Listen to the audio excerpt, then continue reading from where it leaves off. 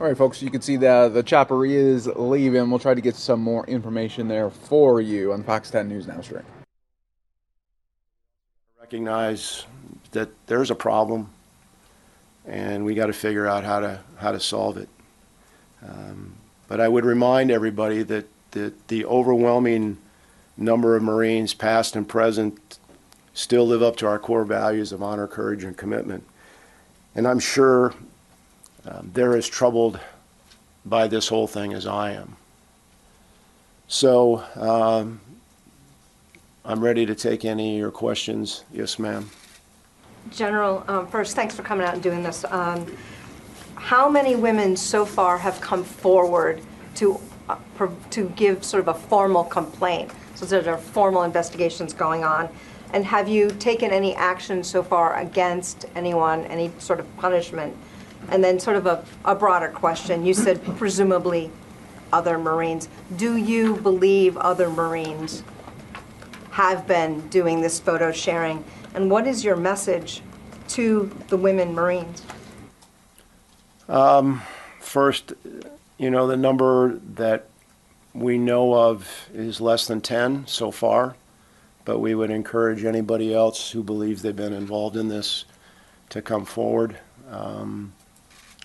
The number of individuals that the reporter, who I'm kind of concerned about Skyline and Mr. Brennan, because he's been threatened, which I find as disgusting and as sick as some of this other stuff, that somebody who would try to bring this to attention would be attacked by other Marines.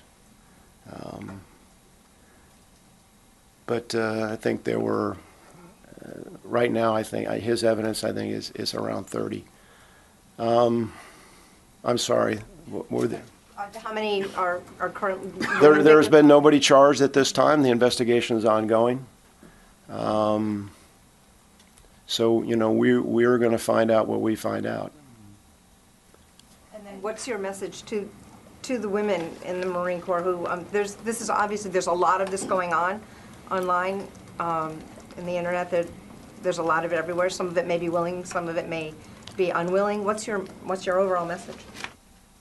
I'm going to ask them to trust us. And I understand why that might be a bit of a reach for them right now. But I can't fix this. I mean, the way that there's going to be accountability in this is if somebody comes forward and tells us what happened to them. I think you all know, there's been a lot of discussion recently. I was on a radio show yesterday where they were talking about social media and what the legal system is. There's some things that we're learning about this.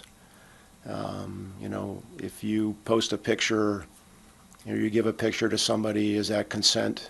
What's consent? And all that. I'm not a lawyer. I got my lawyer here, and he's probably cringing that I'm even talking about this right now. But that's part of the difficulty of getting to the bottom of this, is because people believe, not just in the military, but in our society, that there's a certain level of anonymity in this. And that they can freely take a picture of any of us walking down the street and post it and then ask everybody else what they think. And they can say things and then walk away. But this is different. These are just based on the allegations. You know, the individuals that were doing this were focused on a particular group, and their purpose was to degrade, for whatever reason they had, that whatever it was, to make themselves feel better, or I don't know. I'm trying to understand that. Jeff? Thank you, General. Critics have said that the Uniform Code of Military Justice is such that, as you mentioned, consent, if the photo was initially taken consensually, that doesn't rise to Article 120C. So I'm wondering, does the Uniform Code of Military Justice allow the strictest penalties in this case?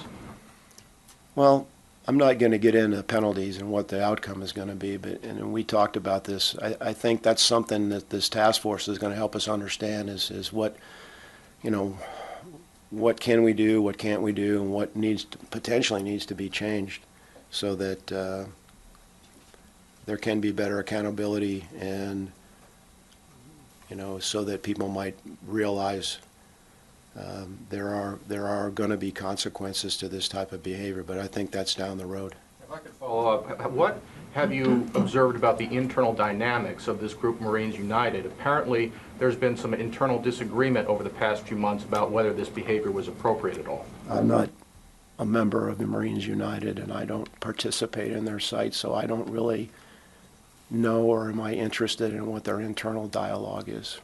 General, Sir? are you aware of any other sites that Marines were using to exchange these kinds of photos? Am I personally aware? We've been out looking, and I'm not going to speculate, Mr. Martin, but my sense is there's probably others out there.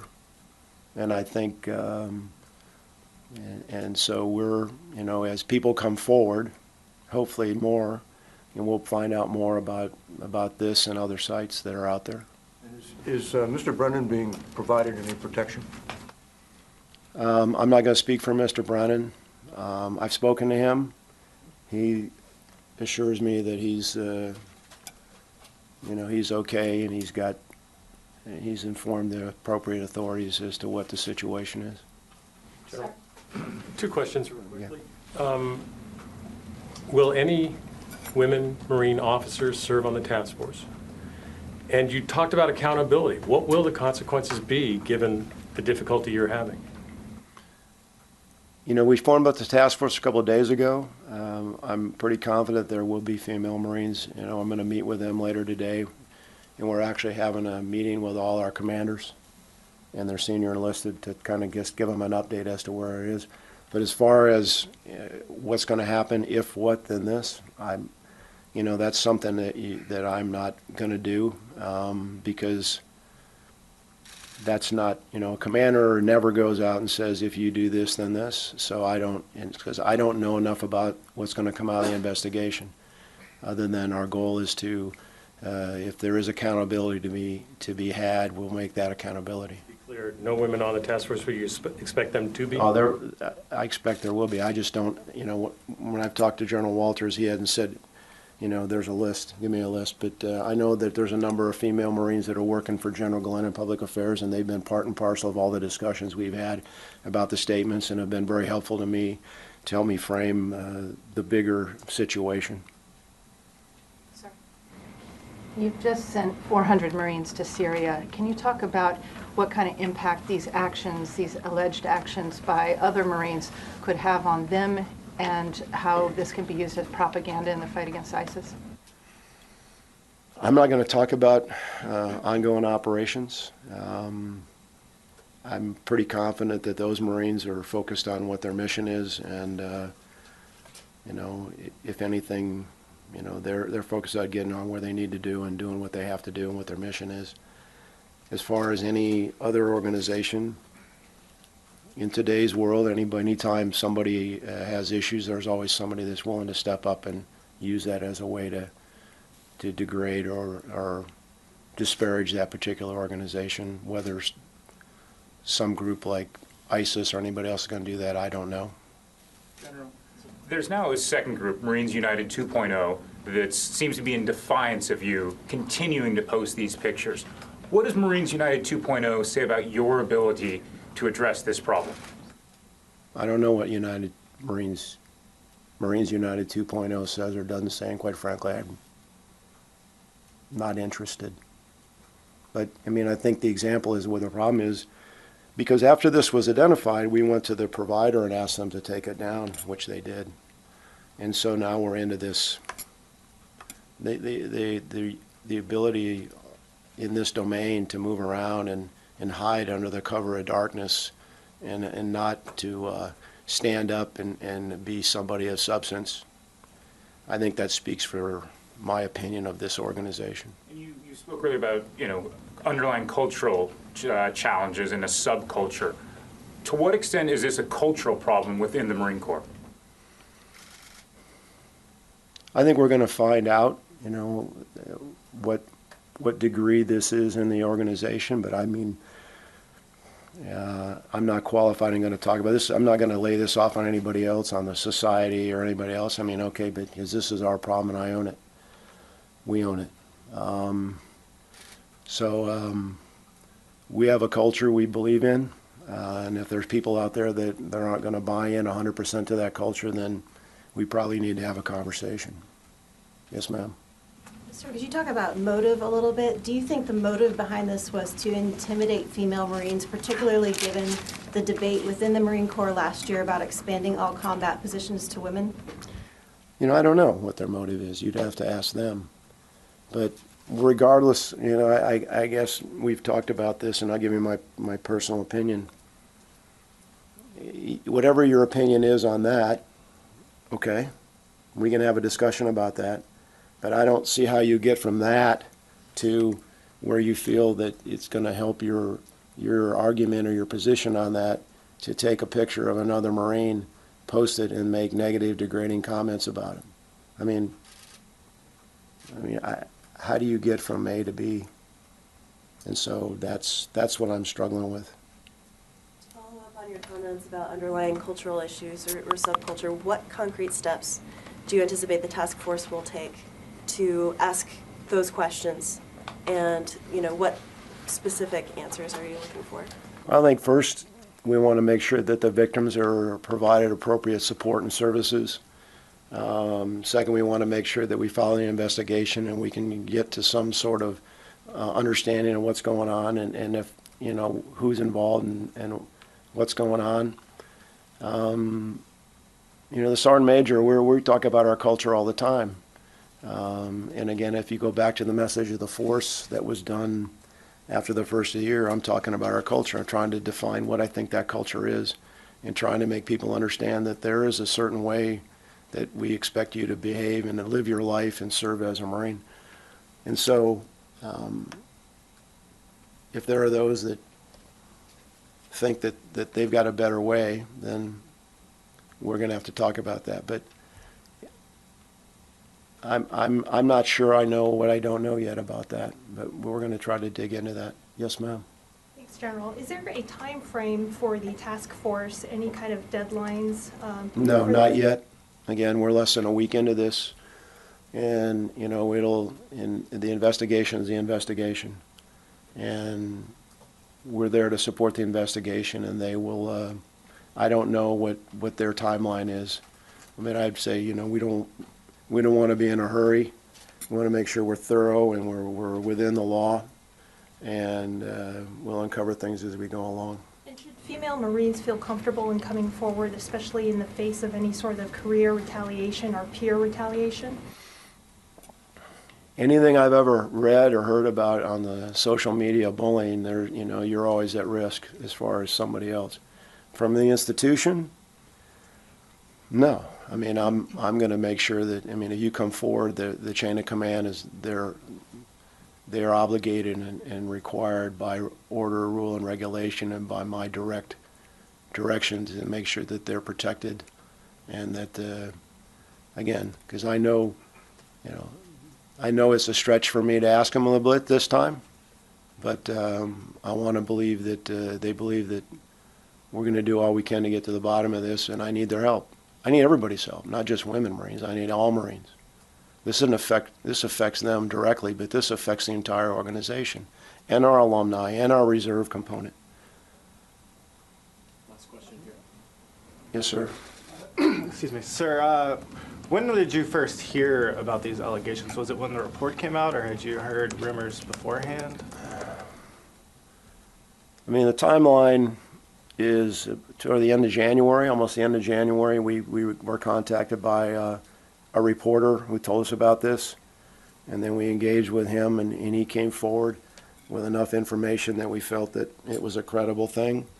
The day after that, we went to the service provider and we had the site taken down, and then we continued to engage, and then we convened the investigation. And then we worked with the individual as he was getting ready to release his story. I'm looking at Jim Glenn over here. I think that's accurate. So we were aware of it for some time, and we knew that he had a point where he was going to release the story. And so I think we had tried to engage certain people in anticipation of the release of the story. And so now here we are.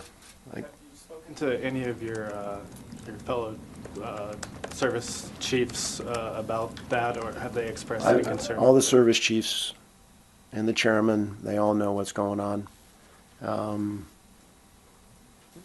In fact, CNO asked if I wanted him to come down here with me. I said, no, I got it. I got this one. I do one more. Thomas, I'll get C in the back. Fellow, I got to call on the Marine back here, so just so you won't get upset with me later.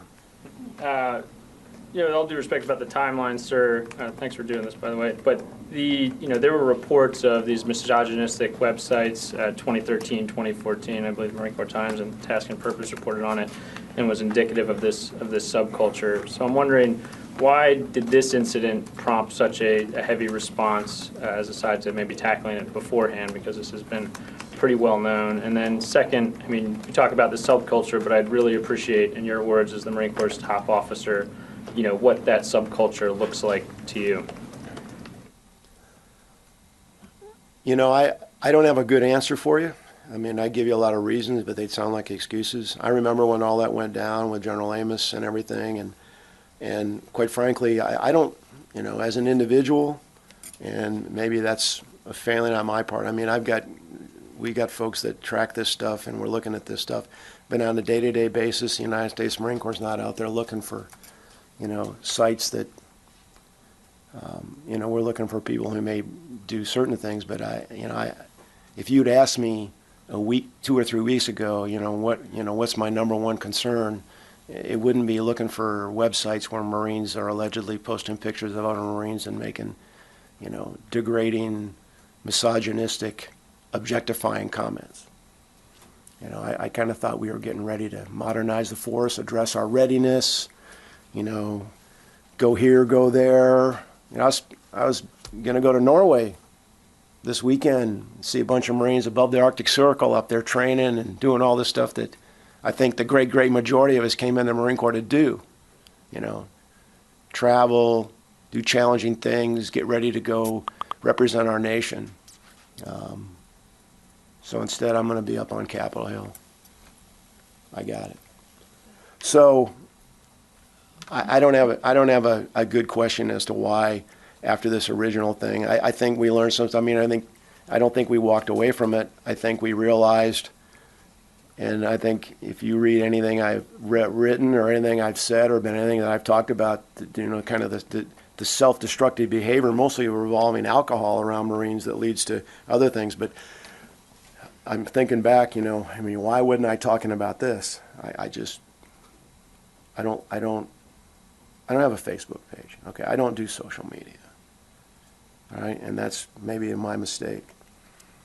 On the subculture thing, I don't know, what group or particular demographic in the Marine Corps is involved in this. I don't know if they think they're helping us. I don't know if they think that, they're going to fight some fight because they think that they got a better idea.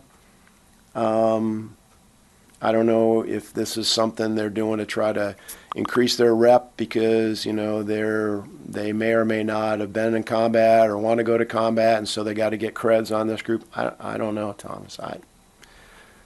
I mean, I'm hoping maybe I'm going to go down to Lejeune, like, hey, somebody come out and talk. Tell me why. Get some explanation because I'm generationally challenged here. All right. My children help me try to understand this stuff, and when we read the news and we watch this stuff, but now it's okay. It's right dead center. It's right in front of me now. So like, all right, you got to understand the threat, understand what's going on, and maybe I'm hoping the Marines, when I come down there, when I go around, I talk to them, and like the Marines here have spoken to me. But it's not just on social media. I think and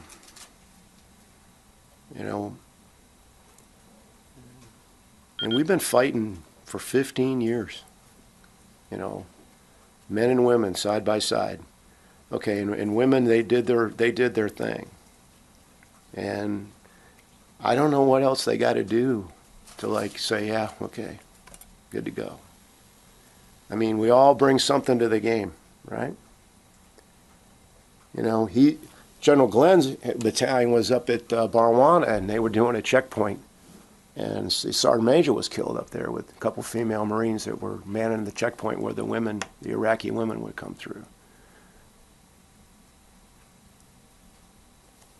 So, I mean, how much? So what do you got to do to get in? What do you got to do to get in? I mean, come on, guys. I mean, they just want to do their job. Let them do their job. And you do yours. And you know what? It'll all work out. But this is not the way. And if you think you're helping me or the institution, I don't need your help this way. I do not. I got enough problems. I need you to help me in other ways. I need you to be good people, men and women of character and virtue. I need you to get your GCT score up so you can go to college or become an officer. I need you to read all the books on the Commandant's reading list. I need you to improve your PFT score. You know, like I said, I need you to, you know, read more, drink less, and PT smarter. Okay? This is a Fox 10 News Alert. All right, everybody, we are live here in Apache Junction where there is a major scene happening right now. You're part of the Fox 10 and News Now stream, part of fox10phoenix.com. We're being told that there was a truck into this house right here, all coming after a chase.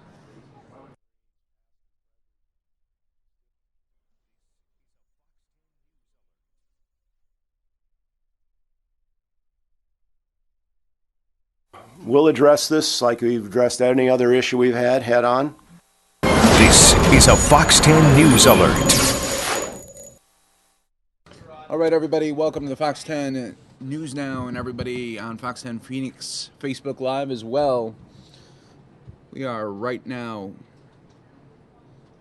Skyfox live aerials in Apache Junction where a truck slammed into a home here.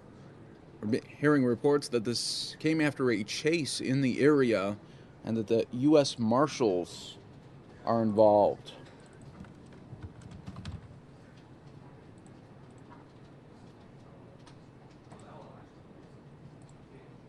I got the sound back on.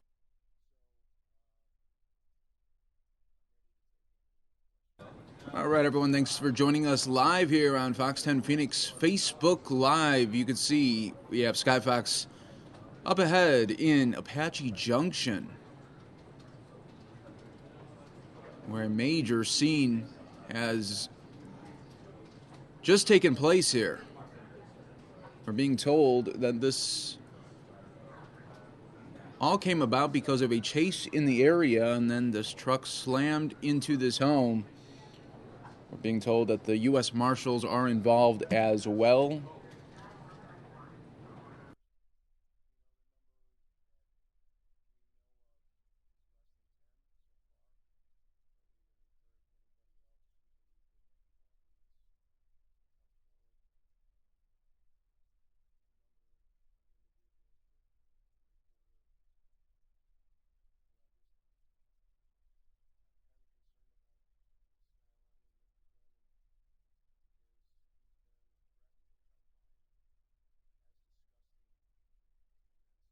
Still waiting to hear if there was any injuries associated with this, but you could see here just a major situation going on here in Apache Junction, being told the U.S. Marshals are involved. We don't know what the suspect was wanted for, but just slammed right into this garage area, right into this home. Very dangerous stuff here.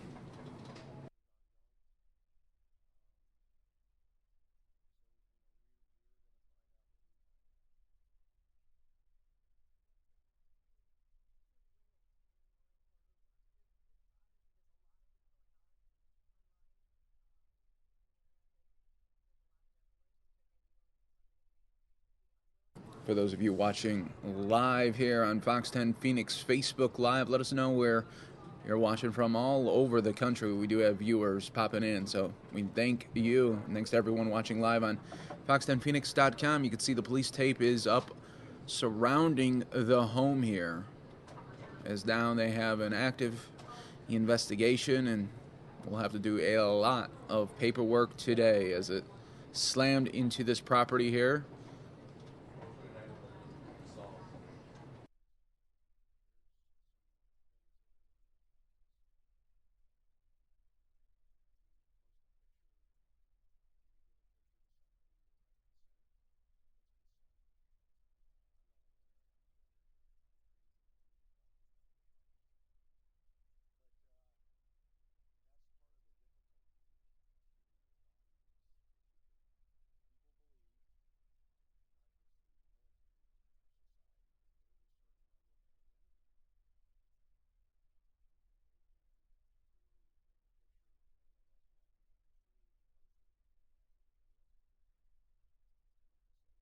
This is something, obviously, that the homeowners, if they're not home yet, coming home tonight, it's going to be rough to see all this police activity and then knowing that this car just slammed right into that garage area.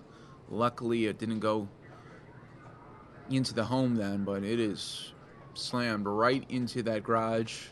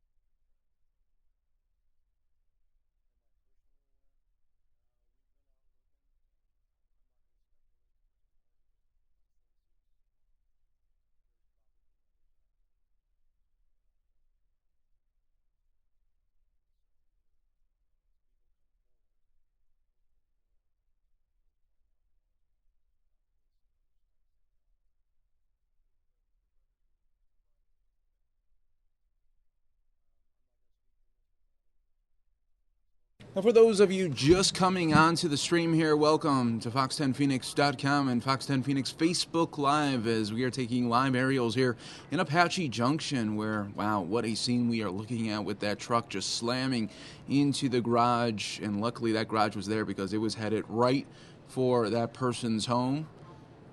Being told that this was some sort of police chase that ended right there. And we're being told that also that the U.S. Marshals are involved in this case. We don't know the specifics right now. It's a very fluid situation, as you can imagine. They got the police tape out there. It looks like a possible homeowner there is really obviously shaken up. It looks like they're looking maybe at their garage for the first time here. And wow, not the scene, not the sight that they wanted to see here on a beautiful Friday afternoon in Arizona. But when you look at this sort of scene, that is good that that garage was positioned there, because you see right in the background is that home, and it was headed right there. It would have went right through that home if that garage was not there, everyone, because it did break through that barrier, no problem, and when it went right into the home. Very scary for that homeowner. Glad appears that there was no injuries with anybody inside the home. Still don't know about the driver or the other police involved here. Very active scene here in Apache Junction. You're watching the Fox 10 News Now stream.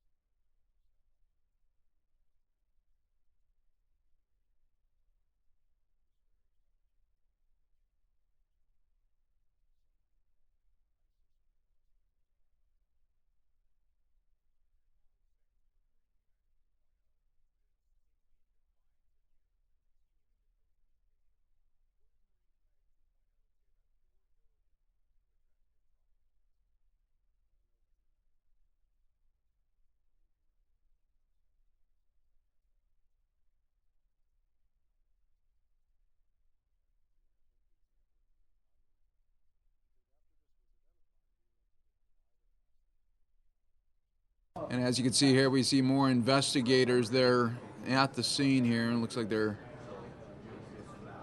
getting a tire for one of the officials' vehicles to replace. Looks like there was some damage done to the authorities as well. That truck really did slam into that garage, but when you take a look at and that whole block is shut down as well, everyone.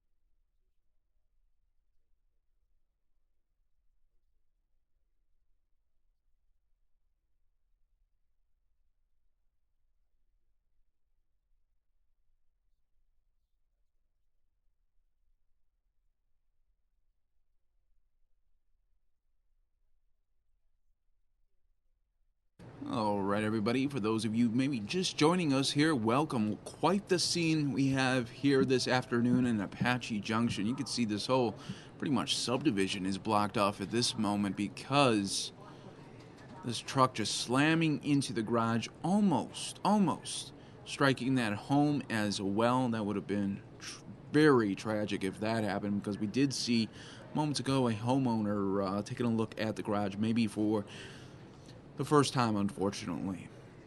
Being told there was a police chase of some sorts that led into the subdivision here in Apache Junction and then slammed into that garage, breaking down a barrier, going inside the garage. Being told that the U.S. Marshals are also involved here. So we'll continue to follow this, and any additional details, of course, we will pass that along to you.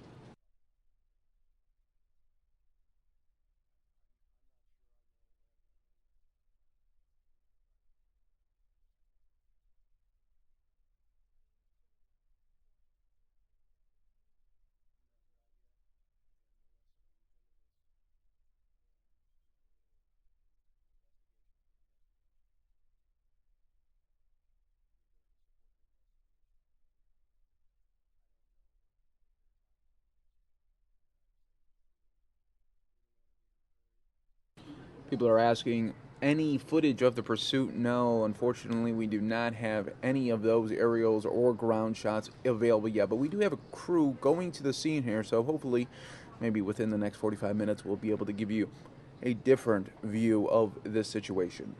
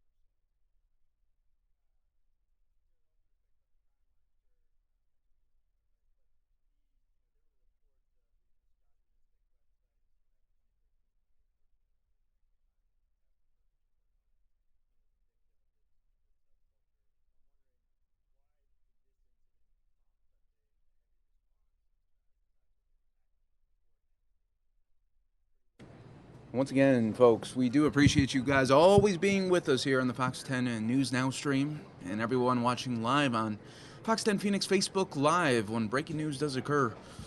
We have you covered here. This is live aerials in Apache Junction right now, where this is an active investigation where,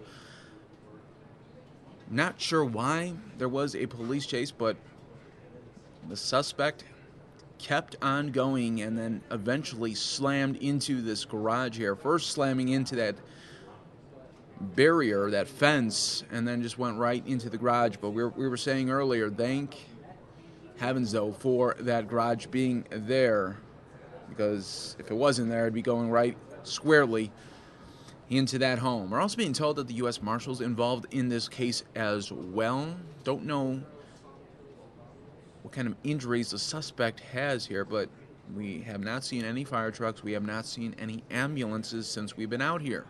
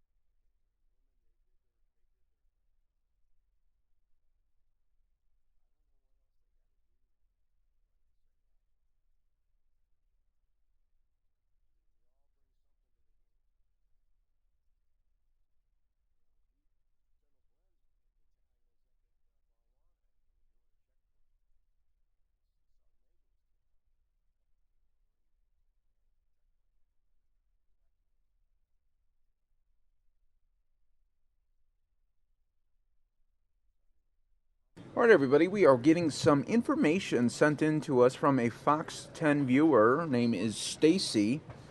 This is what she writes in and saying, "It was right by my house. We were all outside when the truck came flying down our road with another truck behind it, which I think was undercover. Just missed hitting a kid in the road and went over the sidewalk onto the corner of the main drive and then crossed over and then ran into the brick wall and then through the neighbor's garage they built in their backyard. So the vehicle is still in the garage with all the cops around it. We've seen cops with guns and heard lots of shots, mostly flashbangs. Then they started taping off our streets with yellow crime tape. I'm the second house from Broadway on Main Drive."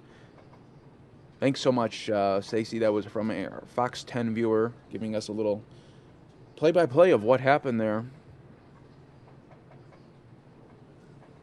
Incredible stuff there.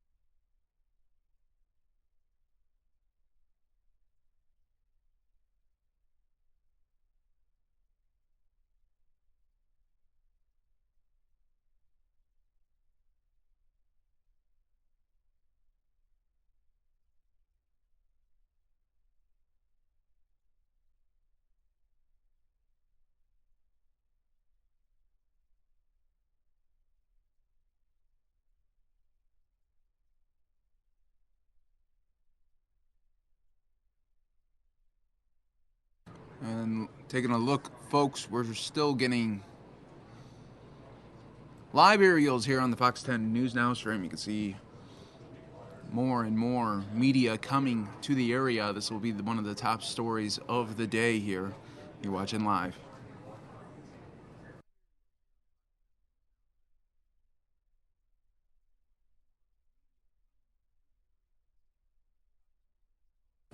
Okay, we are getting some additional information here, everyone.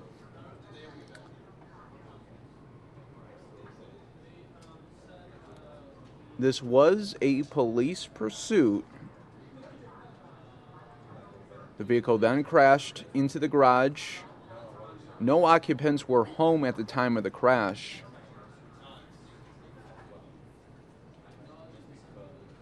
They did transport an unknown age male patient to Chandler Regional Hospital in stable condition.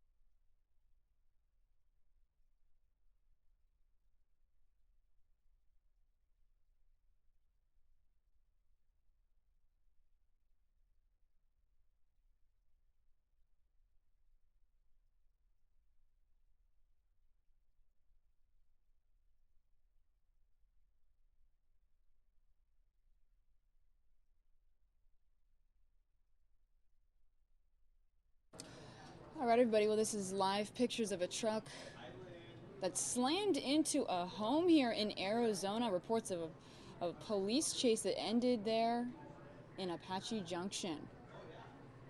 This is all live right now on the Fox News Now stream.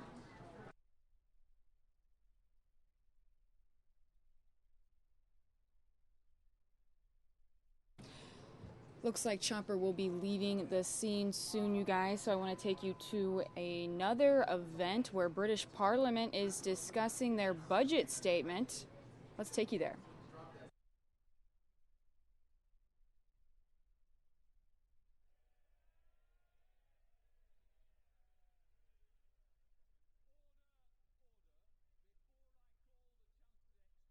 I remind honourable members that copies of the budget resolutions will be available in the vote office at the end of the Chancellor's speech. I also remind honourable members that it is not the norm to intervene on the Chancellor of the Exchequer or the Leader of the Opposition. I now call the Chancellor of the Exchequer, the Right Honourable Philip Hammond. Thank you, Mr. Deputy Speaker. I report today on an economy that has continued to confound the commentators with robust growth, a labour market delivering record employment and a deficit down by over 2/3. As we start our negotiations to exit the European Union, this budget takes forward our plan to prepare Britain for a brighter future. It provides a strong and stable platform for those negotiations. It extends opportunity to all our young people. It delivers further investment in our public services, and it continues the task of getting Britain back to living within its means. We are building the foundations of a stronger, fairer, more global Britain. And Mr. Deputy Speaker, as the House knows, this will be the last spring budget. The Treasury has helpfully reminded me that I am not the first Chancellor to announce the last spring budget.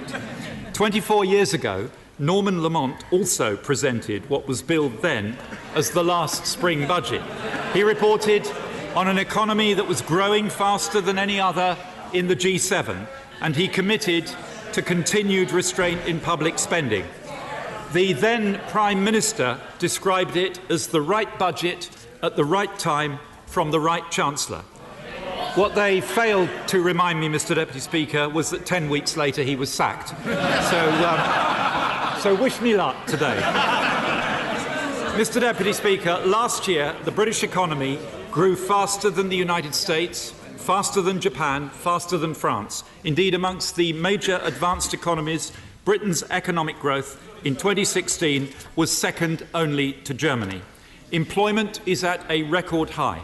Unemployment is at an 11-year low, with over 2.7 million more people enjoying the security and dignity of work than in 2010, a very far cry from the 3 million unemployed predicted by the party opposite. And I'm pleased to report, Mr. Deputy Speaker, on International Women's Day that there is now a higher proportion of women in the workforce than ever before. And I'm even more pleased to report, as my honourable friend the Prime Minister has remarked, since February the 23rd, there is a higher proportion of women in work in the Parliamentary Conservative Party. But, Mr. Deputy Speaker, there is no room for complacency, and you will not find any on these benches. As we prepare for our future outside the EU, we cannot rest on our past achievements. We must focus relentlessly on keeping Britain at the cutting edge of the global economy. The deficit is down, but debt is still too high. Employment is up, but productivity remains stubbornly low. Too many of our young people are leaving formal education without the skills they need for today's labour market. And too many families are still feeling the squeeze, almost a decade after the crash. So our job is not done. And our task today is to take the next steps in preparing Britain for a global future, to equip our young people with the skills they need, to support our public services, and to help ordinary working families as we build an economy that works for everyone. Mr. Deputy Speaker, I thank the Office of Budget Responsibility under Robert Choate for their report received today. And let me also take this opportunity to thank my right honourable friend, the Chief Secretary, and my ministerial team, who really are the unsung heroes of the budget, doing much of the heavy lifting over the last few weeks. And, of course, my excellent PPS, my right honourable friend, the member for Salisbury. I turn now, Mr Deputy Speaker, to the OBR forecast. This is the spreadsheet bit, but bear with me because I have a reputation to defend. The OBR forecasts the level of GDP in 2021 to be broadly the same as at autumn statement. However, the path by which we get there has changed. Reflecting the recent strength in the economy, the OBR has upgraded its forecast for growth this year next year from 1.4% to 2%. And, Mr Deputy Speaker, I don't see too many people on the opposition front bench doing this anymore.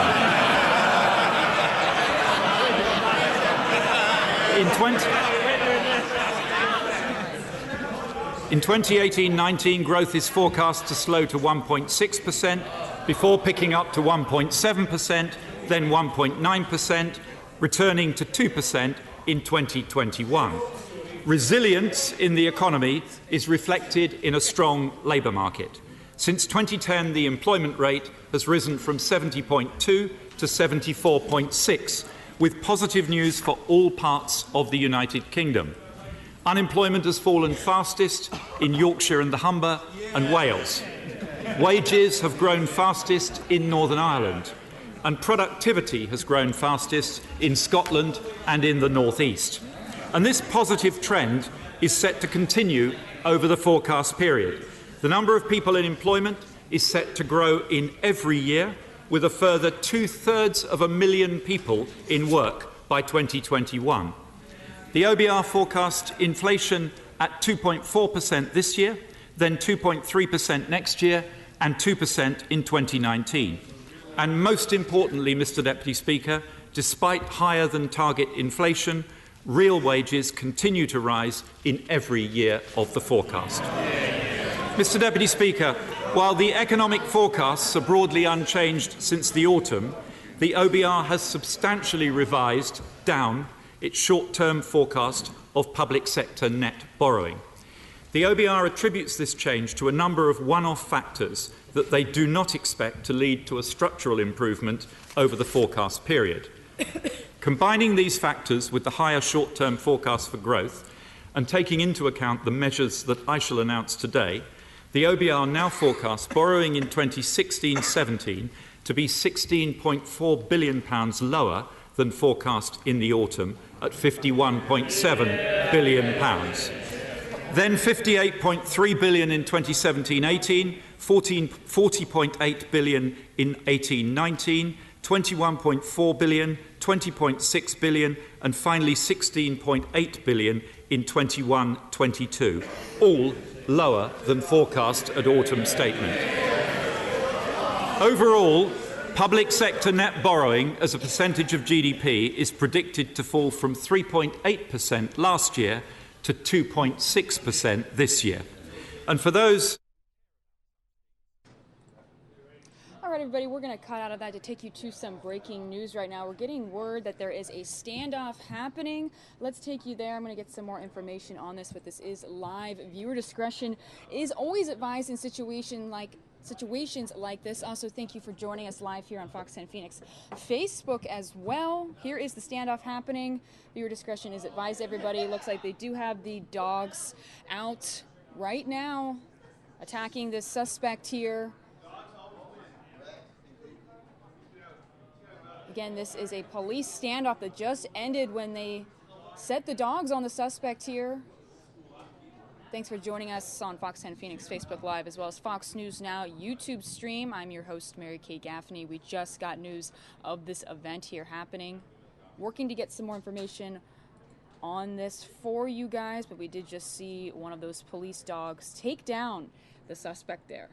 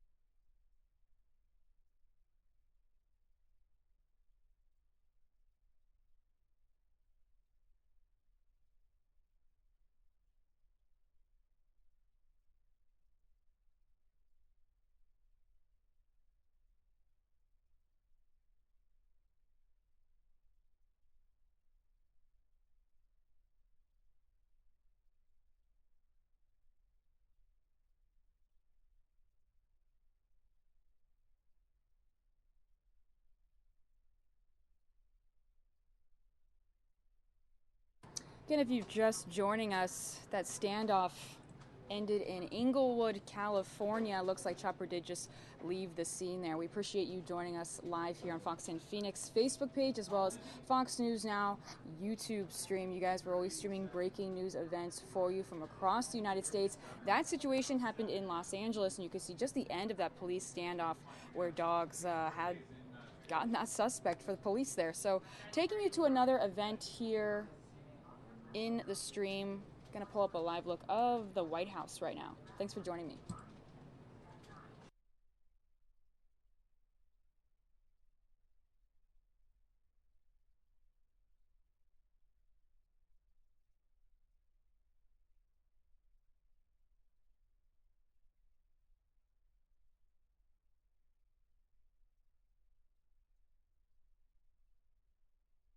You guys, looks like we got that feedback, so let's continue this breaking news situation here for you guys. Police standoff just end pretty graphically when the dogs were taking down that suspect. He was a possible homicide suspect in Englewood. Looks like Chomper could still be leaving that scene, but we do have the footage of the neighborhood where this happened, everybody. Keeping an eye on the scene here. Yeah, it does look like News Chopper is in fact leaving that situation. We appreciate you guys watching with us here on Fox 10 Phoenix. If you want to continue our stream, just head to YouTube, search for Fox 10 Phoenix. We'll be streaming live until 9 o'clock tonight on Fox News Now.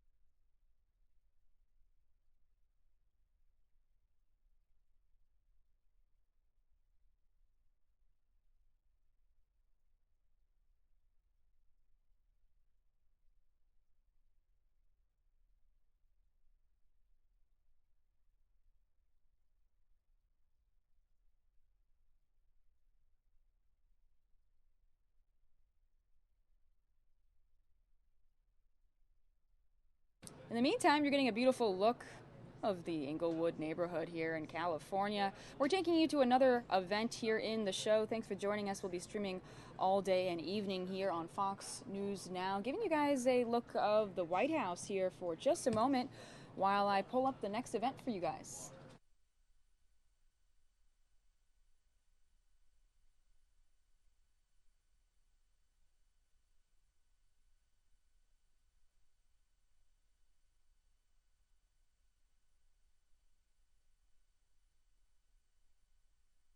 Okay, you guys, we're actually getting word into the newsroom. There's a second standoff, this one happening in San Francisco, California. Let's take you to this event. We're getting a lot of breaking news here today on the show. Standoff, second one of the day, this one in San Francisco. We're going to get you guys all the details.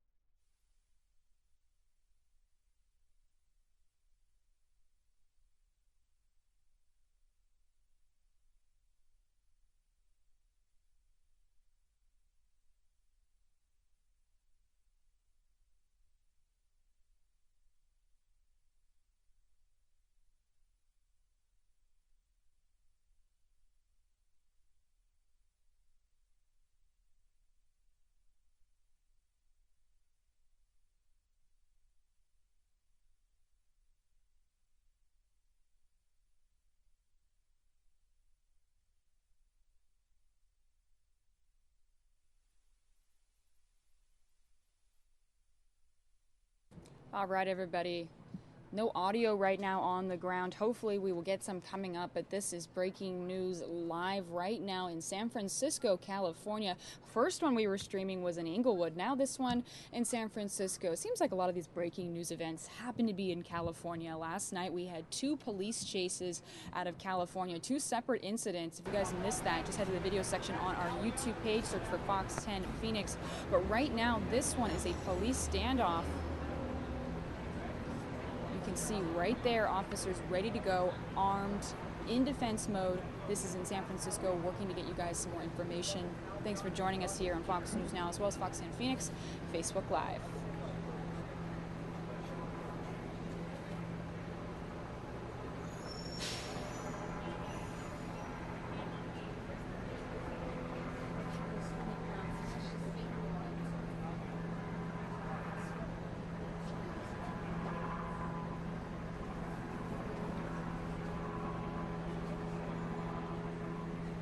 Viewer discretion is advised. You guys, whenever the guns are drawn, we have to warn you guys. If you've got kids in the room, anything like that, just be wary. We never know how these situations end.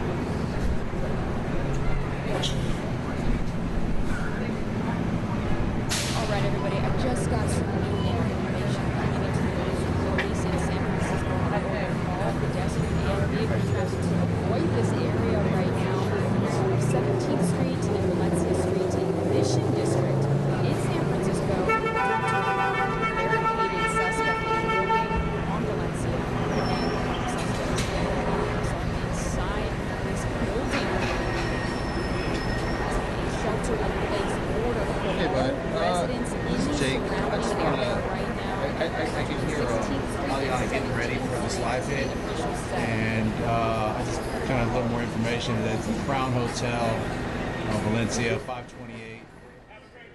Valencia. Yeah, Crown Hotel, 528. And I heard it was on the 3rd floor, but I don't. Again, I want to repeat for you guys some of the information just coming into the newsroom. Police in San Francisco have ordered all pedestrian and vehicle traffic to avoid this area on 17th Street and Valencia Street in the Mission District due to an armed suspect who has barricaded himself inside a building here. You can see police, SWAT team are on the scene armed. They're in defense mode. They're ready for anything. We have to warn you guys, viewer discretion is always advised during situations like this. We don't know how they're going to end. Now, we do know that a shelter-in-place order has been set for all residents in the immediate area of Valencia Street between 16th Street and 17th Street. That's coming from city officials there. This order was issued about 2:45 p.m., working to get you guys more information on this breaking news situation, but we do know that the area on Valencia between 16th and 17th have been locked down, blocked off by police cars. Police have confirmed shortly before 3 o'clock that a suspect was barricaded inside a building in the middle of the 500 block of Valencia. Now, police officers and SWAT team members could be seen on rooftops and fire escapes on this block. Now, despite the shelter-in-place order, large crowds have gathered on both southern corners of 16th Street and Valencia to watch this police activity. More emergency crews are headed to the scene right now. I also want to pull up for you guys a tweet that just came in from the San Francisco Police Department. Let me pull this up for you guys and put it in the upper right-hand corner of your screen here so you guys can see.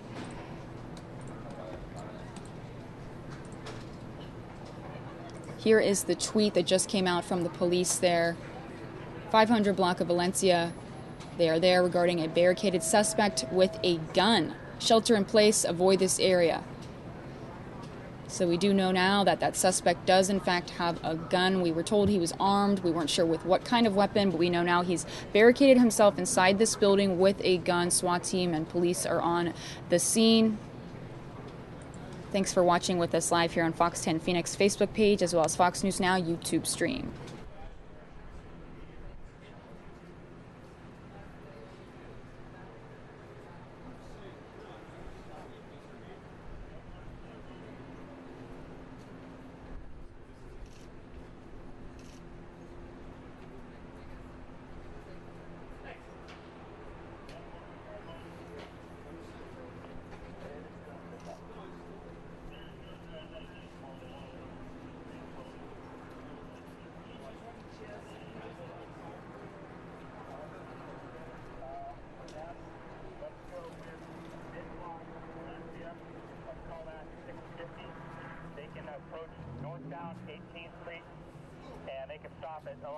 They can stage at Valencia and Sycamore Alley. How about that? Did everyone get that? Staging for media is going to be on Valencia between 17th and 18th, down by Sycamore. Operations Center. For all media. We're clearing everything. So you can access it to Albion or to Guerrero and then Guerrero to 18th Street. So everyone has to clear out this way because we're going to fire. Best place is going to be Valencia. Mission Station at Sycamore. 650 Valencia. Appreciate it.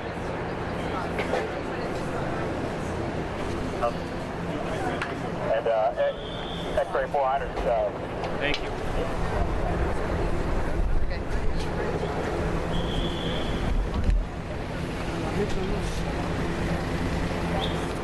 Yes. You are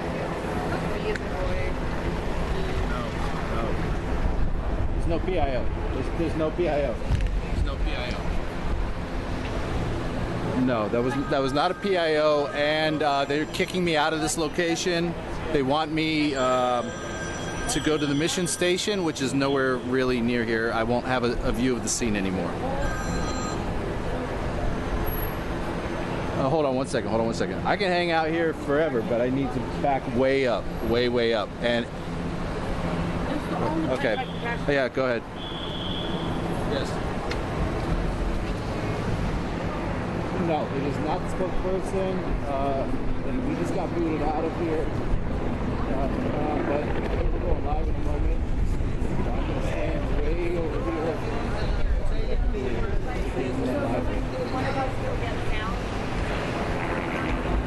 No, PIO is saying we have to go to the mission station, which is not. Yeah. I'm gonna stay right here for now.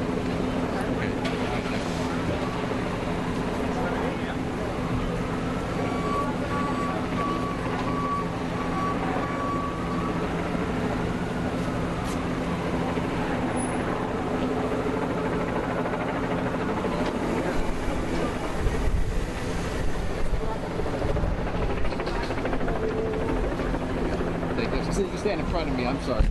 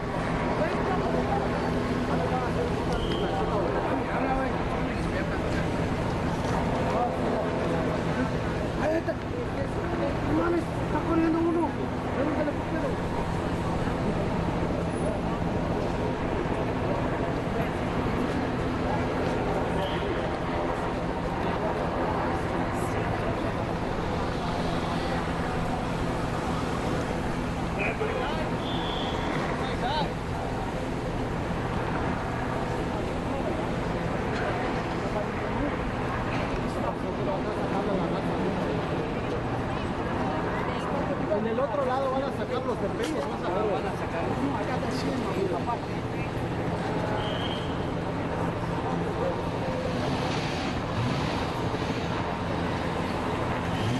Mira, el pinche está en línea, pero no puede hacer nada. ¡No!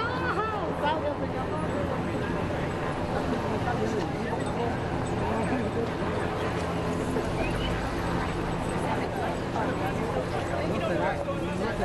That's okay, no worries. Mom, I don't think you should do that.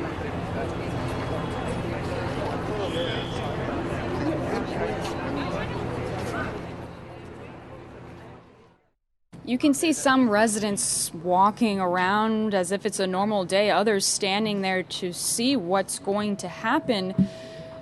They have ordered a shelter in place. They said everyone should avoid this area right now while an armed suspect is inside this building. Again, police are there responding. They're trying to keep people out of this area. This is in the Mission District of San Francisco, between 16th Street and 17th Street. We're working to get you guys more information, but we do know that this area, they're trying to keep on lockdown, but you can see several residents have come outside to see the situation, others just passing through.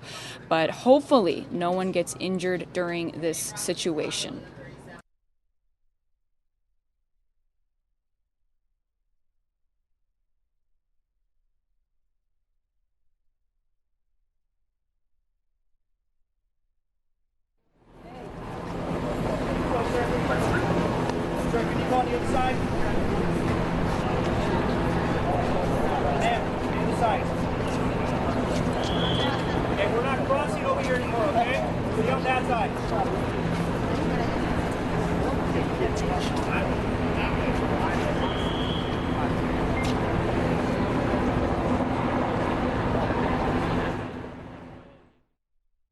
I want to pull up for you guys as well a map of the situation here if you're unfamiliar with this area. Here's the standoff scene right here, and here's Valencia Street where it's all happening. This is called the Mission District in San Francisco, and again, we know that police there have ordered all pedestrian and vehicle traffic to avoid this area in the Mission District due to an armed suspect barricaded inside a building there on Valencia Street. So you can see right here is Valencia Street. So this is the scene of the standoff right here.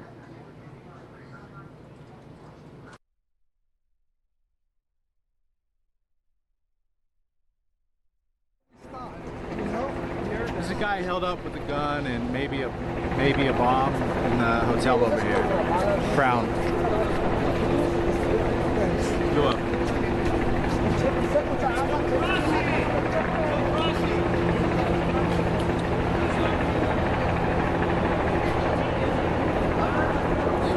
No puedes cruzar, dos. No podemos cruzar aquí. Esta calle no.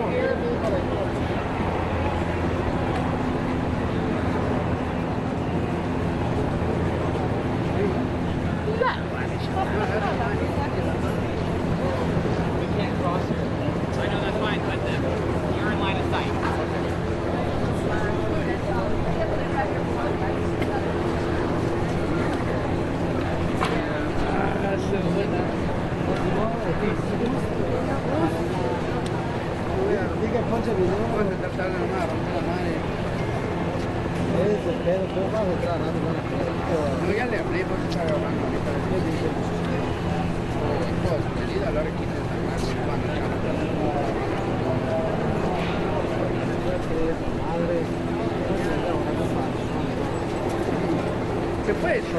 ¿Cómo vas a pelear?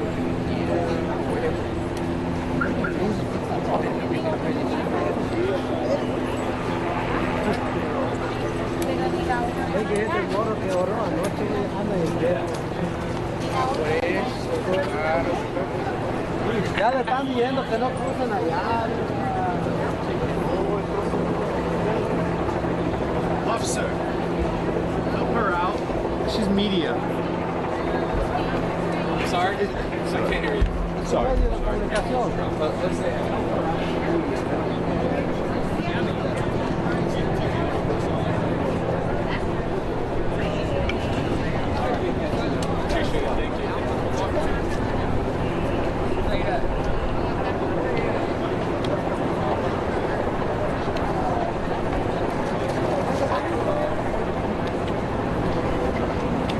niggas is suckers. Them niggas is suckers.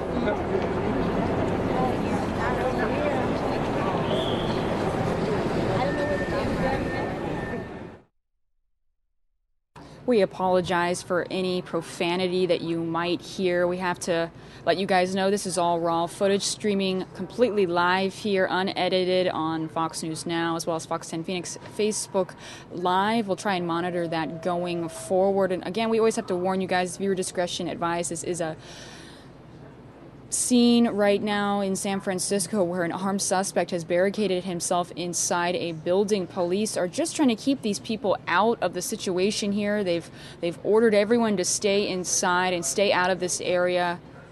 We appreciate you guys watching with us live here on Fox News Now.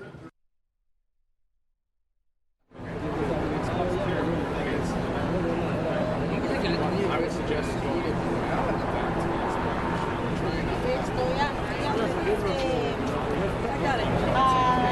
al frente donde dice 16. Thank you. Excuse me.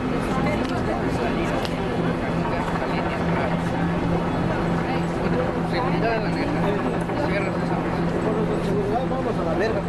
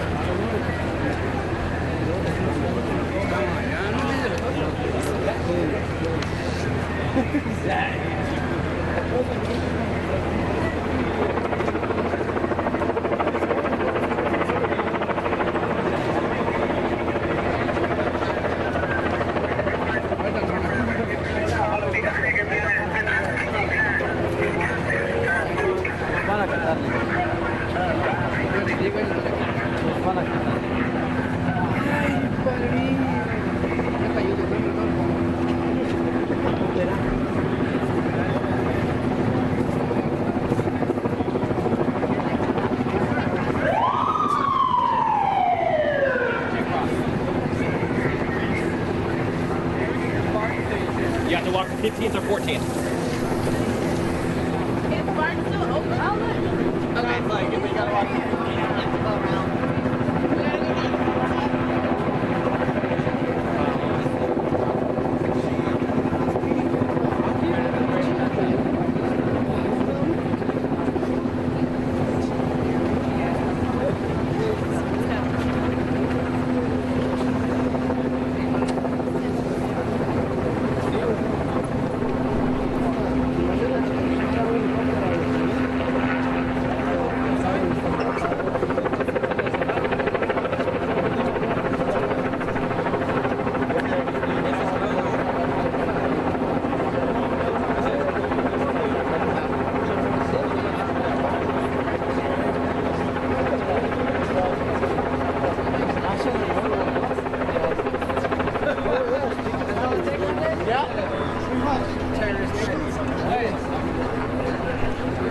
They ain't gonna let you cross me?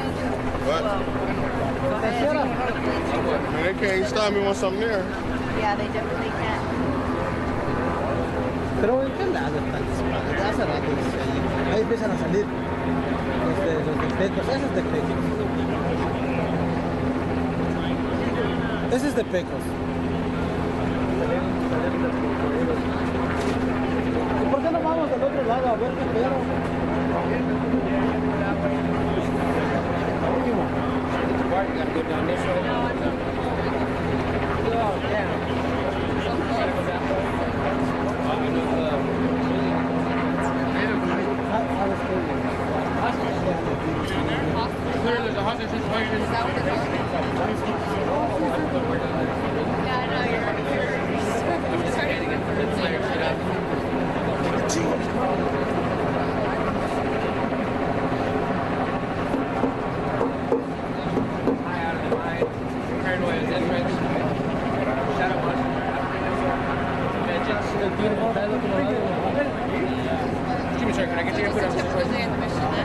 That is very difficult.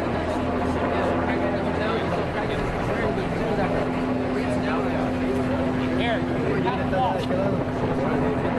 Here, half the wall. Van a cerrar aquí. Vamos. Van a cerrar aquí.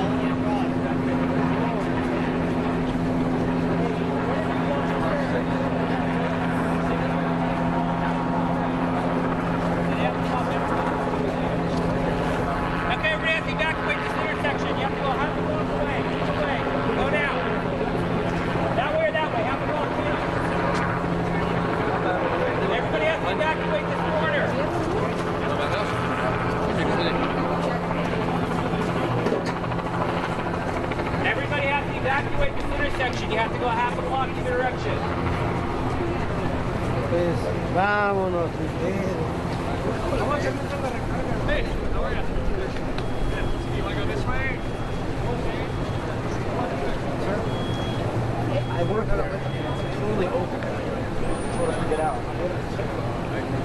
This whole area is closed. No one Everybody is getting in. start walking. Get going that direction.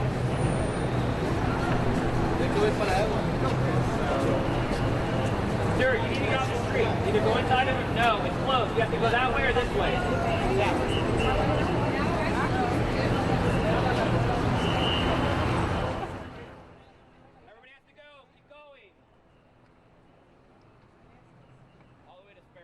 If you guys are just joining us here on Fox 10 Phoenix Facebook Live as well as Fox News Now YouTube stream, police in San Francisco have ordered all pedestrian and vehicle traffic to avoid the area of 17th Street and Valencia Street in the Mission District due to an armed barricaded suspect in a building on Valencia. Now, the shelter-in-place order is for residents in the immediate area of Valencia Street between 16th Street and 17th Street. That's coming from the city officials there. This order was issued at about 2:45 p.m. today. You can see police are still there on the scene while this man has barricaded himself inside the building there. Now, the area on Valencia between 16th and 17th has been blocked off by police cars. Police have confirmed shortly before 3 p.m. that a suspect was barricaded inside a building in the middle of the 500 block of Valencia. The building appeared to be in the residential apartments above a restaurant there. And then you can see members of the department's crisis and hostage negotiation team also at the scene. They're trying to communicate with the suspect right now.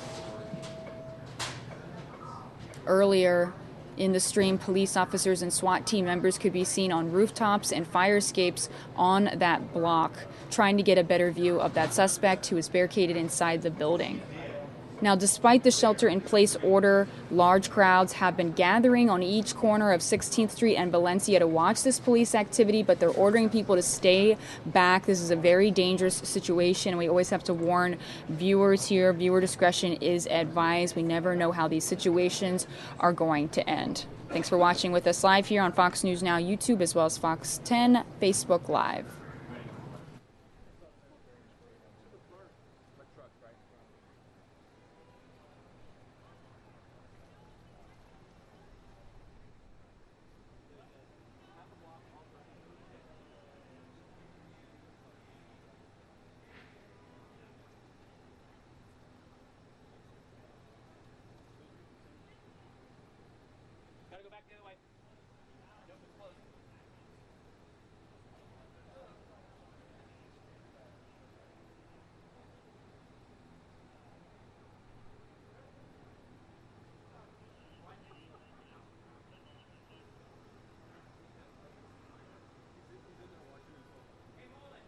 Also want to pull up for you guys this tweet that I showed you a little bit earlier coming in from the San Francisco Police Department. They're saying, you know, this is happening on the 500 block of Valencia.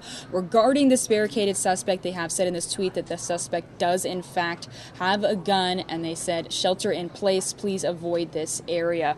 And then another person there tweeted the police department just a moment ago saying this: God bless you and keep you safe and thank you for your work. And that was retweeted by the police department there. So people sending their thoughts and prayers to the San Francisco police right now.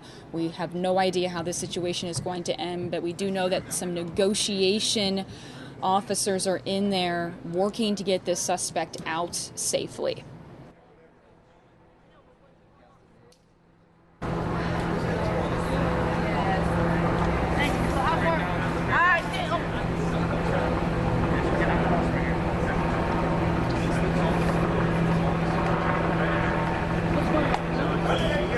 Why are you doing something?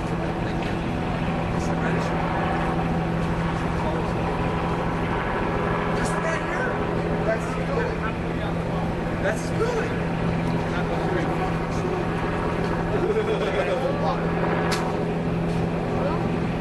Go this way. You go around. Yeah.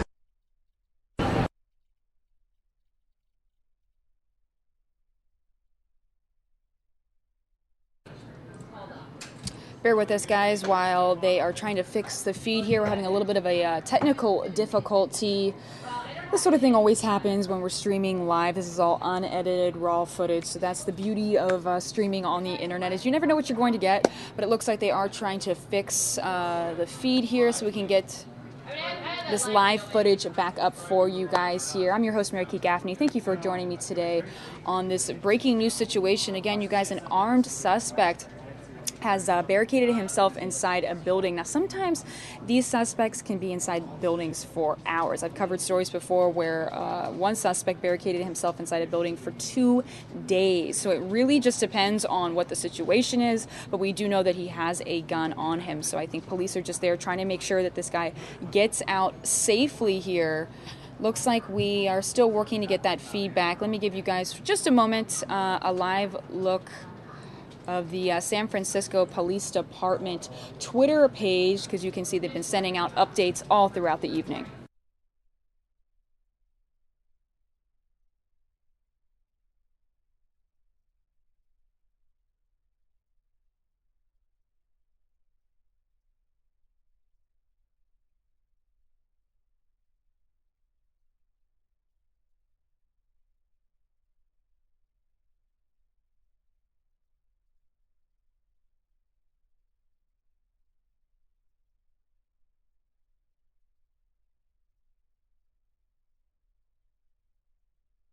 Working to just pulled up Google for you guys here. I'm working to see if I can actually get another view from the scene here. So just give me a few seconds while we try to get this information back for you guys.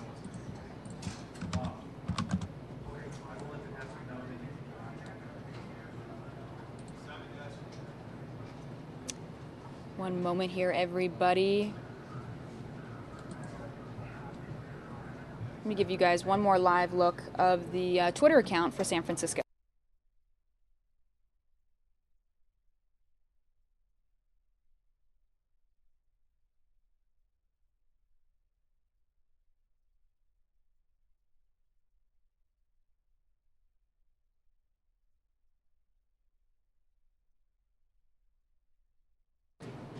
Okay, you guys, thanks for your patience here.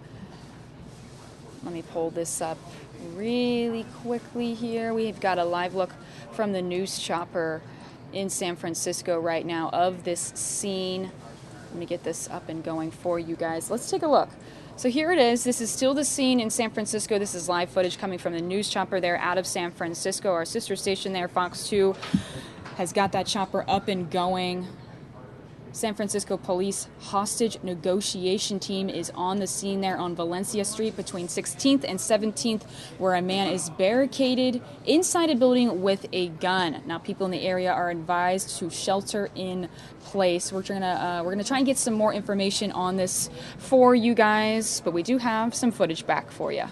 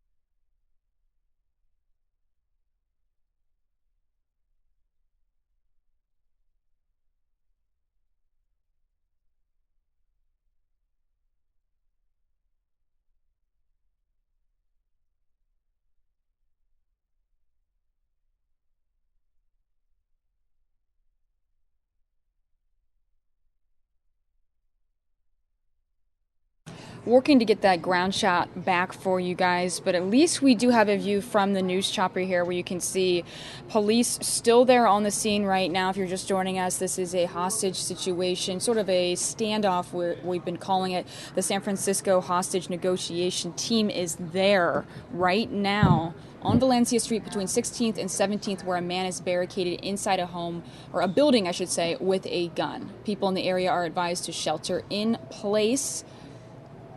And you're watching this footage live here on Fox News Now, as well as Fox 10 Phoenix Facebook page.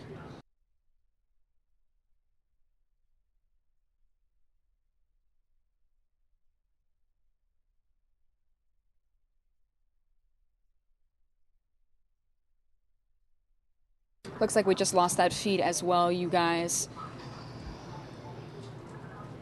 Let's see. Keeping my eye on it. We might have a ground shot here. Okay, we got a ground shot, so let's take you back to the scene.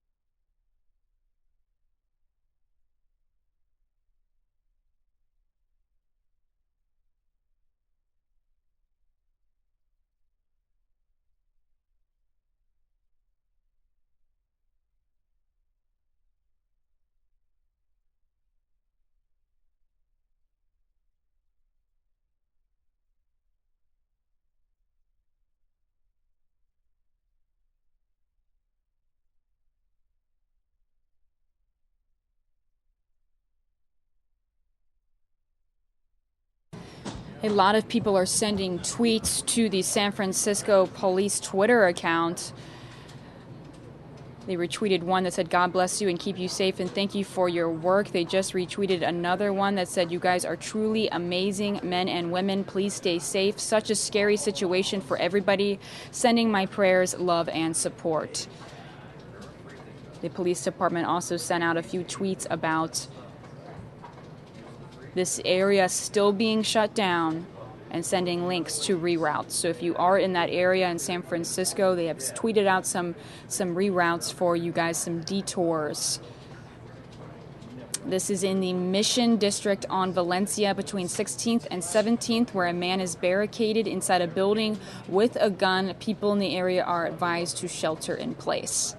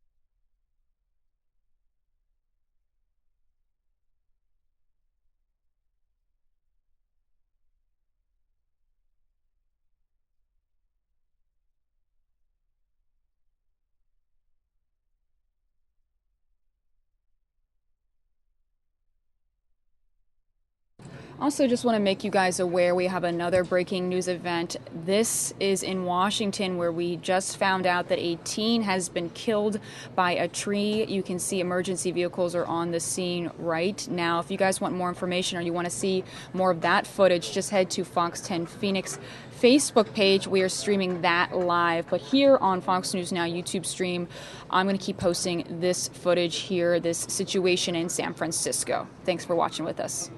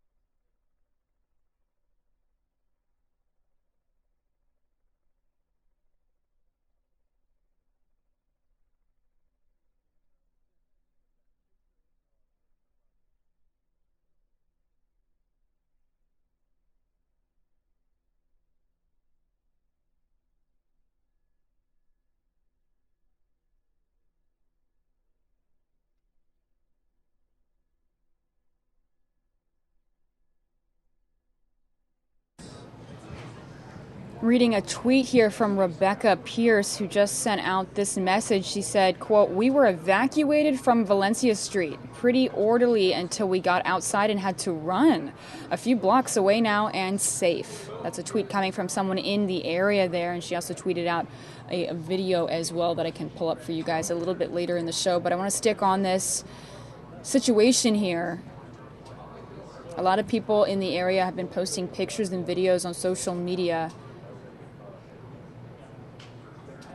of SWAT team members armed and ready. They're all scattered around this street here in San Francisco. They're keeping an eye on this suspect who is barricaded inside a building above a restaurant here in the Mission District on Valencia Street between 16th and 17th. The man does have a gun. Sometimes these situations can last for hours. It really depends on how long this suspect decides to stay barricaded inside that building and whether or not the negotiation team can get him to come out safely. Thanks for watching with us. I'm your host, Mary Kate Gaffney. If you have any comments, questions, concerns, opinions during this live event, feel free to tweet me at Mary Kate Fox 10 or our show, Fox 10 News Now, and I will pull your tweets up here live during this event.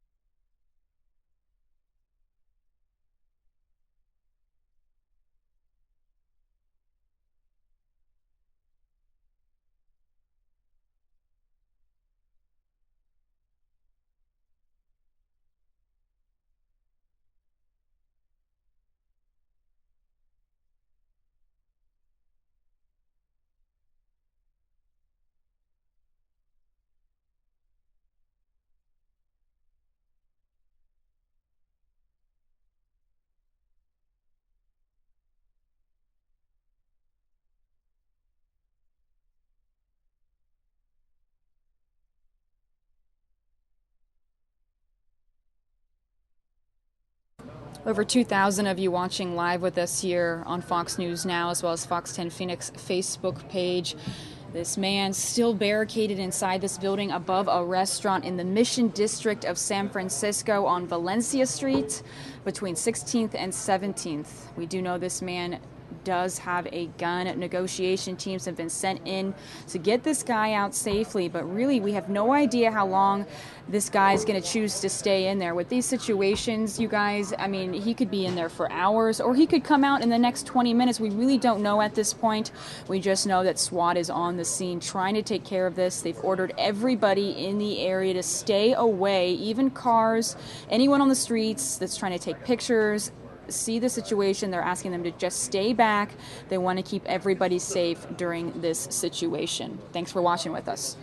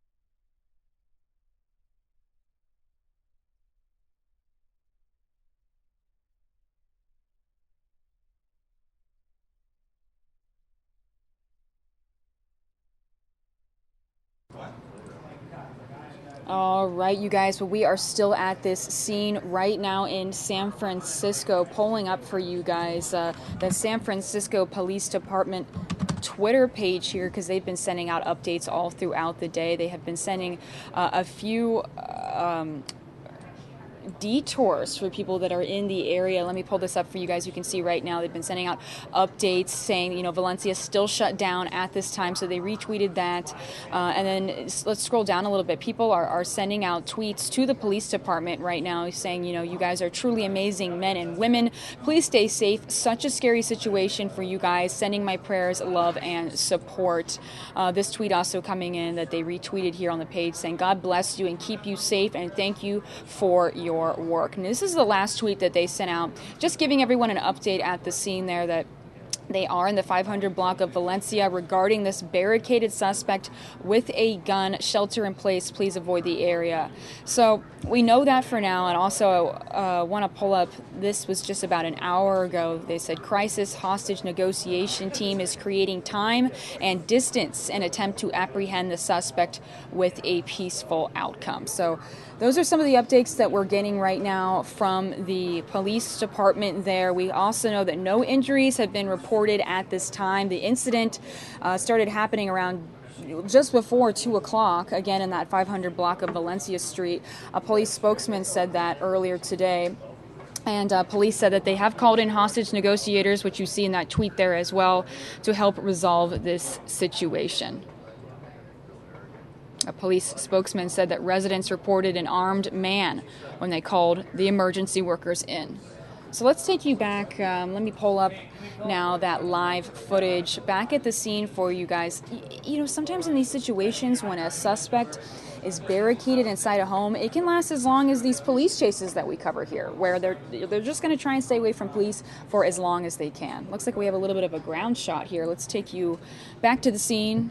You're watching live with us here on Fox 10 Phoenix Facebook page, as well as Fox News Now YouTube stream. Thanks for joining us.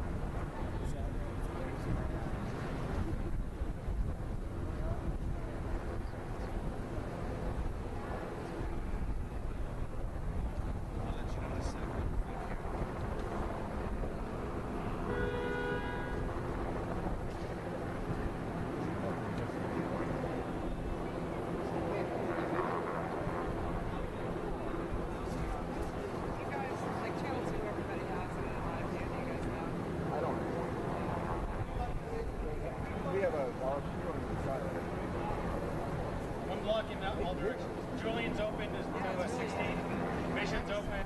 Carrera's open. I got my close up bed in.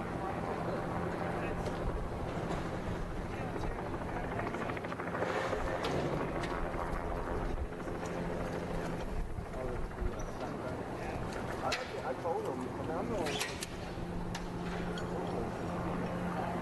still in the car. Yeah, I don't really do general news that much anymore. But they sent me out in the morning. Yeah, they should. I should totally have one. Yeah, but you know, just the last few days, like I was supposed to do a charge on Hamilton. Oh yeah. No, I. Yeah.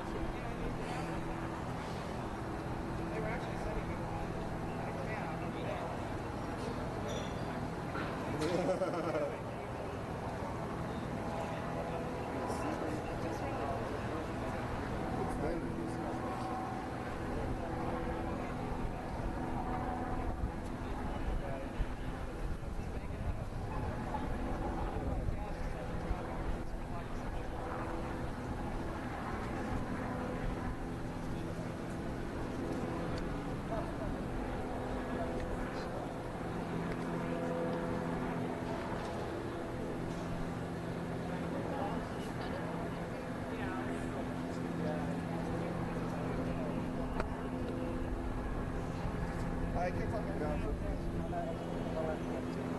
Quickly, please.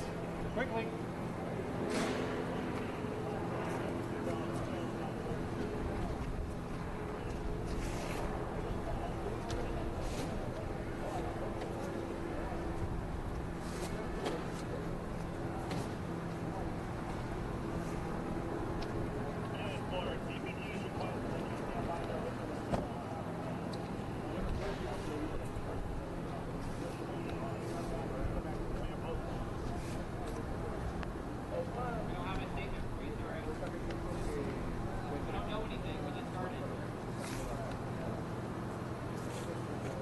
So what do you want to do? I can't get to my car to feed anything. Yeah, I shot a little video of this. Do they have any video?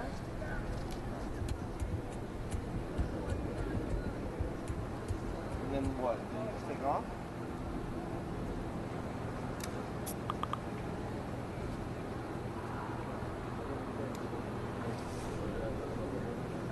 Well, go farther away than my car. That's the problem. You know what I'm saying? So it's like I might as well just. I could, but it'll take a while. I have to get over there.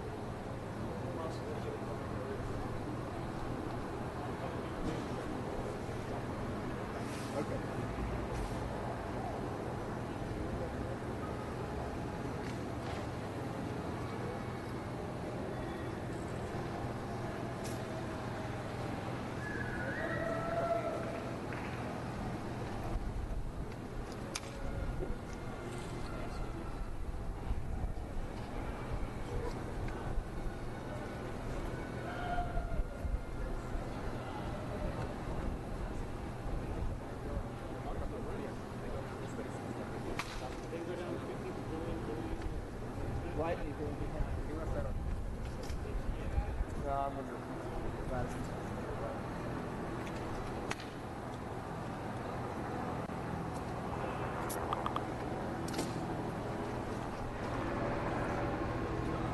Oh, yeah, yeah, yeah.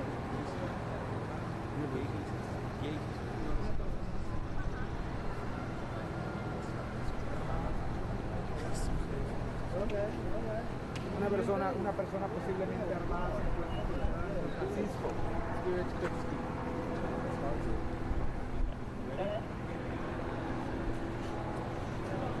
Just want to take you guys back again to the San Francisco Police Department Twitter account where they've been posting all the updates here. About an hour ago, they did say that the crisis hostage negotiation team is creating time and distance in an attempt to apprehend this suspect with a peaceful outcome. And if we scroll down just a little bit here, you can see all of the updates that they've been sending out, saying that they've been attempting to communicate with the suspect. This is going to take a while, you guys. Usually that's what happens here when these suspects are barricaded inside a building. But they do have negotiation team members in there trying to get this guy out safely. We do know he does have a gun, but we'll be keeping an eye on this Twitter account here as they've been sending out all of the updates for us. Again, this is in the 16th and 17th Street area on Valencia in the Mission District of San Francisco. But let's take you back to that live shot now on the ground there. They were slow paced. They was walking in. It was nothing really, but I didn't.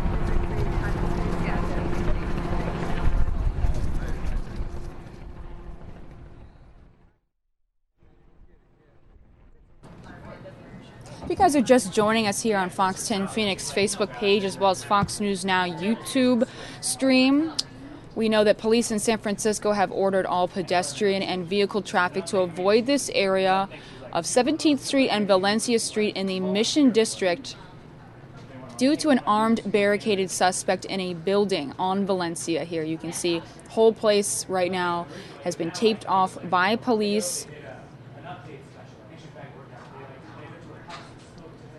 Police responded to reports of a person with a gun in the 500 block of Valencia Street between 16th and 17th Streets shortly before 2 o'clock today. That's coming from the police spokesman there. Now, we do know a shelter-in-place order has been issued for residents and people at local businesses on Valencia Street. That happened at around 2:45 p.m. The area on Valencia has been blocked off by police cars, as you can see there. Police confirmed shortly before 3 o'clock that a suspect was barricaded inside a building in the middle of that block on Valencia, and we do know that that suspect also has a gun on him. The building that that suspect is barricaded inside has been identified as the Crown Hotel. That's an update now, you guys. The Crown Hotel is where that suspect is barricaded inside right now. Members of the department's crisis and hostage negotiation team were at the scene attempting to communicate with the suspect. Police officers and SWAT team members earlier in the stream could be seen on rooftops and fire escapes on the block. Now, despite this shelter-in-place order, we've seen throughout the show here large crowds have been gathering around on each corner of 16th Street and Valencia to watch this police activity, but they're really urging people right now to stay out of this area. The police have been tweeting out detour routes on their Twitter page here. You can see right now, I can pull this up for you guys. They've been retweeting and pulling up all of these different detour routes here you can see for people that are in the area because they really want people to stay back and let police sort of do their job right now. This guy's very armed and dangerous, they say, barricaded inside the Crown Hotel in this Mission District neighborhood of San Francisco. Thanks for watching with us here live on Fox 10 Phoenix Facebook page as well as Fox News Now YouTube stream.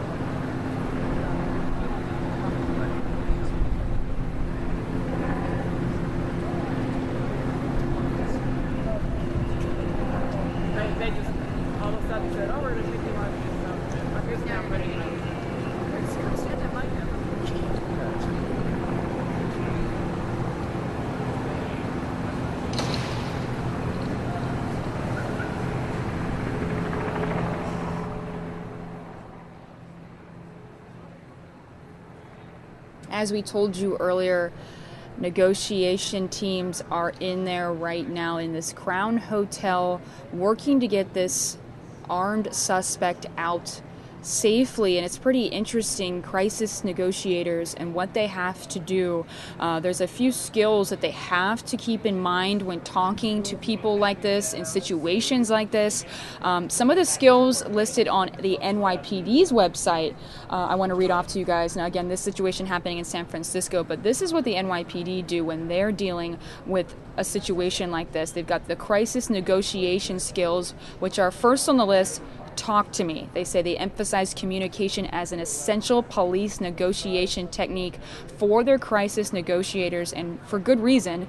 Opening up avenues of communication to the suspect allows them to get ready to listen, to talk. Now, the next skill is complete and utter patience when dealing with situations like this. They say not only is it important to allow your counterpart a forum to air concerns during a hostage situation, but it's also very critical for the crisis negotiator to be very patient and avoid jumping to conclusions and rushing quickly towards a resolution. Now, another crisis negotiation skill is active listening. They say it's an effective skill to have. They use it to build trust and conversation between the negotiation team and the suspect.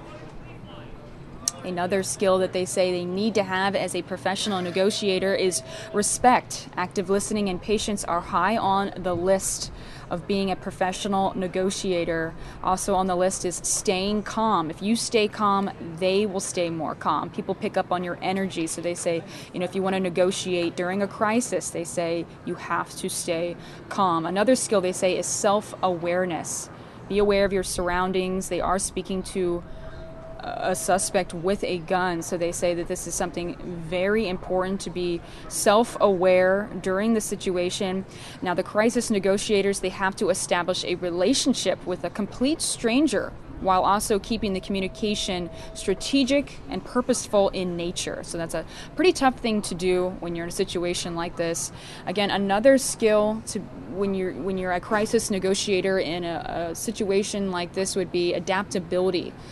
A police negotiation technique that all skilled negotiators should possess in their negotiation skills is the ability to adapt to changing circumstances and to respond to those circumstances in a way that preserves that relationship that they've already spent a lot of time building.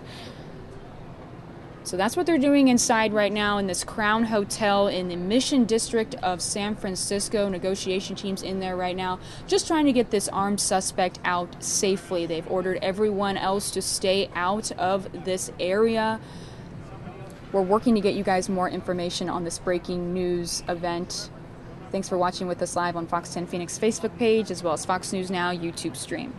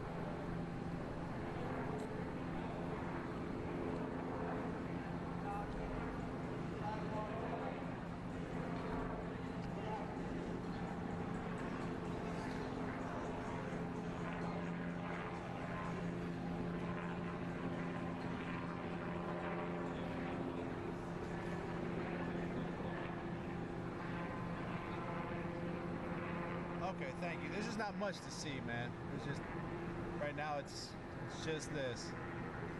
Yeah. In fact, if there's something you want to see.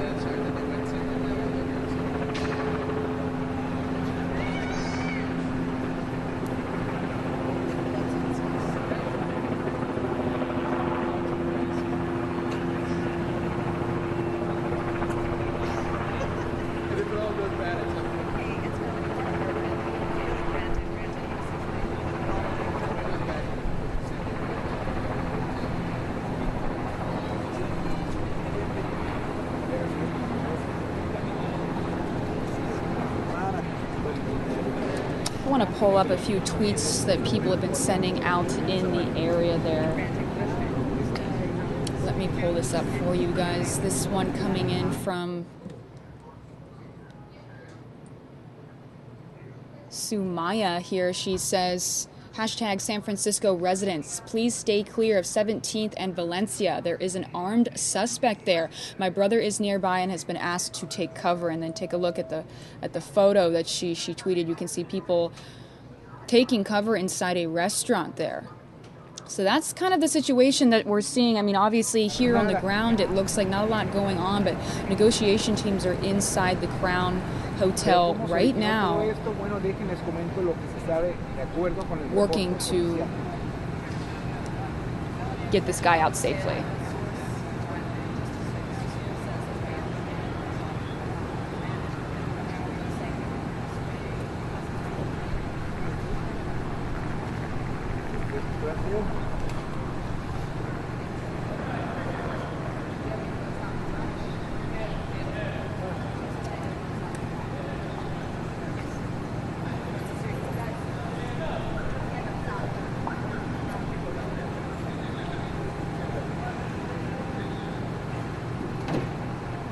Buenas tardes compañeros, buenas tardes compañeros, helicópteros empiezan a circular la zona.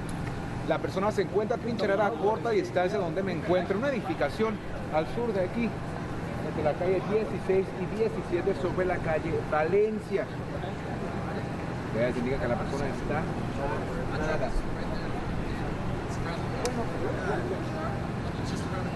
Que está armada, entonces en cuanto diga armada me voy a mover para acá. No, good guess though. No, somebody's not up in the bed there. Buenas tardes compañeros, helicópteros empiezan a circular la zona.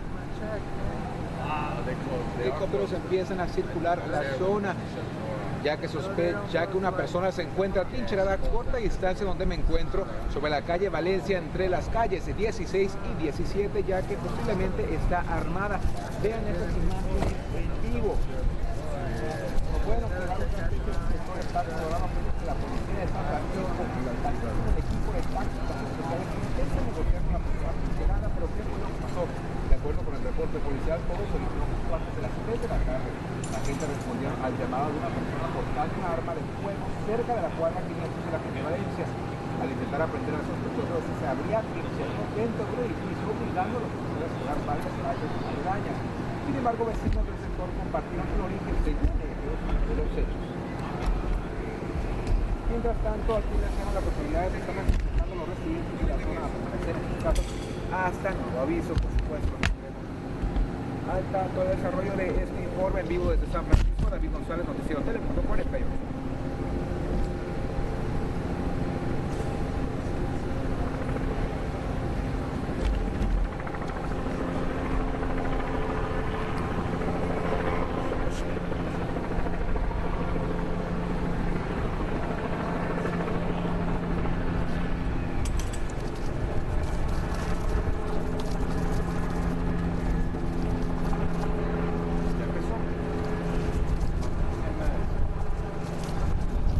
Compañeros, helicópteros empiezan a circular sobre esta zona, ya que una persona se encuentra trincherada a corta distancia donde me encuentro, sobre la calle Valencia, entre las calles 16 y 17.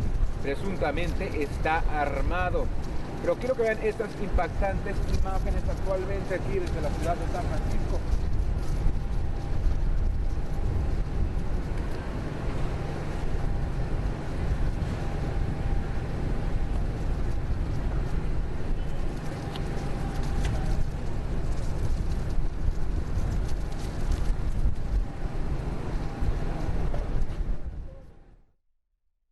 You can see the scene is still taped off right now, you guys, but a lot of the action is happening inside. That's why we're unable to see a lot going on here right now, because a suspect has barricaded himself inside the Crown Hotel in San Francisco in the Mission District on Valencia Street. They've asked everybody to stay out of the area while police try to get this guy out safely without hurting anybody. Looks like police are heading towards the situation right now.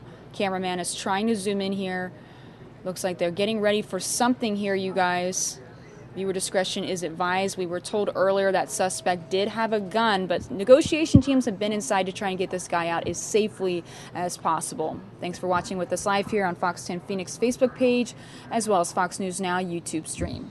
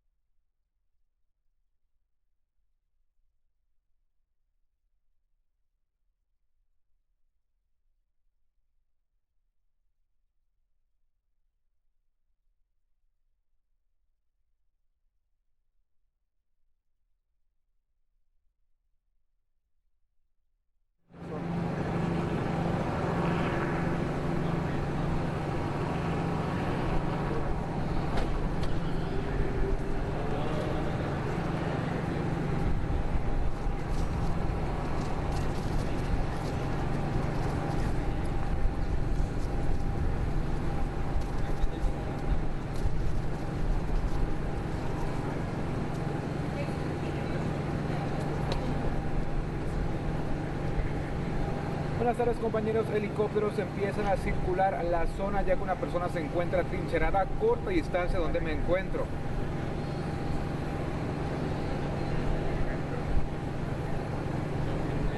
Ese va a ser cuando yo diga, pero qué, sí, cuando digo, como pueden observar, cuando me voy a mover empieza el zoom.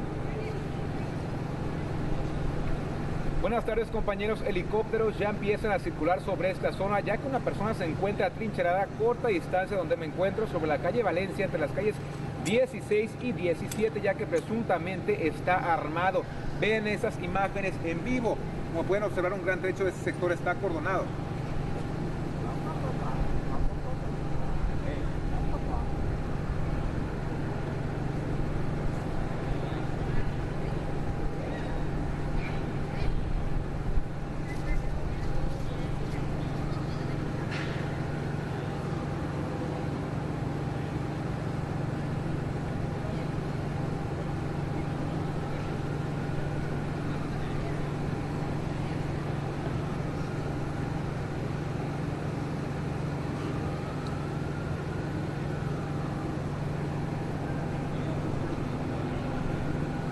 Aquí me haría más bien un lavalier, amigo, para que pueda moverme.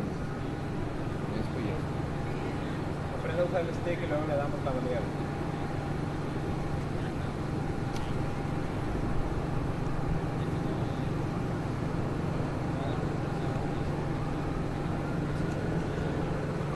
Buenas tardes, compañeros. Helicópteros empiezan a circular la zona ya que una persona se encuentra trincherada a corta distancia donde me encuentro sobre la calle Valencia entre las calles 16 y 17 ya que presuntamente está armado. Pero quiero que vean esas impactantes imágenes. Como pueden observar, un gran trecho de este sector.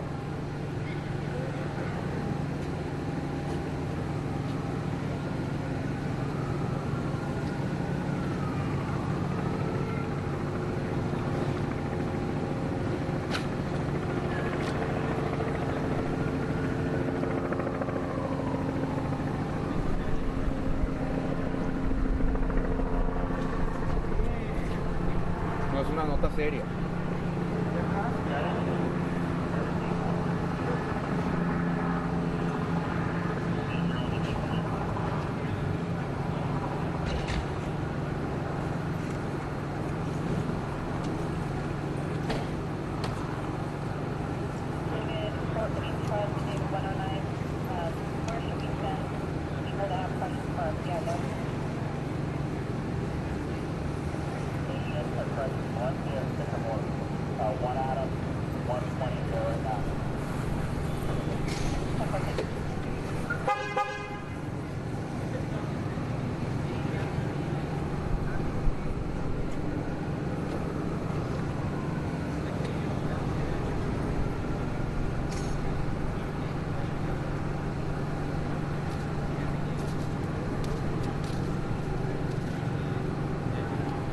Nuestros compañeros helicópteros empiezan a circular sobre la zona ya que una persona se encuentra trincherada a corta distancia donde me encuentro sobre la calle Valencia entre las calles 16 y 17 ya que presuntamente podría estar armada.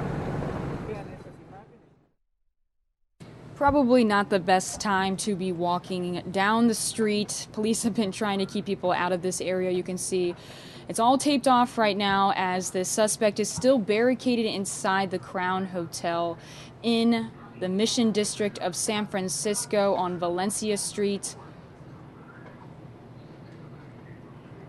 They're just trying to keep everybody safe here while the negotiation teams are inside trying to get this guy out safely. We do know the suspect does have a gun, so they're trying their best to keep everybody safe here during this breaking news situation.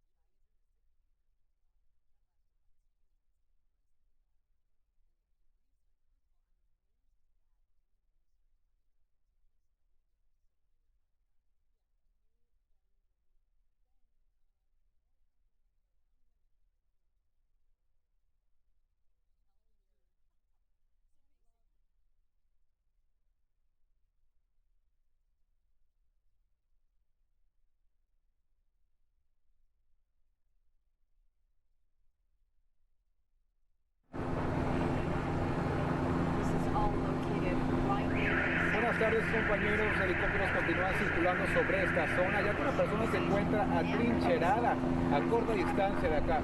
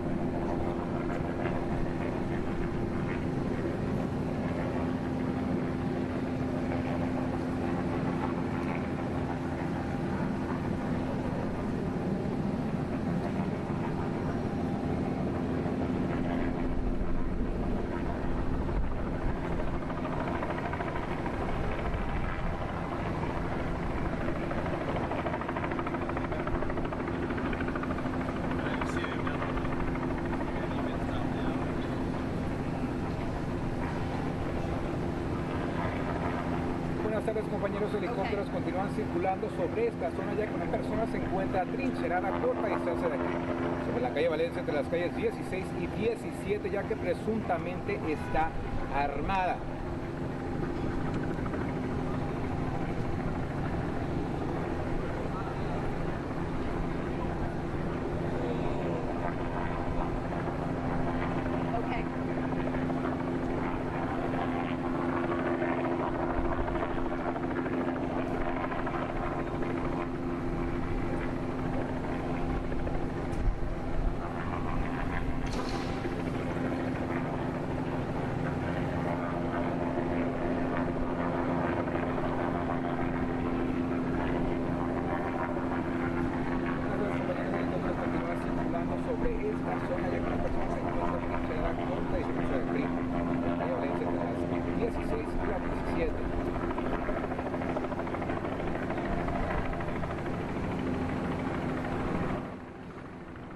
Again, you guys, if you're just joining us here on the Fox News Now stream as well as Fox 10 Phoenix Facebook page, we are just waiting for this suspect to come out of this building here in the Crown Hotel in the Mission District of San Francisco, where we know a suspect has barricaded himself inside with a gun.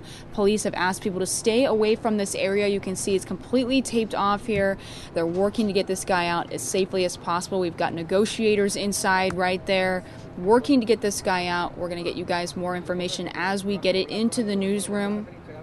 But for now, we know that we've been streaming this for over, I want to say, 2 hours now, maybe an hour and a half. So this guy's been in there for quite some time. We'll see how this all plays out. Thanks for watching with us.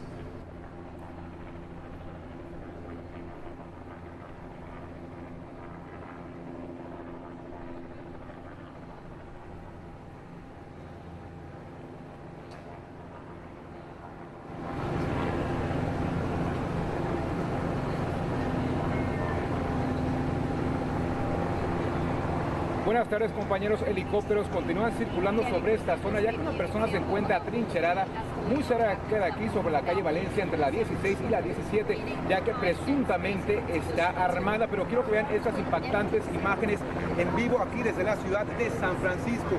Como pueden observar, un gran trecho de este sector está acordonado. Agentes de la policía de San Francisco, así como el equipo de tácticas especiales, intentan negociar con la persona atrincherada. Pero ¿qué fue lo que pasó? Se preguntan, ¿verdad? De acuerdo con el reporte policial, todo se originó justo antes de las 3 de la tarde. Agentes se respondieron al llamado de una persona portando una arma de fuego cerca de la cuadra 500 de la calle Valencia.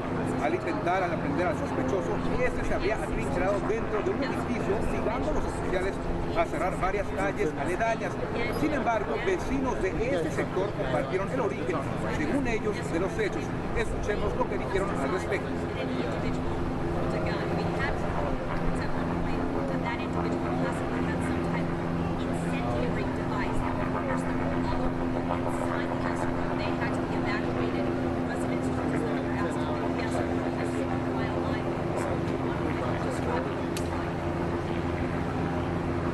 Mientras tanto, aquí en la escena las autoridades están aconsejando a los residentes de la zona a permanecer en sus casas hasta nuevo aviso.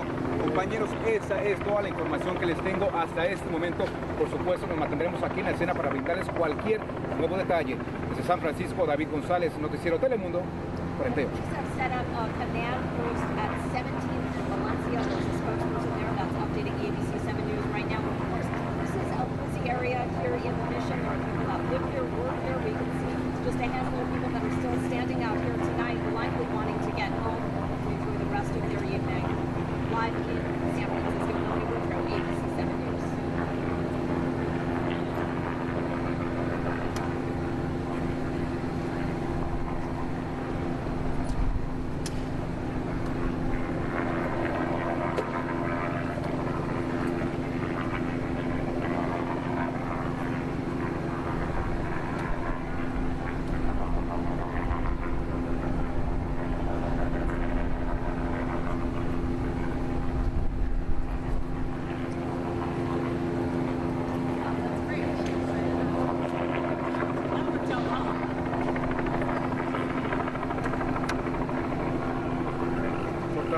Lo dejamos así.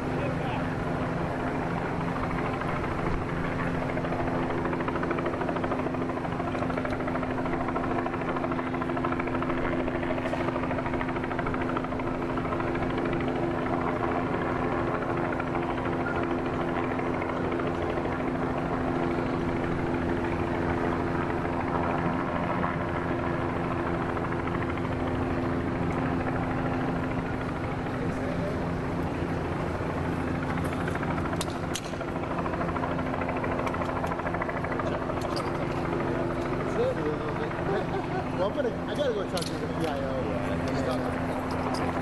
Yeah, hopefully you get credits over there.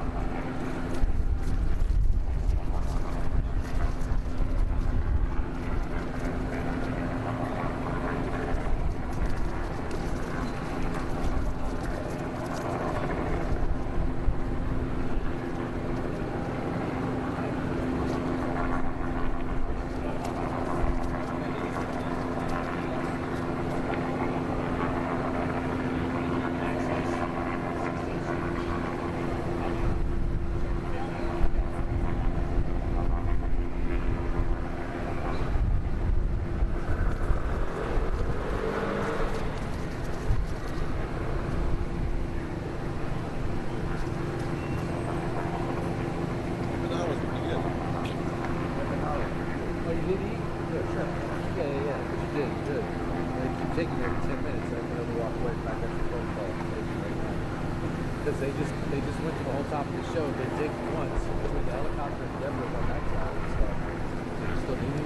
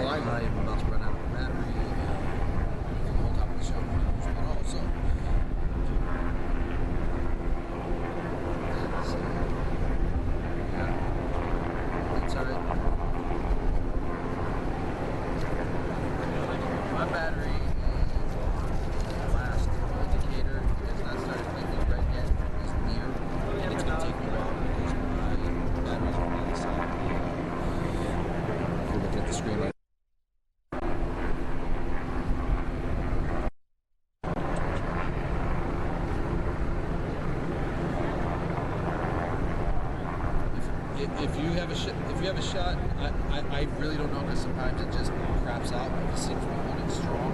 If you have a shot in 10 minutes, I'm going to cross my fingers that I can pull and be good, but not much longer than that.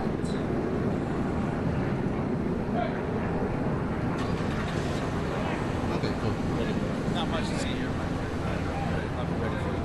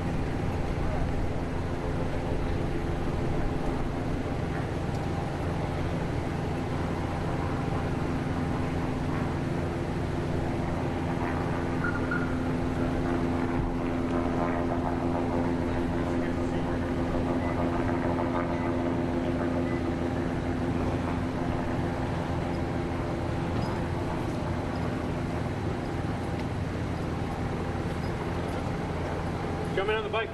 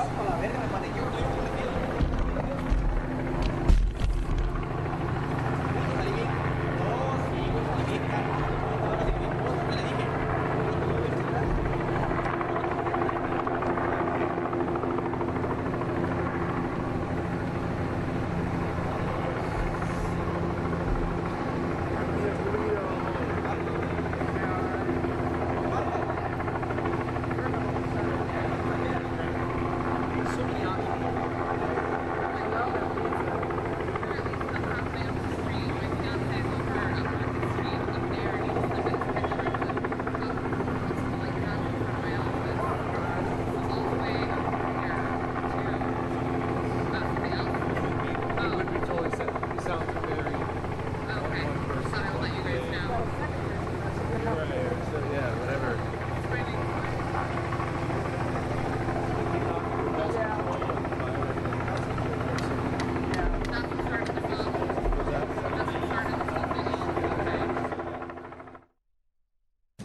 You're able to hear all of the police and news helicopters flying above the situation right now in San Francisco in the Mission District on Valencia Street, where a man with a gun has barricaded himself inside the Crown Hotel here.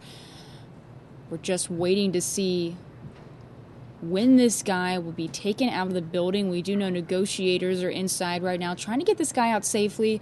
Everyone has been ordered to stay out of the way. Traffic has been detoured to other areas. We appreciate you guys watching with us live here on Fox News Now, as well as Fox 10 Phoenix Facebook Live. Looks like some of the tape is being wrapped up right now, so possibly the situation could be coming to an end.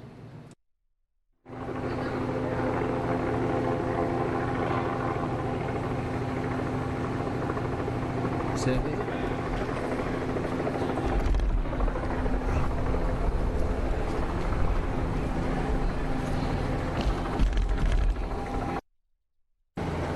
Jumping on the bike.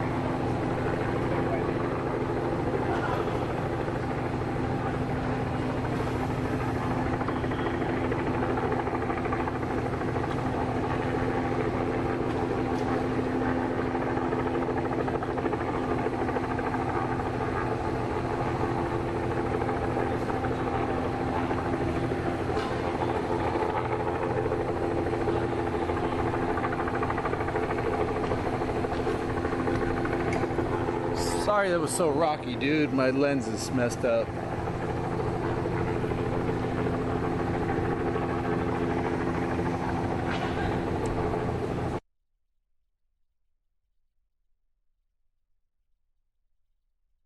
All right, everybody, stick with us here as they are still working out the feed. It looks like you heard the cameraman say his lens was a little messed up, so I think he's just trying to fix it right now. You guys, we're still waiting for this guy to come out of the building. The suspect has been barricaded in there for several hours now, and that's how some of these situations tend to go, is, you know, these suspects try and stay away from police as long as they can. If you guys watched last night when we were streaming the police chases in Los Angeles, they go for as long as they can because they know that they're about to get arrested. So that's how sometimes these situations turn out.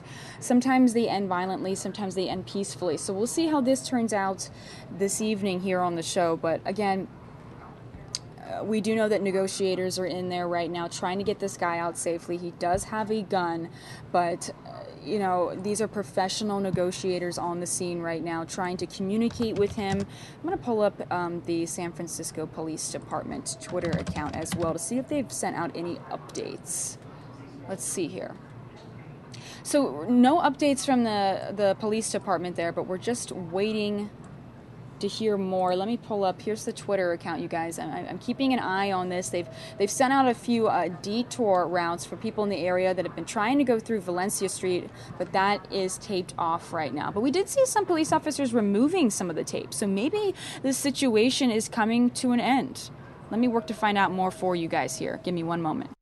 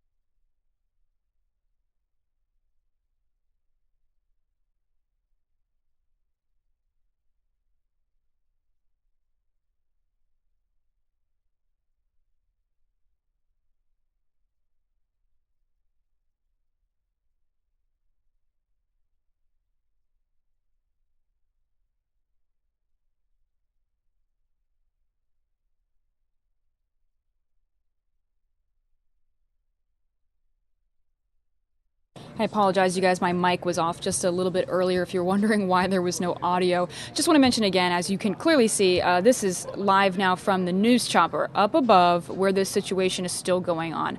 I really want to try and get that ground shot back for you guys, so I'm going to keep an eye on the feeds here and see if we can get a shot back on the ground so we can hear what's going on. But again, this is a situation, you guys, where we don't know how long he's going to be barricaded inside this building. But we did see a little bit earlier police taking some of that tape down. So I don't know what that was for, if the situation is coming to an end, but I'll keep an eye on this story for you guys as we watch this live together on Fox 10 Phoenix Facebook page as well as Fox News Now YouTube stream. I am your host, Mary Kate Gaffney. If you have any questions, comments, concerns about this live event, feel free to tweet me at Mary Kate Fox 10. Thanks for watching.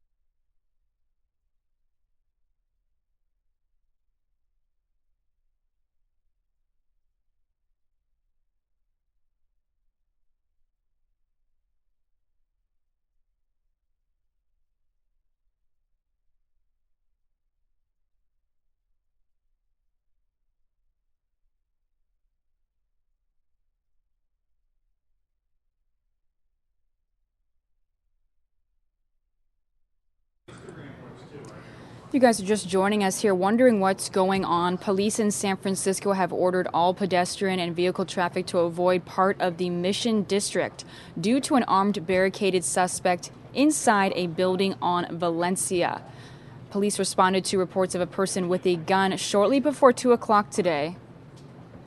And then they ordered a shelter in place for everyone in the area. Police confirmed shortly before 3 o'clock that a suspect was barricaded inside the Crown Hotel. Members of the department's crisis and hostage negotiation team are at the scene right now attempting to communicate with this suspect. Working to get some more information for you guys, but this is live footage from the news chopper right now.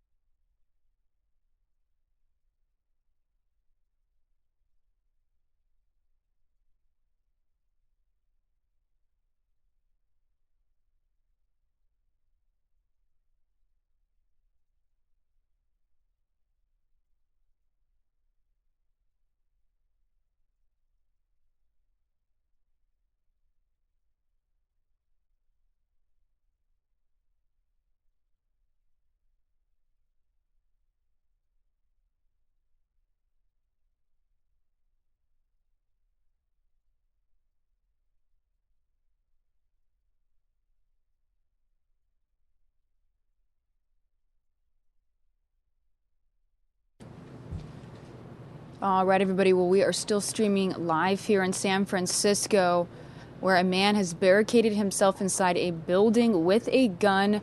We've been streaming this for the past few hours now as police are trying to keep everybody safe. Negotiators are inside right now trying to get this guy out safe and sound without any injuries. Everybody has ordered to leave the area. The streets are blocked off. This is on Valencia in the Mission District of San Francisco right now.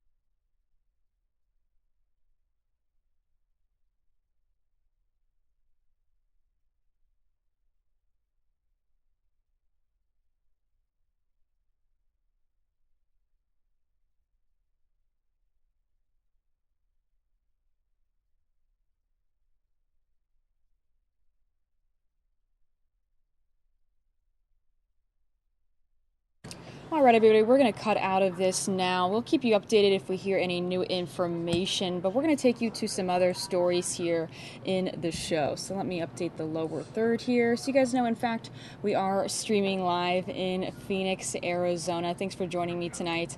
Let me pull up some of the next top stories for you guys here in the show. Get this up and going for you. Thanks for joining me tonight.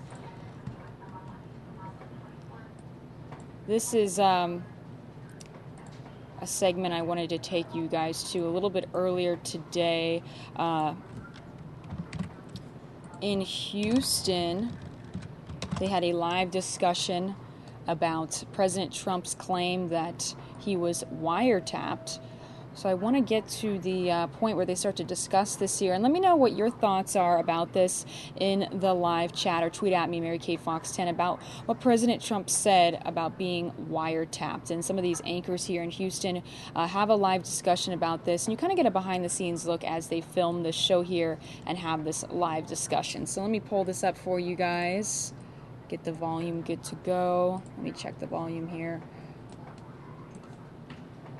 All right, let's take you there. 5, 4, 3, 2.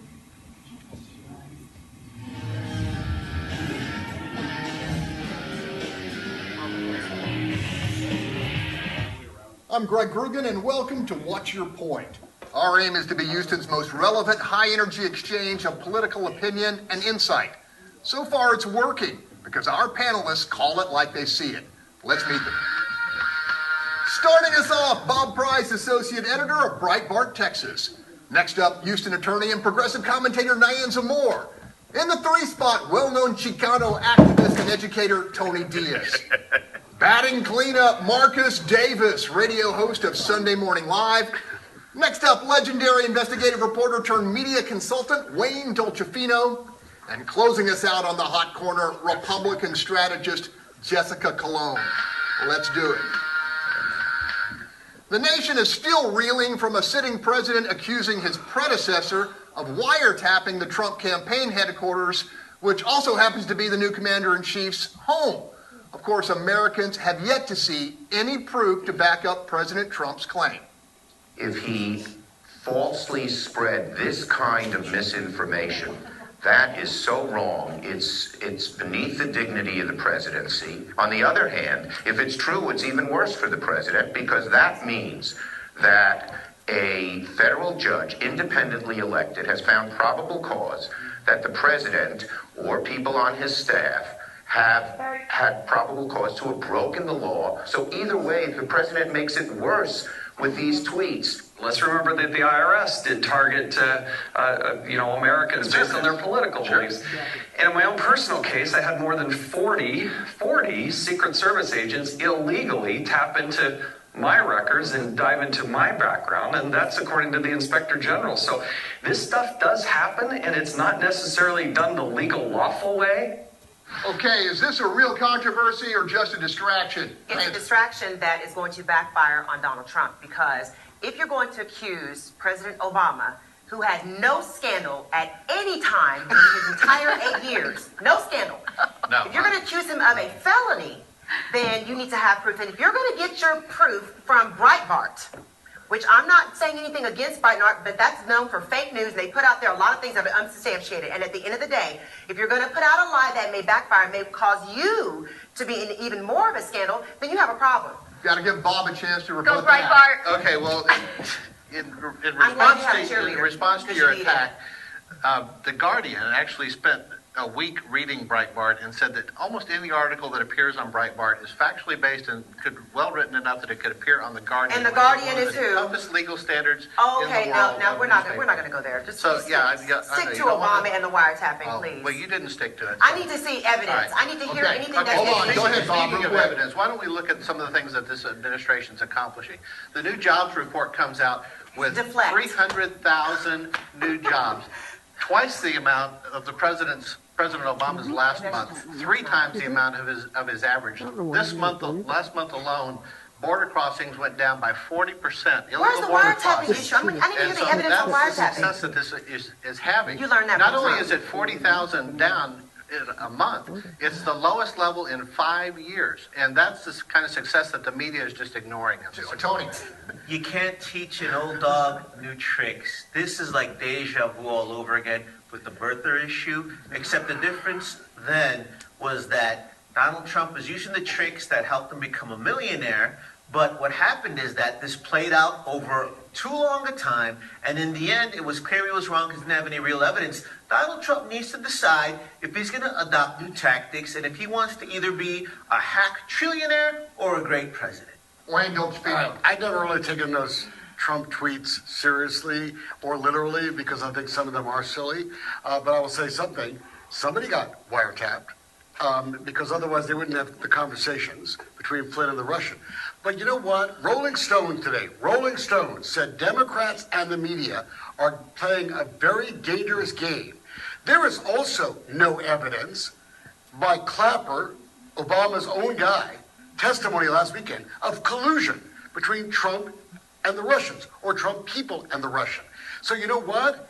This whole thing, as I've said from the start, is smoke and mirrors. It's bull crap. So at the end I once heard a noted investigator say that's why you have investigations. Is that me? Yes, that was you. That's a quote from you. Right? The only way to determine whether or not there was collusion between Donald Trump and his campaign and Russia is to have an investigation. And I don't know why we're opposed to this investigation. That coming from Wayne Dontrafino himself. The other thing is, yes, this is disgusting. I agree that the Democrats are on a bad path because the Republicans are on a bad path. Both parties are on a bad path, and America's going to suffer as a result of it. This is typical Donald Trump, though. He is a habitual liar. He's lied in the past about his taxes. He's lied in the past about whether or not he was going to.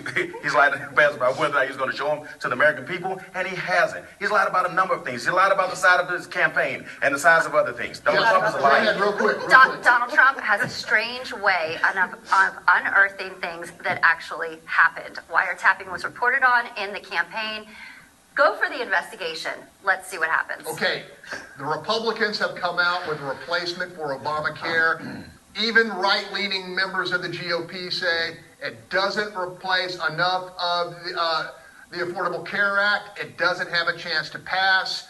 What do you think of this new plan, Bob? Well, I think politics makes strange bedfellows, and when you have Republican senators at opposite ends of the spectrum, with Senator Collins from Maine and Senator Rand Paul from Kentucky joining together to fight this thing, it makes for an interesting juxtaposition on that. But I think the audacity of Nancy Pelosi to come out and say, we got to have this thing scored before we can look at it. She's famously said, you have to pass the bill before we can see what's in it. Okay. So here's the thing. Shame on the Democrats for not having a plan in place for health care, right? But shame on the Republicans for not having a plan. When I say a plan in place, meaning they know that Obamacare needs help, right? So why not submit it? Why not work with it? But shame on the Republicans for now deciding that they're going to fight about something that they fought against for 8 years that they took not the time to plan and prepare for. This is disgusting. This proves that it was only a political football, and the people, meanwhile, are sitting there in their sick beds waiting for health care. Okay, 20 seconds. It's the first of 3 sections of a bill. Obamacare was a fraud. I say, let it die. Let it blow up. And then see what everyone wants to do. Okay, so anytime you don't want to wait to see exactly how much something is going to cost the American people, then that's the fraud. Anytime you don't know how many people are going to lose their health care coverage, that's the fraud. So at the end of the day, when we have an estimated 10 million people that are on Medicaid that are going to lose it because the Medicaid is going to be gone from those people in Kentucky, those people in Ohio, those people in Tennessee who overwhelmingly voted for Trump. This is what's happening to them. The elderly and the poor are being penalized by the Republicans while they take subsidies for the top 1%. 15 seconds. Yeah, I'm glad the conservatives are pushing back. I think it'll be a better bill because of it. Yeah. So let's get this thing done. Real quick. A few months from now, I feel bad for the elderly in Kentucky who will suffer. They'll lose their medicine because it's going to be used to pay for a wall. Trump is going to use the money instead to pay for this wall. Gotta leave it there. Up next, the segment we call Bones of Contention. Issues our panelists are itching to get their teeth into. What's your point? We'll be right back. All right, good. Well, I just wanted to show you a little bit of that from earlier today in Houston as they discussed the President Trump wiretappings. Taking you now to this Pentagon briefing that they had earlier today. Just give me one moment while I pull this up for you guys here.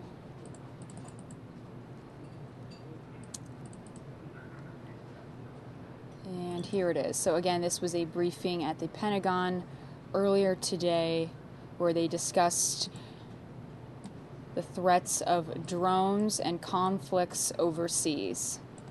This is Lieutenant General Gary Johnson speaking.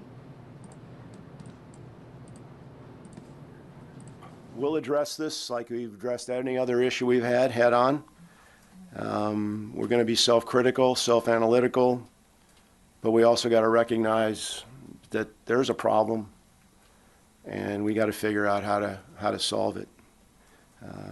But I would remind everybody that the overwhelming number of Marines, past and present, still live up to our core values of honor, courage, and commitment. And I'm sure they're as troubled by this whole thing as I am. So I'm ready to take any of your questions. Yes, ma'am. General, first, thanks for coming out and doing this.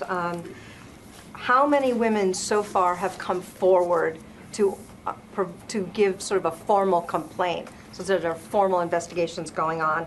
And have you taken any action so far against anyone, any sort of punishment? And then sort of a broader question. You said presumably other Marines. Do you believe other Marines have been doing this photo sharing?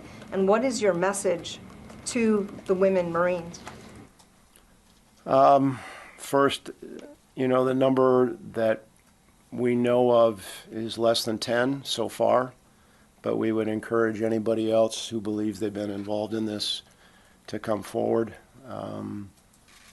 The number of individuals that the reporter, who I'm kind of concerned about Skyline and Mr. Brennan, because he's been threatened, which I find as disgusting and as sick as some of this other stuff, that somebody who would try to bring this to attention would be attacked by other Marines.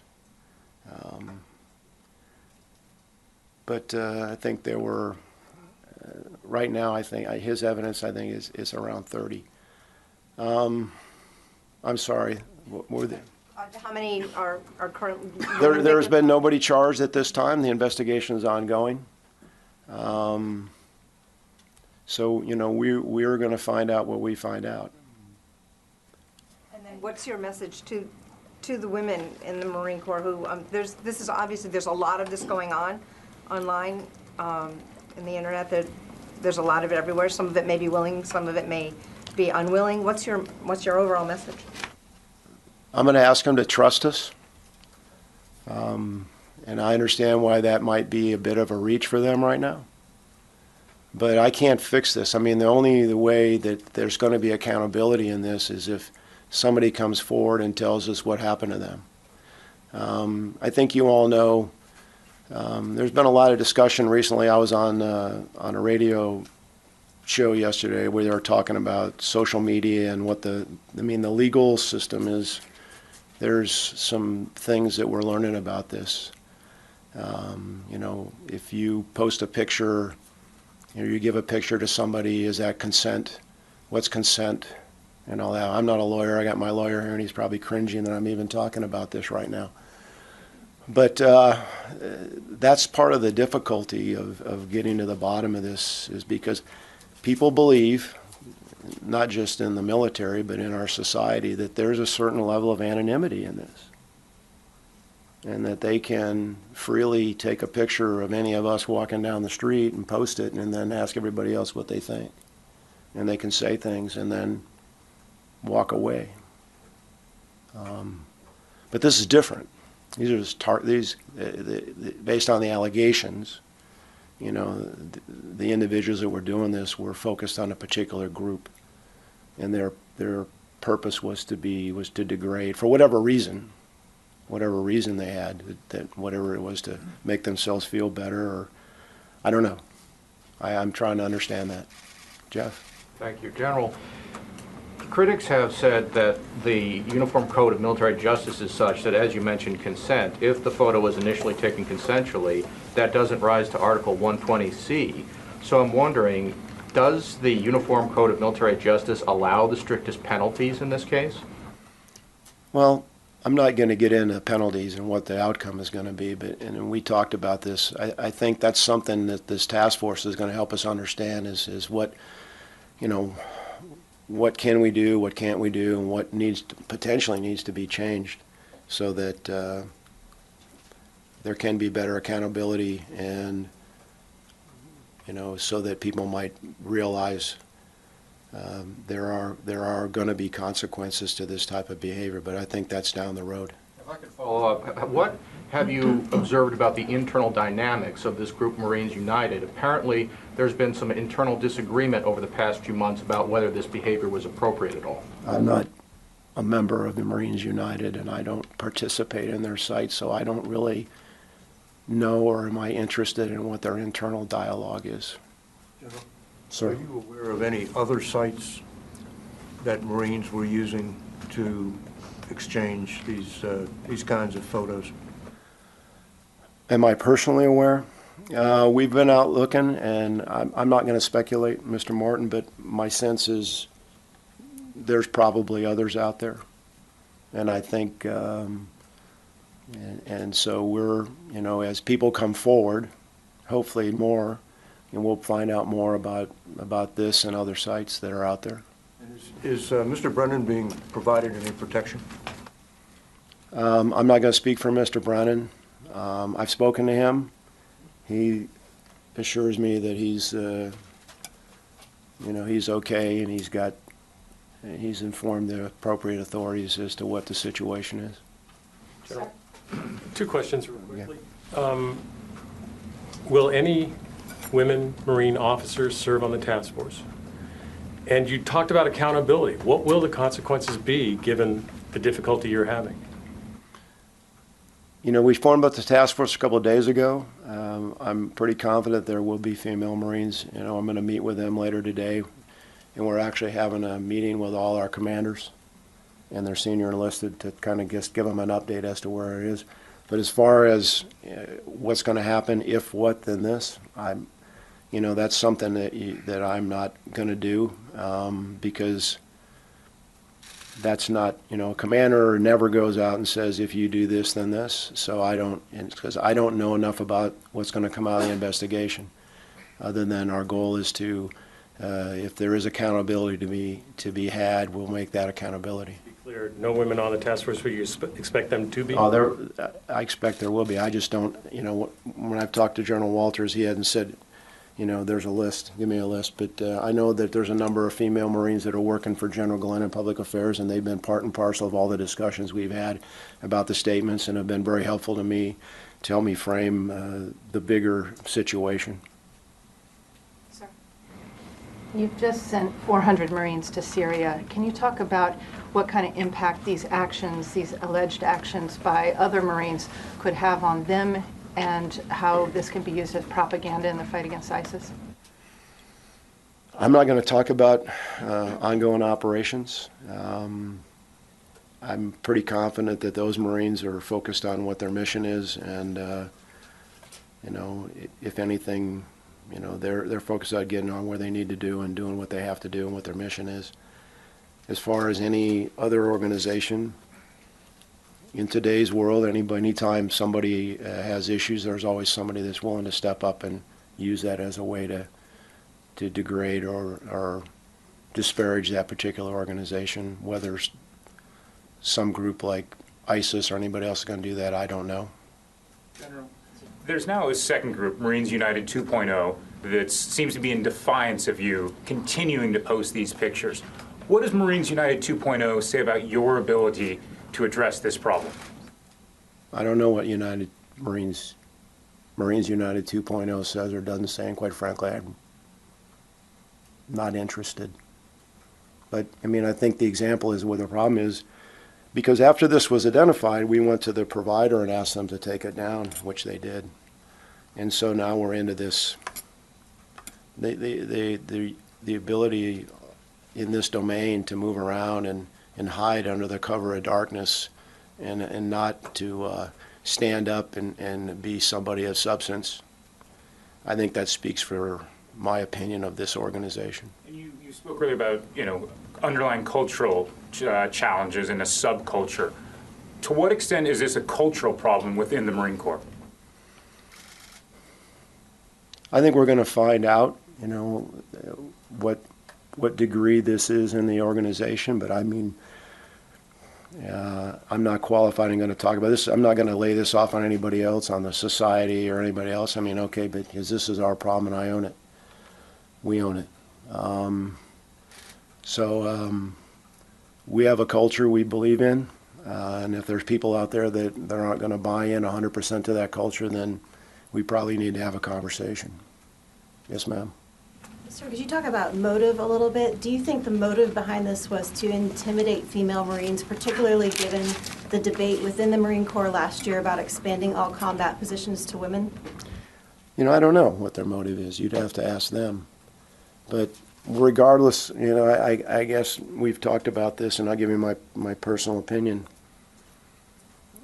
Whatever your opinion is on that, okay, we can have a discussion about that. But I don't see how you get from that to where you feel that it's going to help your argument or your position on that to take a picture of another Marine, post it, and make negative, degrading comments about him. I mean, how do you get from A to B? And so that's what I'm struggling with. To follow up on your comments about underlying cultural issues or subculture, what concrete steps do you anticipate the task force will take to ask those questions, and what specific answers are you looking for? I think first we want to make sure that the victims are provided appropriate support and services. Second, we want to make sure that we follow the investigation and we can get to some sort of understanding of what's going on and if who's involved and what's going on. The Sergeant Major, we talk about our culture all the time. And again, if you go back to the message of the force that was done after the first of the year, I'm talking about our culture. I'm trying to define what I think that culture is and trying to make people understand that there is a certain way that we expect you to behave and to live your life and serve as a Marine. And so if there are those that think that they've got a better way, then we're going to have to talk about that. But I'm not sure I know what I don't know yet about that, but we're going to try to dig into that. Yes, ma'am. Thanks, General. Is there a time frame for the task force? Any kind of deadlines? No, not yet. Again, we're less than a week into this, and the investigation is the investigation, and we're there to support the investigation, and they will. I don't know what their timeline is. I mean, I'd say we don't want to be in a hurry. We want to make sure we're thorough and we're within the law, and we'll uncover things as we go along. And should female Marines feel comfortable in coming forward, especially in the face of any sort of career retaliation or peer retaliation? Anything I've ever read or heard about on the social media bullying, you're always at risk as far as somebody else. From the institution, no. I mean, I'm going to make sure that, if you come forward, the chain of command is they're obligated and required by order, rule, and regulation, and by my direct direction to make sure that they're protected, and that again, because I know it's a stretch for me to ask them a little bit this time, but I want to believe that they believe that we're going to do all we can to get to the bottom of this, and I need their help. I need everybody's help, not just women Marines. I need all Marines. This affects them directly, but this affects the entire organization, and our alumni, and our reserve component. Last question here. Yes, sir. Excuse me. Sir, when did you first hear about these allegations? Was it when the report came out, or had you heard rumors beforehand? The timeline is toward the end of January, almost the end of January. We were contacted by a reporter who told us about this, and then we engaged with him, and he came forward. with enough information that we felt that it was a credible thing. The day after that, we went to the service provider and we had the site taken down, and then we continued to engage, and then we convened the investigation. And then we worked with the individual as he was getting ready to release his story. I'm looking at Jim Glenn over here. I think that's accurate. So we were aware of it for some time, and we knew that he had a point where he was going to release the story. And so I think we tried to engage certain people in anticipation of the release of the story, and so now here we are. Have you spoken to any of your fellow service chiefs about that, or have they expressed any concern? All the service chiefs and the chairman, they all know what's going on. In fact, CNO asked if I wanted him to come down here with me. I said, no, I got it. I got this one. I do one more. Thomas, I'll see you in the back. Fellow, I got to call on the Marine back here, so just so you won't get upset with me later. With all due respect about the timeline, sir, thanks for doing this, by the way, but there were reports of these misogynistic websites, 2013, 2014, I believe the Marine Corps Times and Task and Purpose reported on it, and was indicative of this subculture. So I'm wondering, why did this incident prompt such a heavy response as aside to maybe tackling it beforehand, because this has been pretty well known? And then second, you talk about the subculture, but I'd really appreciate, in your words as the Marine Corps' top officer, what that subculture looks like to you. I don't have a good answer for you. I give you a lot of reasons, but they'd sound like excuses. I remember when all that went down with General Amos and everything, and quite frankly, I don't, as an individual, and maybe that's a failing on my part.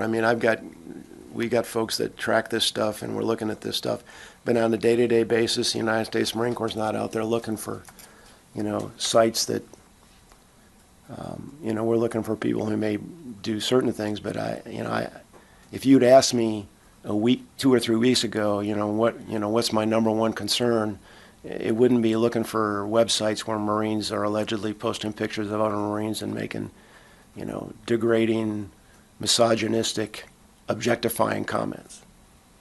I kind of thought we were getting ready to modernize the force, address our readiness, go here, go there. I was going to go to Norway this weekend, see a bunch of Marines above the Arctic Circle up there training and doing all this stuff that I think the great majority of us came in the Marine Corps to do. Travel, do challenging things, get ready to go represent our nation. So instead, I'm going to be up on Capitol Hill. I got it. So I don't have a good question as to why after this original thing. I think we learned something. I don't think we walked away from it. I think we realized, and I think if you read anything I've written or anything I've said or been anything that I've talked about, kind of the self-destructive behavior, mostly revolving alcohol around Marines that leads to other things. But I'm thinking back, why wasn't I talking about this? I don't have a Facebook page. Okay, I don't do social media. All right, and that's maybe my mistake. On the subculture thing, I don't know, what group or particular demographic in the Marine Corps is involved in this. I don't know if they think they're helping us. I don't know if they think that, they're going to fight some fight because they think that they got a better idea. I don't know if this is something they're doing to try to increase their rep because, they may or may not have been in combat or want to go to combat, and so they got to get creds on this group. I don't know, Thomas. I'm hoping maybe I'm going to go down to Legion like, hey, somebody come out and talk. Tell me why. Get some explanation because I'm generationally challenged here. All right. My children help me try to understand this stuff, and when we read the news and watch the stuff but now it's okay. It's right dead center. It's right in front of me now, so like, all right, you know, you gotta understand the threat, understand what's going on. And maybe I'm hoping the Marines, when I come down there, when I go around, I talk to them, and like the Marines here have spoken to me. But it's not just on social media. I think you know, and we've been fighting for 15 years.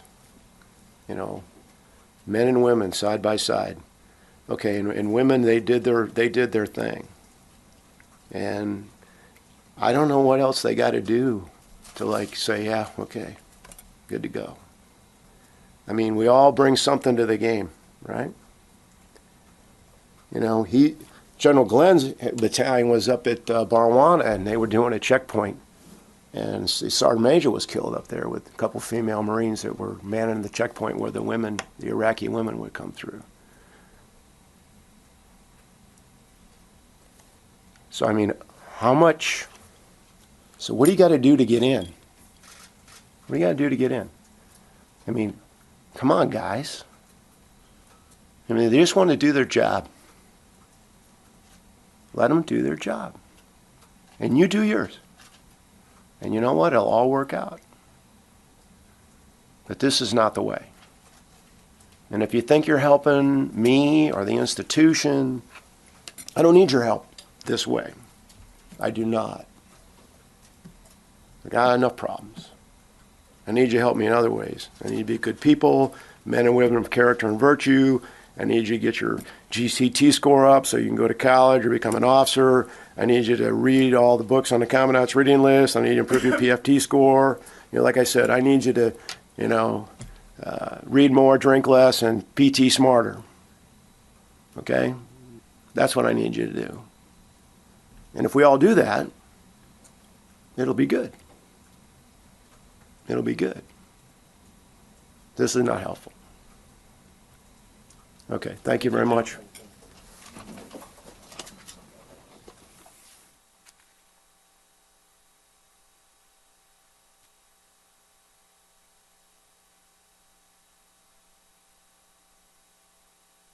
All right, everybody. Well, that was an update coming in from the Pentagon, taking you to the next top story here in the show. Let me pull this up for you guys.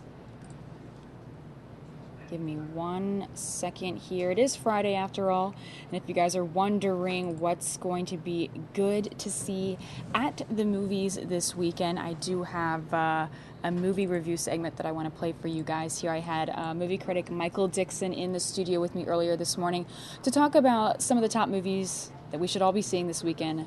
Let me know what you think. Let me make sure the volume is good to go on this. Give me 1 second. Okay. Actually, let me, if I can, update the lower third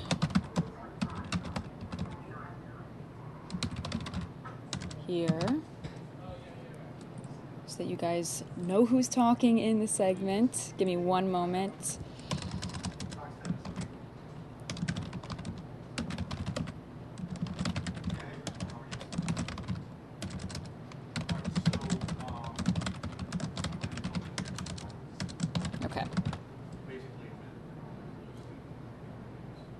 All right, thanks for your patience, everybody. So here is the new lower third that I just wanted to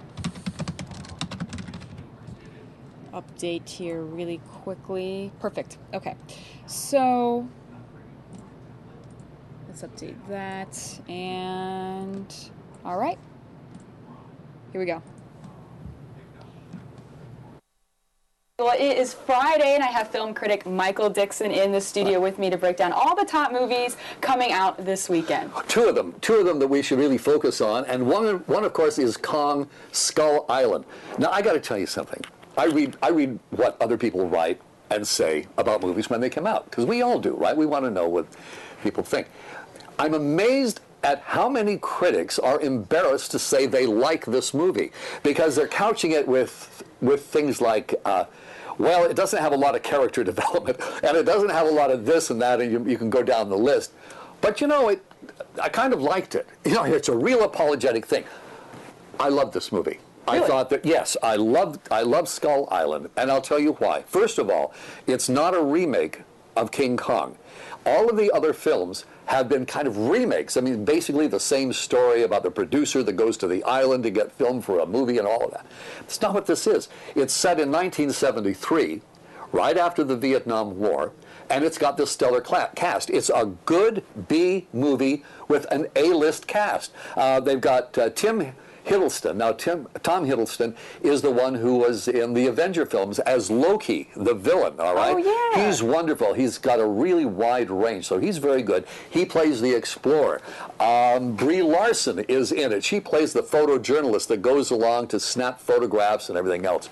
It's an expedition to this island that has just been discovered, but they can't figure out what's going on this island, and it's very strange and cloud enshrouded and that sort of thing. So there are elements of the original story. All right, but then they get there, and you get to Kong right away, because he's beating helicopters out of the sky that are delivering the cast. And the whole point of the movie is they've got to get from one end of the island to the other, because that's the pickup point where they're going to be taken off the island. So they got to cross the island. John C. Reilly is in it, who plays a downed airman who somehow has survived from World War II on this island. John C. Reilly is the best thing in the movie. He's a great character actor anyway. He shows up with this beard and he knows the natives, and I mean, it's just element by element, one that you sit there, you eat your popcorn, and you smile. Is it a good family movie? Yeah, yeah. I mean, it's a little scary because the monster, King Kong, is huge, and they've got all kinds of really great supporting monster cast. Really? Oh, so other monsters are in this too. Other monsters are in this movie, things you haven't seen before. And I just got to tell you, I loved it. I sat there, I ate my popcorn, and I thought, this is exactly what it's supposed to be. It's Kong, Skull Island, so go see it, you'll love it. And Brie Larson, wasn't she in The Room? Yes. She's a fantastic actress. Academy Award winner. And John Goodman is in the movie as well. Samuel L. Jackson is in the movie as well. Wow. So you've got this, as I say, this A-list cast having a great time running around on the island with this big gorilla. I mean, that sounds amazing. I want to see. That's the one I want to see. Yeah. But what's next on the list? Okay.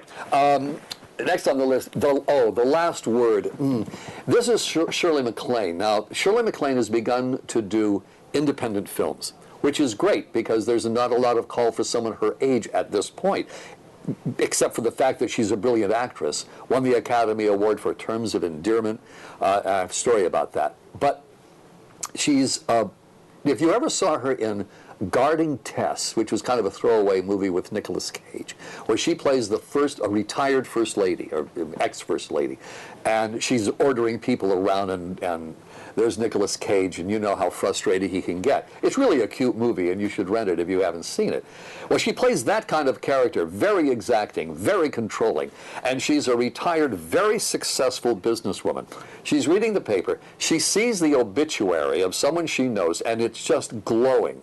Saying glowing things about this woman that she, and so she decides that she wants to have written her obituary so she can control what's said. So she hires Amanda Seyfried to come in and write it. She's a reporter for the local paper. Oh, she's a beautiful. I love that actress. Oh, she's wonderful. She's wonderful. So there they are, with Shirley MacLaine really controlling what is being written, getting pushback from Seyfried.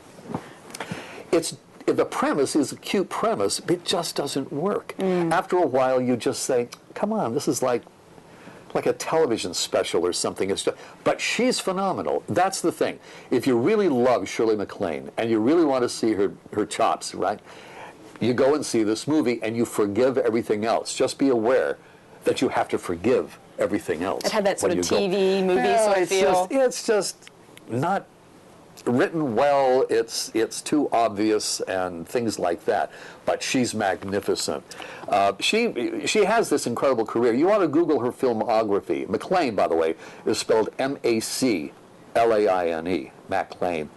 She's Warren Beatty's sister, and she has a filmography that goes back years, 50 years, where she did Irma la Douce as a young woman, and you ought to rent Irma la Douce just to see her as this, just as strong, but a very young You know, Shirley MacLaine. So she's she's wonderful. been acting forever. Ever. Oh, listen. So I was doing the show. I was working for CBS in San Francisco at the time, and I was doing the show, talk show. And she was booked to come on because she wrote the Out on a Limb, her psychic book. Remember, she was into past lives and all of this stuff. And so she was doing a book tour. And she was booked on the show. And so it's 5 minutes before the news. The news at the top of the hour, and like 7 minutes later, your show starts. So, so we're sitting there, and the news starts, and she's not there. And she's the first guest. And they finish the news, and she's not there. Oh, no. And they start the intro to the show. You know, and now, you know, and she walks through the door. With 5 seconds left of the recorded introduction, she says to me, "Have you read my book?" And I said, "Yes." And she said, "Then I'll stay." Oh. And sat down, I opened the mic, and the interview began. And she was a phenomenal interview. I forget why she was in town for that and something else. But anyway, she said to me during the break, she said, "I'm going to tell you something, but you can't tell anybody that I said it." Are you going to tell us? Okay, yeah, of course I am. She said, "I'm going to win the Oscar. I just finished a film, and I'm going to win the Oscar for it. It's not going to be released for 3 months. I'm going to win the Oscar for this." And it was Terms of Endearment, and she won the Oscar for Terms of Endearment. She was a phenomenal interview. I just sat there. We talked about her career and, you know, Irma Ladouce and all the things that I just mentioned. Oh. But no, she's just a wonderful interview. What an incredible story. So too. was Mercedes McCambridge. Now you might say, why are you going from her to Mercedes McCambridge? It's because I almost thought that McLean was in town doing a show, but it was Mercedes McCambridge that was in town. But the reason I'm telling you about that, talking about phenomenal interviews, it was the same show, the same you know, in San Francisco. She at the time was so on stage doing a show. She was the voice of Reagan in The Exorcist, the possessed girl. No way. Yes, she was the voice of the devil in The Exorcist. And so we're sitting there, and it's radio, right? And I'm saying, you got to do the voice. You got to do the voice. First of all, I said, how did you create the voice? She said, I'm a smoker, and I have a smoker's cough. And she said, we recorded this ahead of time, obviously. She said, I would exhale until I got to just the very last part of the breath that was in my lungs, mm-hmm. and that's where it was. You know, I can't do it because I don't smoke. But she did it, and I said, you know, and then she did a line from the movie, and it brought chills to everybody. The engineer went. Oh, that's amazing. Yeah, it was great. It was great. So you know what? I want to see that film just to support her because she sounds like such an amazing person. You know, and even if you don't see it when it's this time, it's going to be out on Netflix. It's going to be out. You know, you'll be able to rent it or whatever you do. But just to see her, because she has such energy, that spark has never left her. Yeah. Yeah. So that's your choice this weekend. But go see Kong. You'll just have a great time. All right. Great movie. I think I will see Kong, because that's the one I want to see, I think. Well, but I want to support her, too. So 2 good movies to see this weekend, you guys. And Michael, thanks for being in here. Always a pleasure. All right, you guys, if you want more information on movies and entertainment, just head to fox10phoenix.com. All right, you guys, so that was Michael Dixon, who I had in the studio with me a little bit earlier this morning. So what do you guys think? I mean, I think the new Kong movie sounds pretty good. He said it's supposed to be a good movie to see this weekend, and easy enough, and something you can take the family to or just see with friends. Okay, taking you to the next top story in the show here. Let me pull this up for you guys. Give me 1 second here.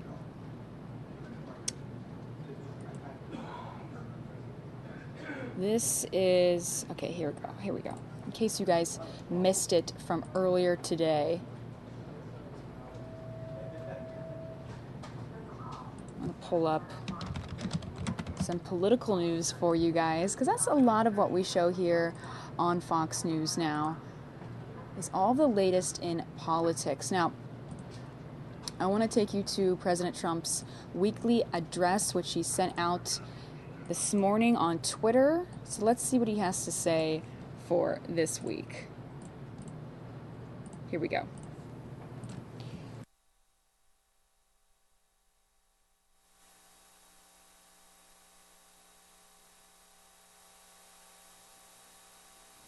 My fellow Americans, in March we celebrate Women's History Month, honoring the countless contributions that women leaders, scientists, and entrepreneurs have made throughout American history. We are a greater, stronger, and more just nation today because of women like Clara Barton, Susan B. Anthony, Harriet Tubman, and so many others. We honor them, and we recommit ourselves to a better future for every woman in America today. On my 50th day in office, I want to talk about an issue of paramount importance to families across our nation: health care. 7 years ago this month, Obamacare was signed into law over the profound objections of American people. Our citizens were told they'd have to pass Obamacare to find out what it was and how bad it was. Now we know that the hundreds of pages were full of broken promises. Americans were promised that Obamacare would bring premiums down $2,500 for a typical family. Instead, they've gone up by more than $4,000. Americans were promised that Obamacare would increase competition and provide them with more choices. Instead, the number of plans to choose from has plummeted, and I mean plummeted. This year, Americans in nearly 1/3 of all counties have only one insurer to choose from on the exchanges, or in effect, no real choice at all. Americans were promised that if they liked their health insurance and their doctors, they could keep them. Instead, millions of Americans lost the insurance and lost the doctor that they liked, and were thrust into a cold new reality of higher costs and less coverage. Through 7 long years of botched rollouts, soaring costs, cancel plans, and bureaucratic mandates, Americans have called out for relief. And relief is what we are determined to give them. I want every American to know that action on Obamacare is an urgent necessity.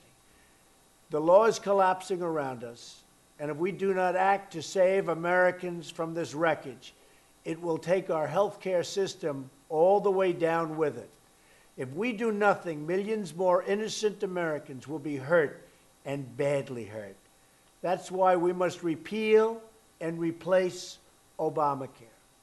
House Republicans have put forward a plan that gets rid of this terrible law and replaces it with reforms that empower states and consumers. You will have the choice and the freedom to make the decisions that are right for your family. The House plan follows the guidelines I laid out in my recent address to Congress: expanding choice, lowering costs, and providing health care access for all. This plan is part of a 3-pronged reform process. In concert with the plan in front of Congress, I have directed Dr. Tom Price, our Secretary of Health and Human Services, to use his authority to reduce regulations that are driving up costs of care. We're also working on reforms that lower the costs of care, like allowing Americans to purchase health insurance across state lines. You've heard me say that many, many times during the debates. I encourage Democrats to work with us to improve the health care system for the American people. Also, we will be driving down the costs. We will deliver relief to American workers, families, and small businesses who right now are being crushed by Obamacare by increasing freedom, choice, and opportunity for the American people. Thank you very much.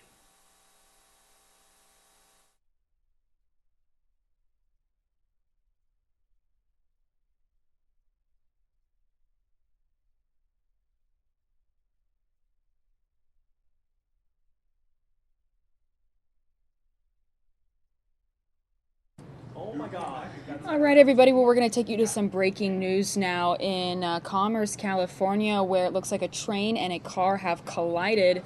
Let me get this live picture up for you guys here while I work to get some more information for you. Again, this is a car and a train that have collided in Commerce, California, everybody. We could actually shoot it almost like Google Earth, especially when they pull her out.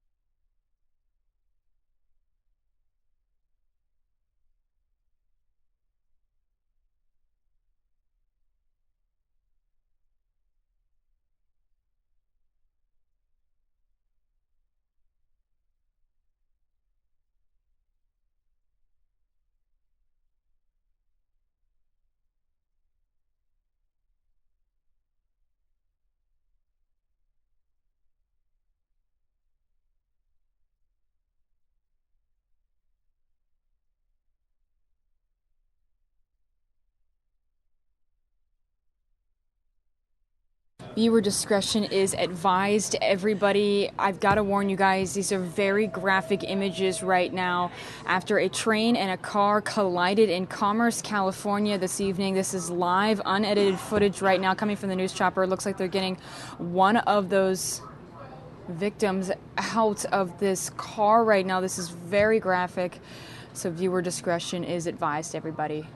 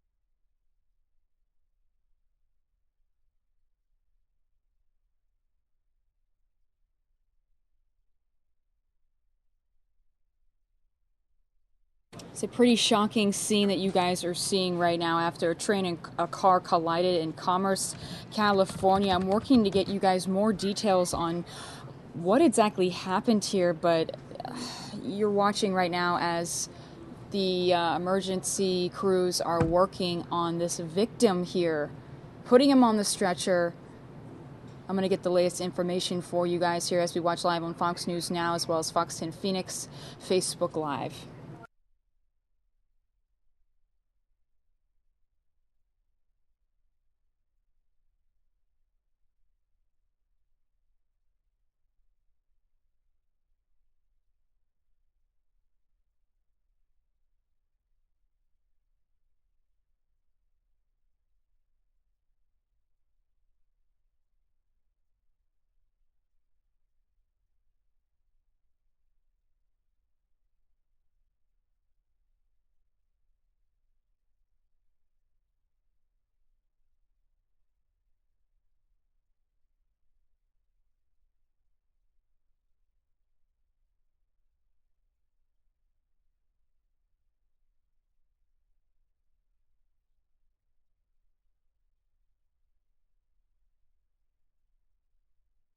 Not a lot of information coming into the newsroom right now. In fact, we're the only station streaming this live for you guys. We only know at this time that a car and a train collided in Commerce, California, and you can see that there are several victims at the scene. And again, viewer discretion advised. These are very graphic images as this victim is being taken care of by emergency officials right now, everybody.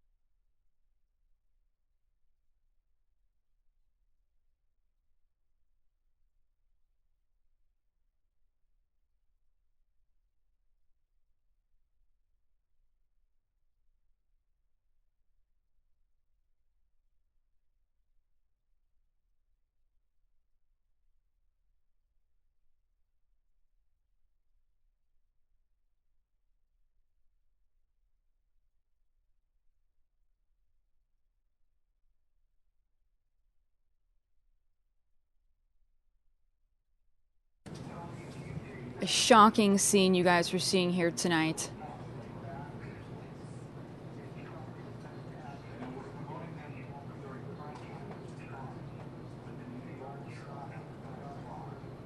A train and a car collided this evening in Commerce, California. And you guys, this isn't the first time we've seen something like this. I mean, we've been dealing with that bus and that train collision as well. But this is a totally different situation where we're able to see all these victims being taken out of the car there. We just saw one person being put on a stretcher.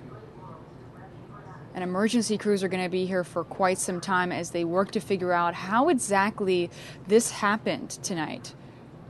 I think it's one of those things that everybody fears when they're in front of a train track or any sort of, train, and you're waiting for the go-ahead to drive. And this is just something that you would think would never happen to you when you're driving down the road. We'll get some more information on this, you guys, as soon as we get details into the newsroom here.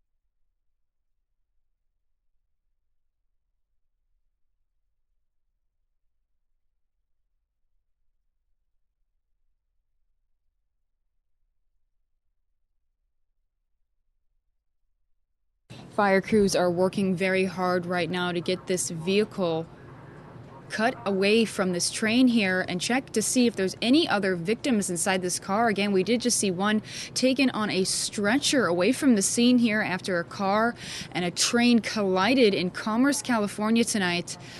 We are working to get you guys some more information. Stick with us here on Fox News Now.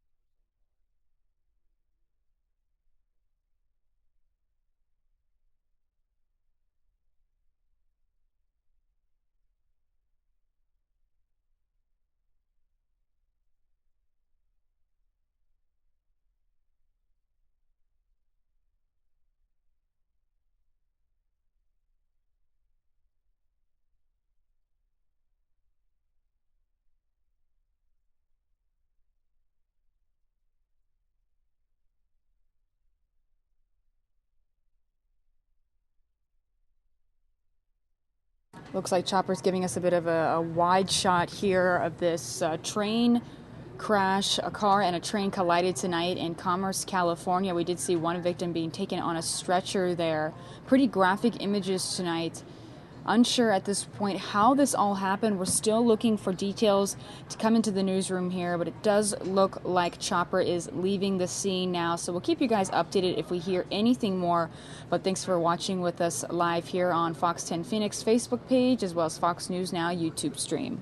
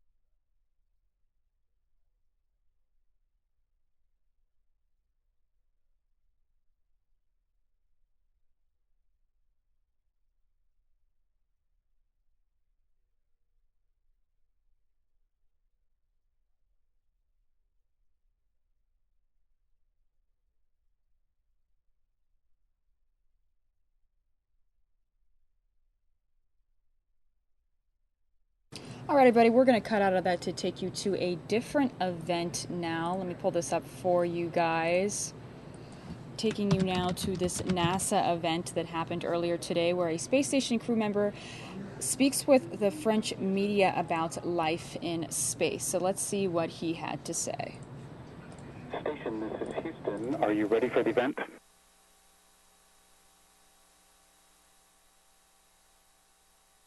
Houston, we are ready, thanks.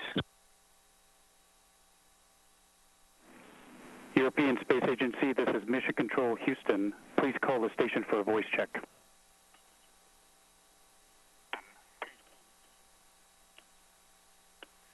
Station, this is Jules at European Space Agency. How can you hear me? 5 by 5.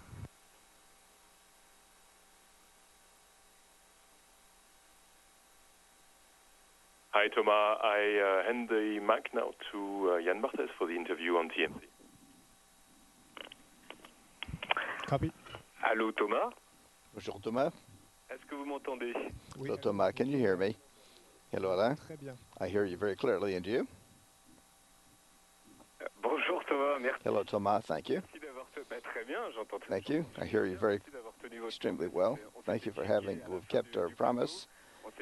And we had said to each other that we would have a rendezvous in space, so thank you for having kept your promise. You are at this moment aboard the ESS, which is a space station that weighs 400 tons and is going around the Earth at 28,000 kilometers per hour. Haven't said anything wrong, have I, or mistaken?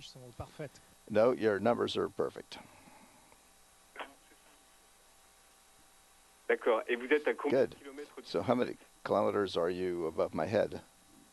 On est à 450 km. We're 450 kilometers on the average above the surface of the Earth. Alors là, vous êtes où So there, dans quelle pièce? Parce que on voit quoi? Parce que moi, je vois. we can see what you're in a room.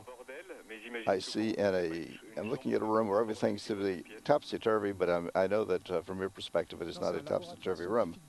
No, it is a very well arranged point of the lance or vanguard laboratory. This is Europe's home in space, which we refer to as Columbus. This is the European corner of the space station. This is where I do most of my scientific experiments. We use all of the surfaces, the floors, the ceiling, the sides, the walls, and we attach everything to the walls. Yes, it's true. It gives a little bit of a scrambled look, but we know where everything is. Mais par exemple, c'est quoi? For example, what do you have on the right there? that plastic thing underneath the warning light. What is that white plastic bag? Alors ça, c'est So this is c'est notre unité de mesure à bord de la station spatiale. our measuring unit aboard the space station. This is where we keep all of our equipment. There's various sorts of equipment. Equipment has been sent to us. This is sort of a storage space. This is where, for example, I store all of my stuff, because all of them have their own uses. For example, the little drawers in there, which we conserve aboard the space station.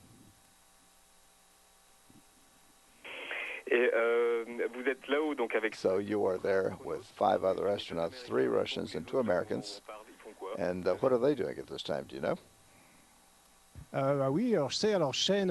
Yes, I know Shane, who's the space station commander. He's preparing the tools and the equipment for extravehicular exits, which will happen later in the month. Becky is doing experiments on a very large, gigantic box that protects us against contamination and to protect our experiments against contamination.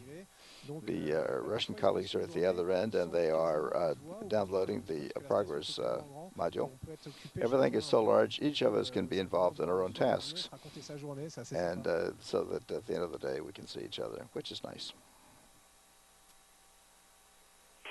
Et elle est où votre chambre par rapport à là où vous nous parlez? Est-ce que derrière vous il y a un couloir ou c'est derrière la So where is your living quarters? Is there a hall behind you? Where do you pass? Alors je vais passer Well, I will pass behind the camera. Here we are on the right side of the space station, as the space station is always going in the same direction at 28,000 kilometers per hour. In this direction, my room is straight ahead, take the first left, and they're the first downward, because there is no up or down in the station. So I go straight ahead, first left, and first down. Et quand vous dormez, and when you sleep, do you float when you sleep? I heard it said that you were floating, and so do you know at any time whether you're standing upright or upside down when you're floating? On se laisse flotter, mais we allow ourselves to float, but we are in a sleeping bag which is attached to the wall. The rooms are all at 90 degrees to each other, so each one is 90 degrees from the other. Well, you have to be careful in the morning that when you get up and leave your room, if you're not well oriented, you may take the wrong turn, and that's what you have to be careful about. For example, if you're coming back from dinner and you're floating in one way, you must not take the first down, because then you'll find yourself in somebody else's room, and so you have to be oriented a little bit. But we do this rather quickly, and sleep, it's really super comfortable to sleep with that weight. We immediately get to sleep. You don't have the feeling of your head, for example, resting and weighing on the pillow.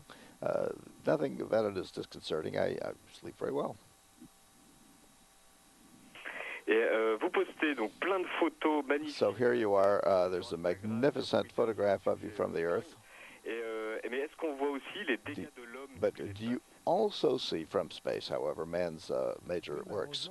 Yes, do you see man's environmental defects? Well, I take photographs. I try to post them. They're not necessarily the most beautiful photographs. We see the pollution that covers major cities. We see the darkish brown efflua from rivers into the sea. If we look along our trajectory, we can see the melting of the ices. We can see the clouds that are laden with soot and other pollution. To see it with your own eyes and to feel it, it's not quite the same. Once we have descended back to Earth, all astronauts have a heightened sense of these problems, and our job is partly to pass the word along to.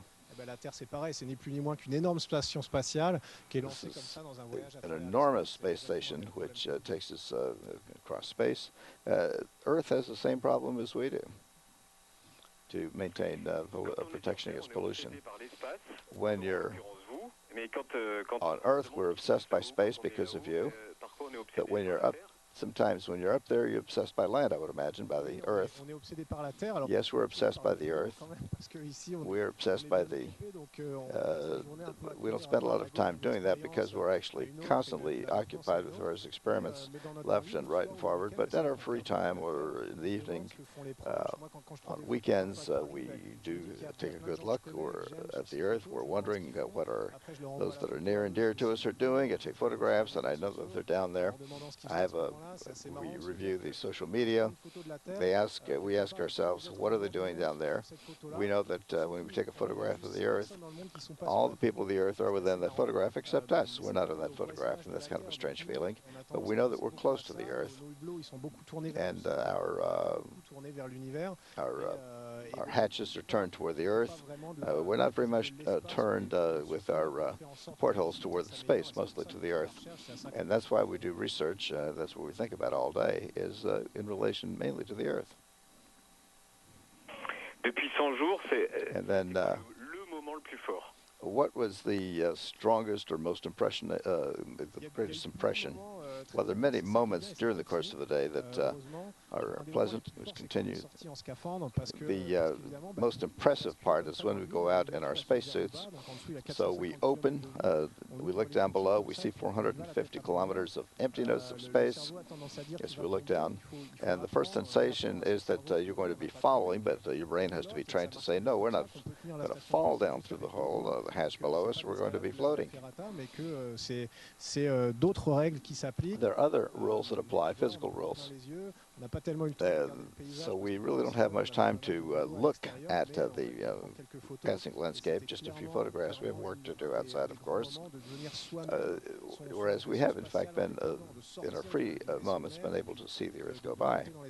Now, we do have this feeling of spacing alone in space, and I think this is sort of a fulfillment of a dream. And so the worst moment was what, since you came up? The worst moment was, I think the worst moment was when the toilets came malfunctioning at the beginning of the mission. We had to repair them. We spent almost 48 hours because these are complicated toilets you can imagine in space. It's not my best memory.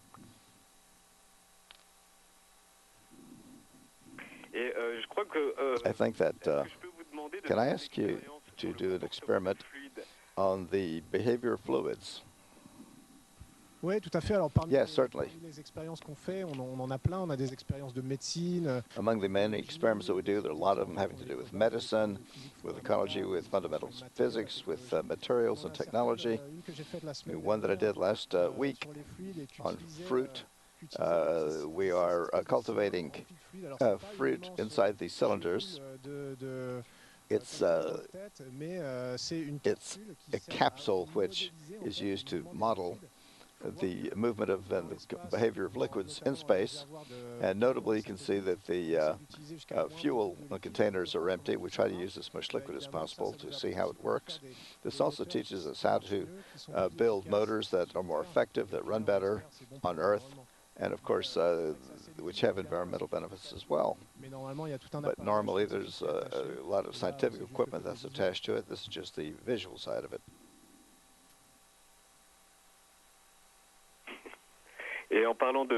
And speaking of liquids, it seems that it is the pinard which you miss the most. Is that true?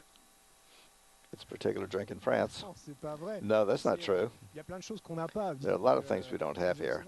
It's true for Frenchmen, the little wine drink missing, but we're not able to take alcohol in America. The Americans, too, have their own longings. But when we get back to Earth, there's certain things that we do not have from moment to moment. Eating cheese, drinking wine, why not? This is not something that is such a horrible thing to do without, but it's one of the first things that I'll do when I get back to Earth.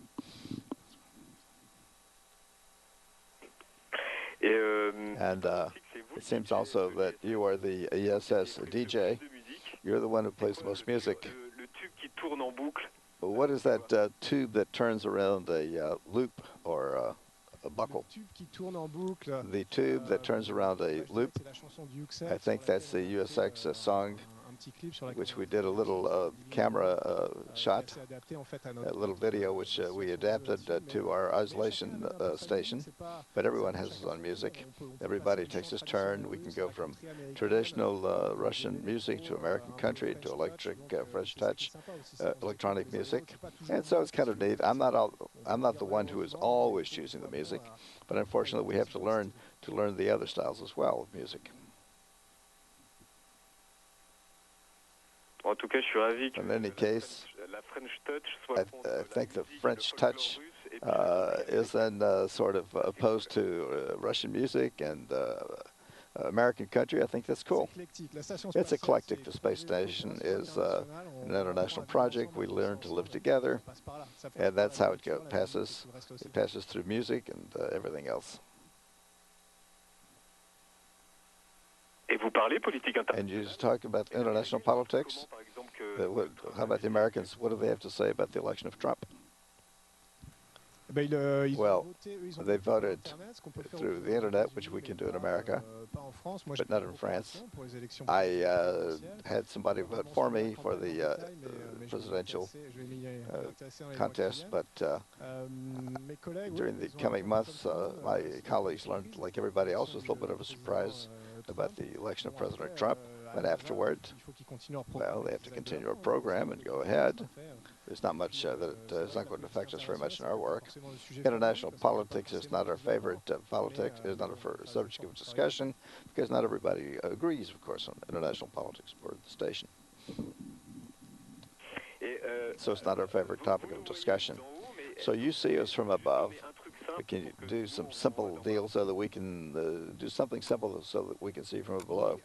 Yes, a simple thing to do. There are, for example, applications on a smartphone that sites that will show you the house where you live, my home, anything I want to. And so the next time the ESS passes, it'll be at such and such a time. All you have to do is get them out in your garden, your yard, look up into the sky, and you can see a luminous point passing by across space. It looks kind of like a plane, but it passes faster. But in general, there must not be too much light. In Paris, it's difficult not to have high light conditions, but you can see the ESS on a regular basis. So I can see you, I can take your photographs, and you can take a photograph of me as well. It's kind of a neat thing. We take each other's pictures. That's how it works.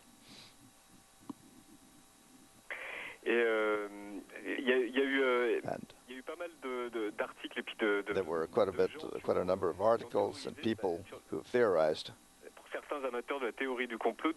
For some, so as far as some people believe that you're not really in space; you're just tranquilly in some sort of a hidden space on Earth. How do we prove to people that you are 500 kilometers above me? How do Parisians get convinced of that? Well, it's hard to fight against that sort of conspiracy theory. But, you know, what you're controlling, you can see, for example, how is it that I can do? We cannot do this in a hangar on Earth, for example. There's no anti-gravity machinery on Earth. So obviously that's pretty good evidence that we're in space. And the photographs I take cannot be taken from an airplane. It's not the same thing. And so we, of course, we're connected through internet every day, but that doesn't negate the fact that we're here.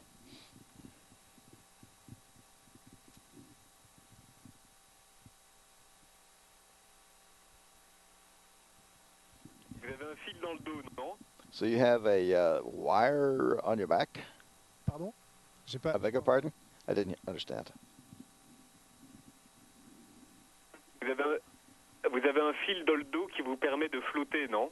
Do you have a wire or a cable on the back that helps you float? That wouldn't be a bad idea, but no. We float all day long. We get used to it. It becomes a second nature. And so it's going to be interesting to see how we readapt to life on Earth. But in a different environment, I think the return to Earth will be physically difficult, and perhaps even we're no longer accustomed to interacting with people on a regular basis. We'll see how it feels when I come back, when I re-enter Earth. J'ai une toute dernière question à vous. I have one last question to ask of you. Vous n'auriez pas croisé un candidat à la présidentielle là-haut parce que you have not run across a presidential candidate up there, have you? Non, mais malheureusement, because some of them seem perhaps somewhat spacey. à la campagne. Non, non, ben, No, well, I've actually followed the campaign, political campaign. j'essaie de suivre ça de. I try to follow that as close as I can. I've heard talk of the presidential campaign. I'm not especially unhappy. From the beginning of 1917, it doesn't seem to be such a great, strong harvest year of political candidates, but, we'll get along. Thank you very much, Thomas Pesquet, and I wish you have a great day above us, and take care, Houston, and until soon, Thomas. So I'll let you go. Because of all the protocol you have around you, I absolutely believe that you're in space. Thanks. Good evening. All right, you guys, the NASA astronauts there always love to end their videos that way. Okay, so let's take you to the next top story here. This is, in case you missed it, Nancy Pelosi was speaking at a newsmaker breakfast earlier today. So let's hear what the House Minority Leader had to say.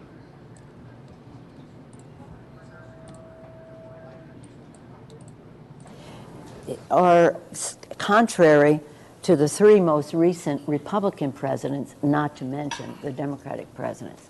So yes, I do see a path in terms of having comprehensive immigration reform, which is the answer to all of the challenges that the president defines, that he sees, to have comprehensive immigration reform. And we've shown, the Senate has shown that they can come to that agreement. The House can, if the Speaker would give us a vote. And that's all we asked for, was give us a vote. Give us a vote. What are you afraid of? Why don't you give us a vote on a bipartisan bill that has passed the Senate, with all the compromises that a bipartisan bill would have.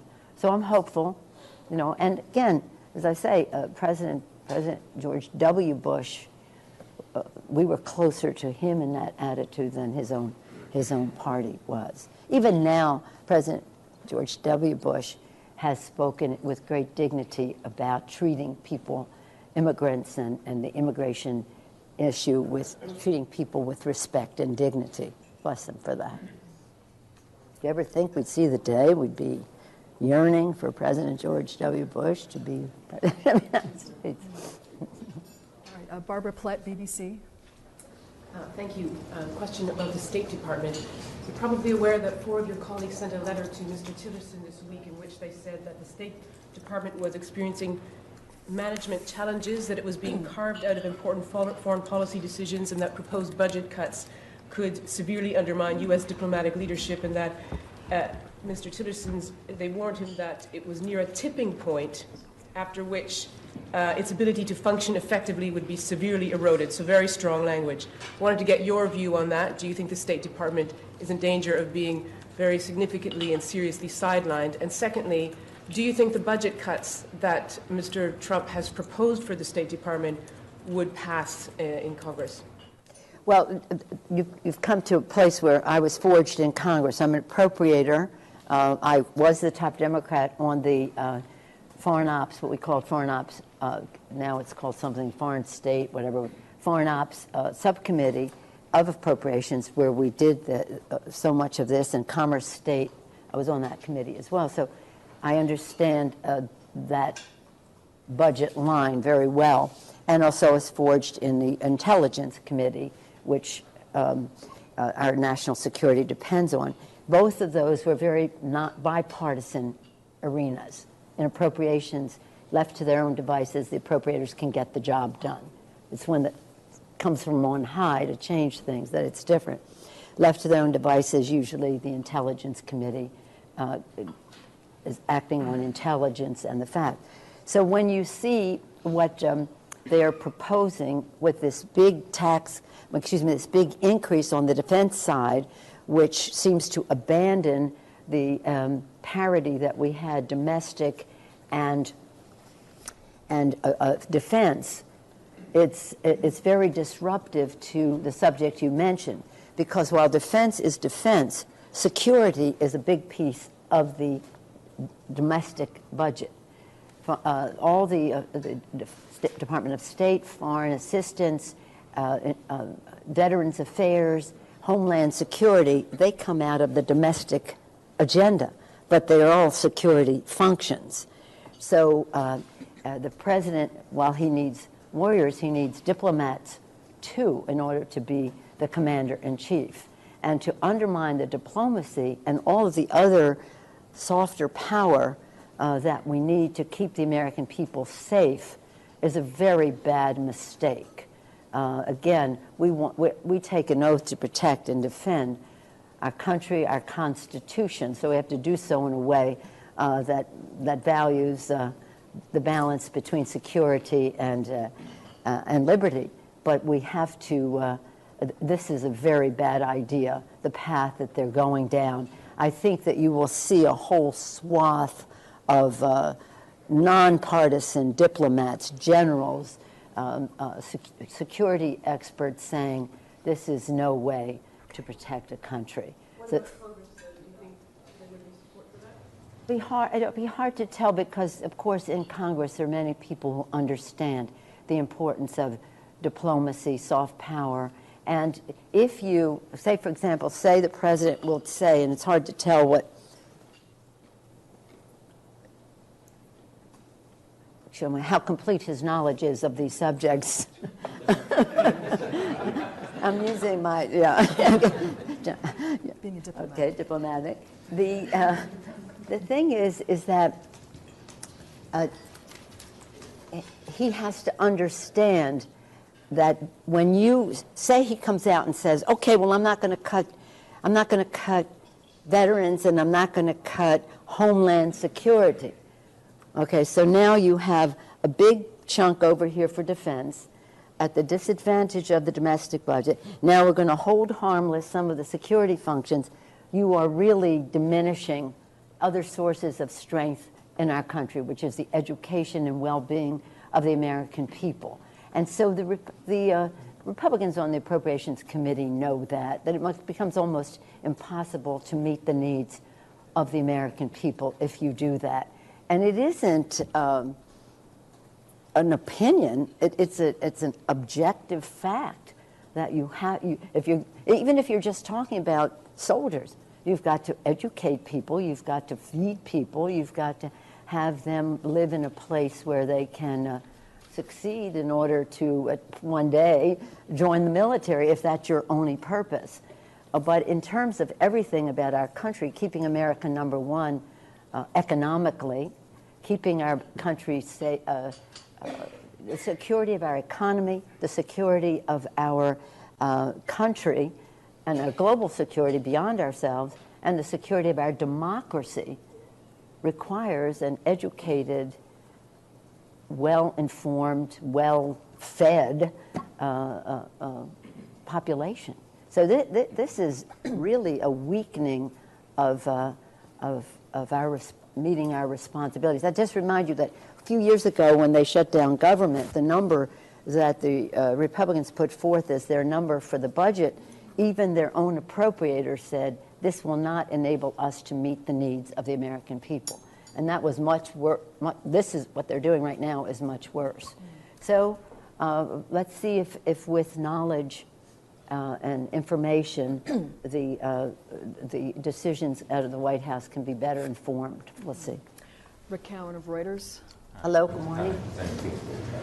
Lindsey Graham had lunch on Tuesday with the president, and when he came back to the Hill, he told reporters that he believes that the president is now in a deal-making mode, and that he realizes that in order to get deals, Democrats have to get something.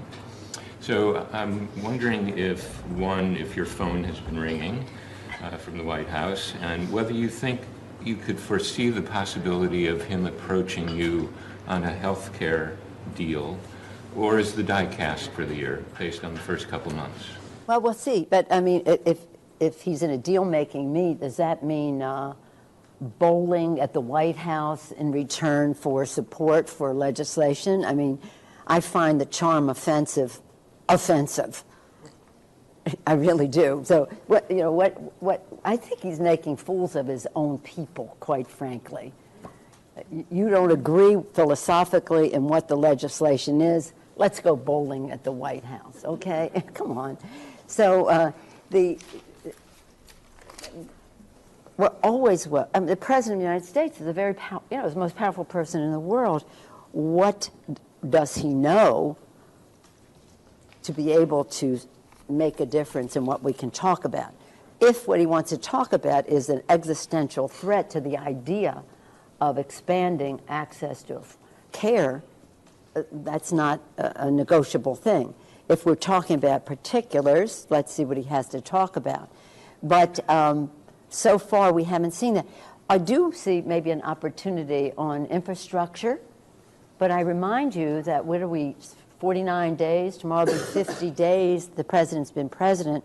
We've seen no jobs bill. We've seen no infrastructure initiative. We've seen no initiative in terms of renegotiation of NAFTA, three of the things that he said.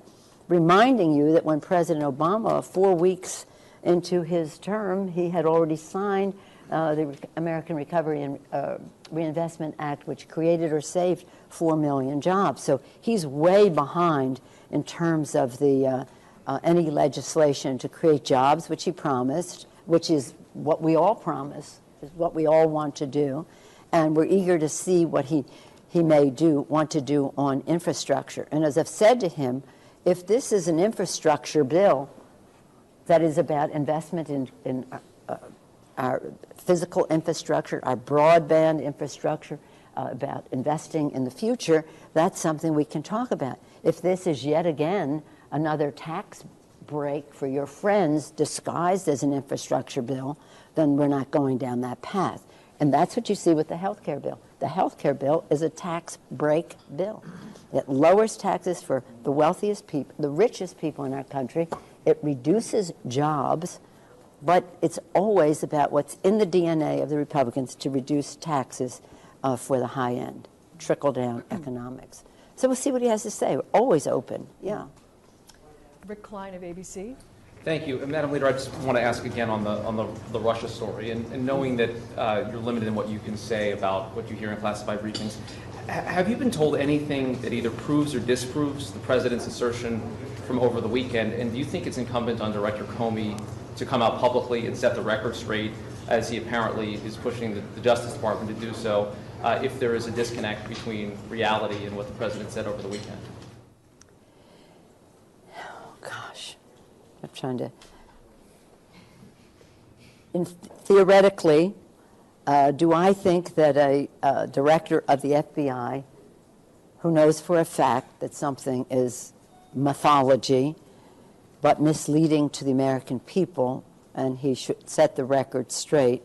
Yes, I do think he should say that publicly. Yeah. But that is really, it's almost like going to, forgetting Comey for a moment, just going to the president. What is going on there? I mean, really, I think that he crossed a line with that. But it's red meat for his base. You know, they believe almost anything he says. As he said, he could shoot somebody on Fifth Avenue and nobody would even care.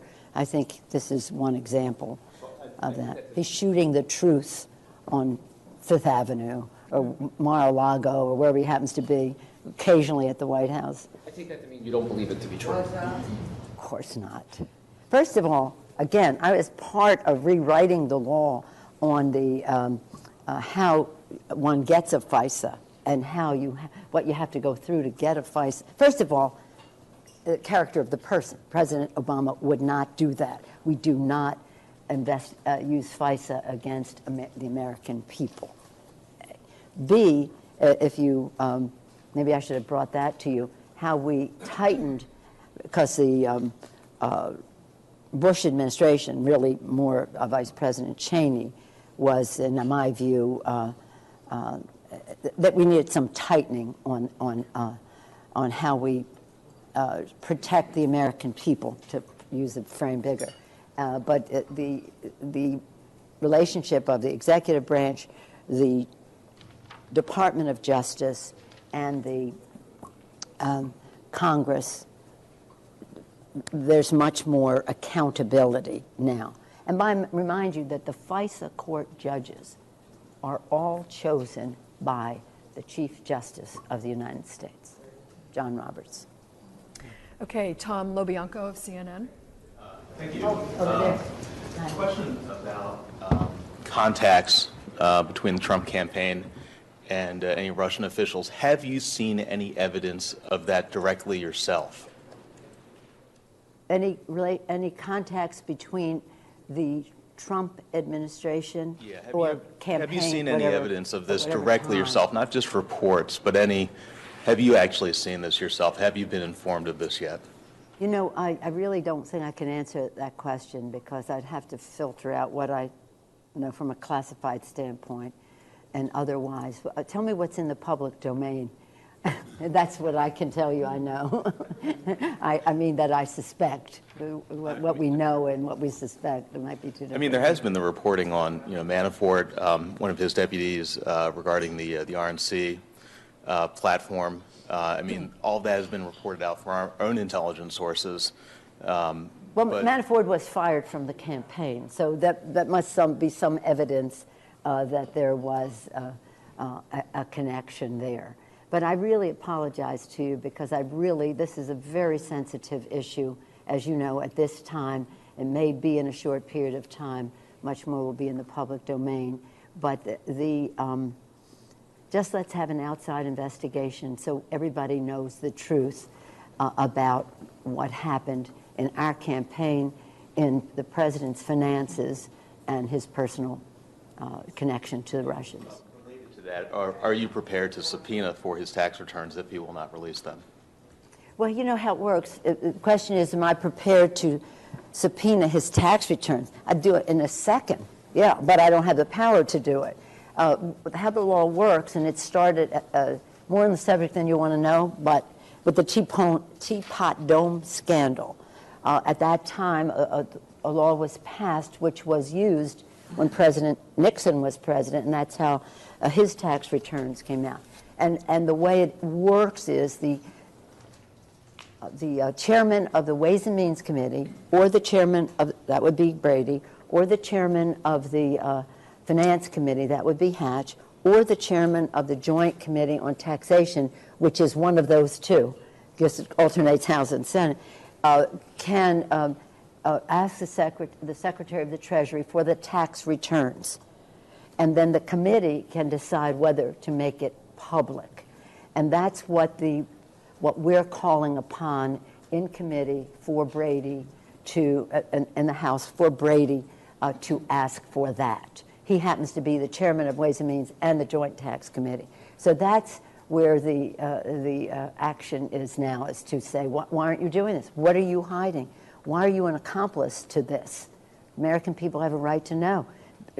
Maybe nothing is there, but American people have a right to know. Why should this president be absolved for that, especially when this president has all these other suspicious relationships to Russia? So that's what that is. So we will each week have a motion, a privilege resolution on the floor. So far, the Republicans have tabled it because they don't believe the president should release his tax returns. But the American people do. So we'll see how long that works. But no, of course I would subpoena them, but we don't have that power of subpoena. It's interesting the way the law was written, that just one person. So, if the Democrats get in power next time, in 18 months or whatever it is, 20 months, then that's a different story. But we want this to end much sooner than that. And if the president has nothing to hide, just maybe an embarrassment that he didn't pay any taxes or something like that, but we'll see. But I'll tell you this one thing about that. His people, they have confidence in their judgment, and they made a decision to choose him. And until they see otherwise, it's not about him, it's about them, right? That's one place where they depart. You see those numbers, 67, 20. A number of those people are Trump supporters. They're like, why wouldn't he? Because they have confidence in him. Why wouldn't he show his tax returns? Right, so we've got 17 minutes left, lots of questions. If you can all limit it to just one question, that would be great. I think that means I should keep my answer short. No. Charlie Cook. No history lessons or anything. Hey, Charlie. I know you hate hypothetical questions, but this isn't a bad one. Well, give me a try. Let's see what it is. Let's say for a moment that the American Health Care Act, the Ryan bill, fails. If later this year or early next year, Republicans came to you, you thought in good faith, and said, okay, we're not trying to kill it, what improvement? So if you were going to, what are some areas where you think you could work with them to improve, as you said, major pieces of legislation always need improvement. What are some legitimate areas that you think would be common ground could be found? Well, if they were to come to us with the in good faith, but understand, and I always grant people their position, they are philosophically opposed to a government role. And that is the history of our country. What is the role of the central government and what should they be able to do? So that's a legitimate debate, unless you're saying health care as a right, not a privilege, is not a value that we share. And then we don't have that much to talk about, you know. But, you know, I could grant them some things that they want that I don't think are such a good idea. If they want to have health savings accounts, some of this in keeping with, I mean, I think it's a bad idea. But again, if you're making a compromise, if it's to preserve the existential idea of affordability, access, and improved benefits.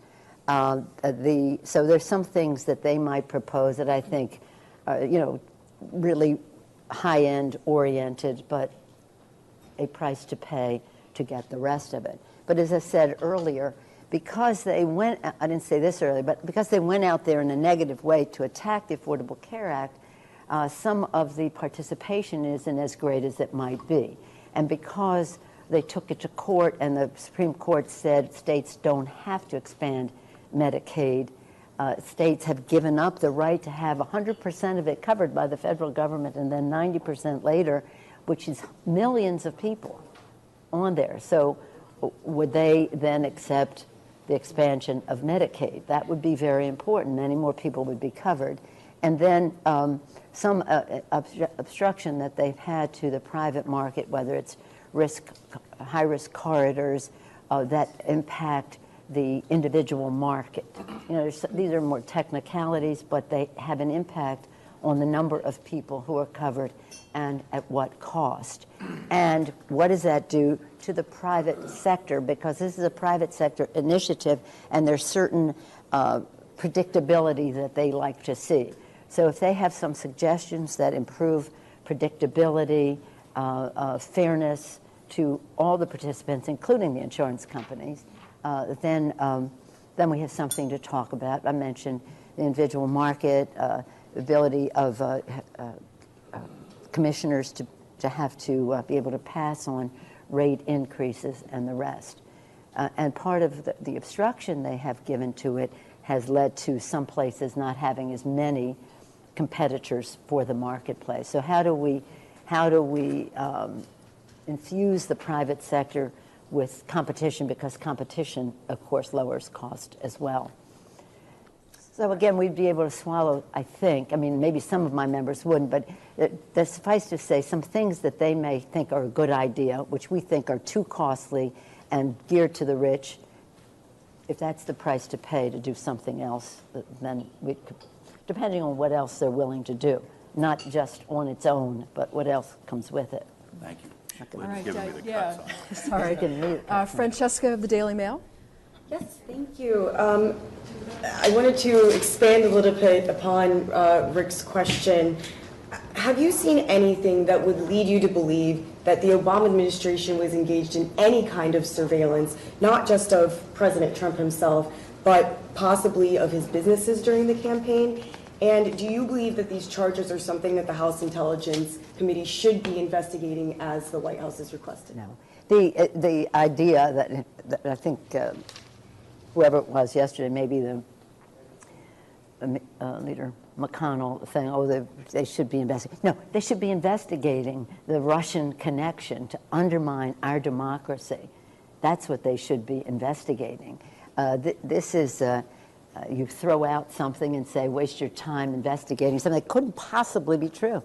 It couldn't possibly be true because that is not how our system works. Now, if the FBI, if they have reason to do investigations, that's their, I don't call that the Obama administration. And we're hoping that they are doing investigations. But, you know, we really don't know. But I can't know in a way that I can say here. But it's nothing that you describe that have anything to do with the Obama administration. We do not investigate through a FISA court Americans, here or abroad. Here or abroad. So if you're talking about a FISA as the president, I'm not even sure he understands the whole FISA thing. Maybe he does. Maybe he does. But it's complicated. And if he does, good for him. That would be one. That would be Erica one. Warner of the AP. Yes. Hi, Erica. Are you getting anxious that Republicans will actually succeed in repealing the ACA, given the momentum they seem to have? The public outcry on it is significant in their district. So if they were to approve it, it would be, I think, at a cost to their own constituents. That's the judgment they have to make. But they have the majority, both houses. They have the White House. I just don't know. And I don't think they know. I don't think they know. They talk about all this and that, but I don't think they know. And to have a bill that you start off with the $600 billion transfer of wealth from working families to the, not that everybody isn't working, even at the high end, but working class families to the richest people in America, and to say, I'm not concerned about that. Well, people are concerned about it because it comes down to the deficit too. It comes down to the budget. It's about jobs, it's about the deficit, it's about the health, not just the health care, but the health of the American people. Emery of the New York Times. Senator Pelosi, I'm wondering, is there a point at which you would advise Democrats on the House Intel Committee to pull away from what's currently a bipartisan investigation into Russian interference in the election? Have you described this as a bipartisan investigation? Well, they would describe it that way too. They say that we've agreed to the terms of this investigation. Right. But is there a point at which you would say that this investigation has lost credibility and encourage Democrats to pull away from that investigation? But I think you have it in the reverse. I think they would have to make that judgment. I think they and the committee would have to make that judgment. One of the problems, though, is this. And I've been fighting this in the Clinton administration, in the Bush administration, in the Obama administration. One of the challenges with the intelligence community is you cannot share information with the members of the committee. When I was the ranking Democrat, I was a gang of 4, which is then a part of the gang of 8. Sometimes they just do the 4, sometimes they do the 8. And I could not even tell a staff person, my chief of staff, or any colleague what we were told. And that's the situation now, too. So what we would like to see is for all the members of the committee, Democrats and Republicans, to have more access to the intelligence around these subjects. We certainly would protect sources and methods. That's a given. But it's hard to have those members make a judgment, Democrats or Republicans, if they don't have the intelligence. And they are deputized by their leadership on behalf of their caucus to go in that small committee and make those decisions, and yet they are deprived of the information except for the top 2. And Mr. Schiff or Chairman Nunes, they really can't share that information. They're forbidden to do that. So what we need is more information to those committee members. But judging for what they have, March 20th, they're going to have an open hearing.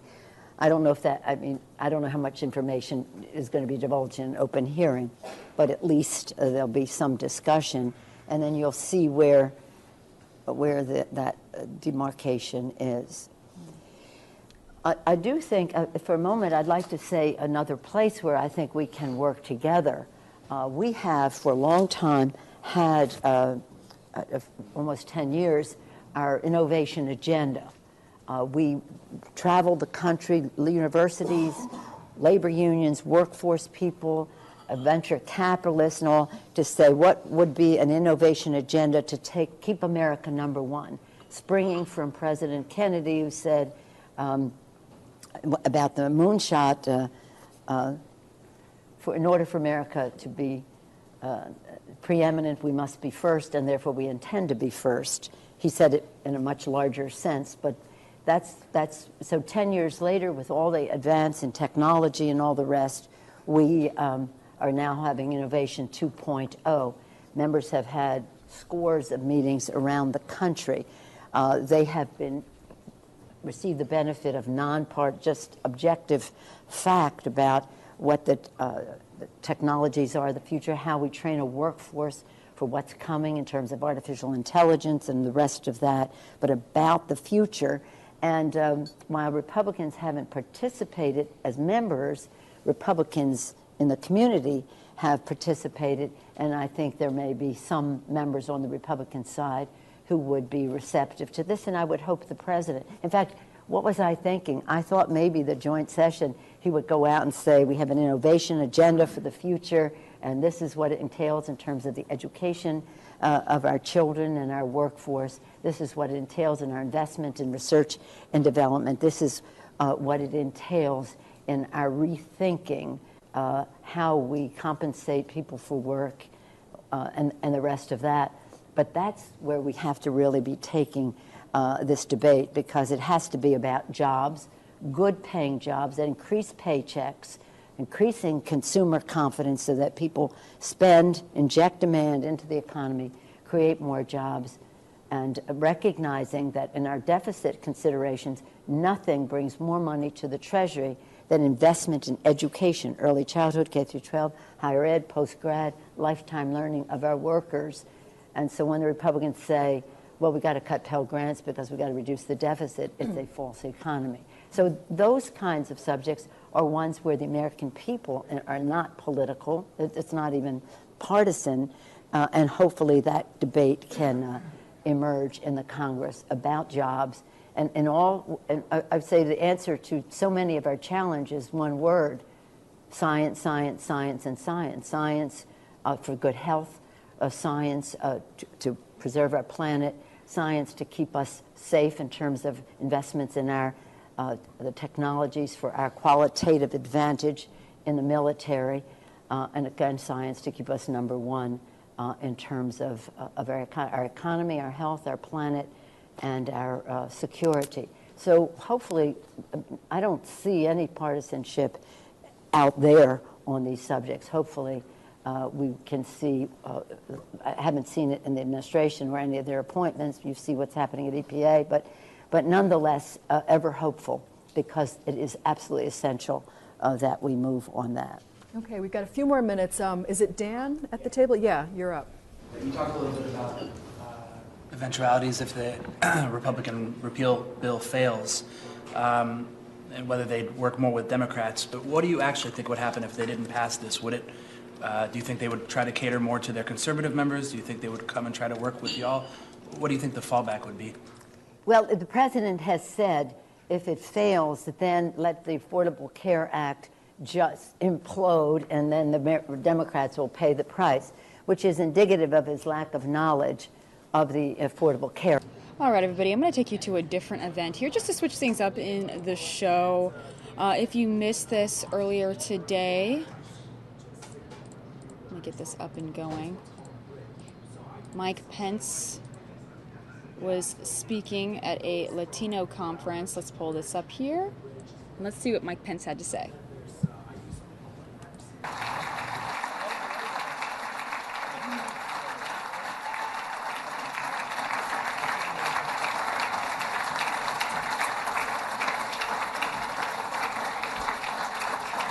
Thank you so much. And buenos tardes a todos. It's wonderful to be with you all. You know, the last time I addressed the Latino Coalition, I promised myself I wouldn't come back until I learned some Spanish. That was 6 years ago, and as you can tell, I'm a slow learner. So, all kidding aside, would you join me in just thanking your great chairman, Hector Barreto, for that wonderful speech and the overly gracious introduction. Hector, thank you for your continued leadership of the Latino Coalition, as well as your years in public service. His record as head of the Small Business Administration was one of distinction, and I know our current administrator of the Small Business Administration would strongly agree. I know Linda McMahon is with us today. Would you give her another big round of applause? Linda, would you stand and take a bow? We couldn't be more excited, the President and I, about our new leader at the SBA. You can give her a standing ovation if you want. I don't want to hold back on that. You can get on your feet. I saw Linda McMahon, everybody.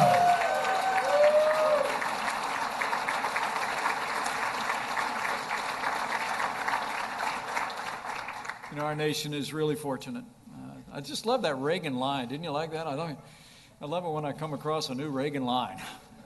The difference between a small business and a big business is big government, right? Got government out of the way, and it's just wonderful to have someone of Linda's caliber and experience, someone who built an incredible career and an incredible business as a small family business into an international business, being able to lead the SBA. So thank you so much, Linda, for stepping up to serve the country. It is a great privilege to be back to the Latino Coalition once again. The last time I was here, I was a congressman from the great state of Indiana. And today, I am deeply humbled to stand before you today as Vice President of the United States of America.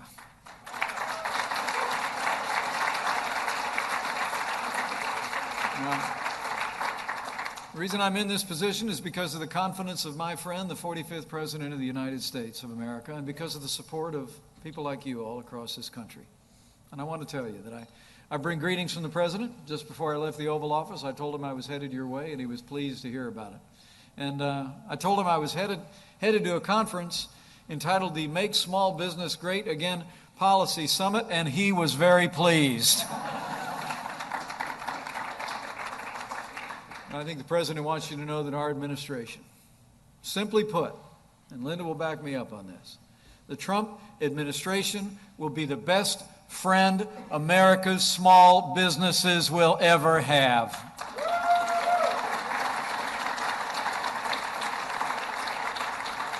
What the President and I know, what our whole team knows, is that small businesses are the engines of the American economy. As President Trump said in his joint address to Congress last week, did everybody see that speech?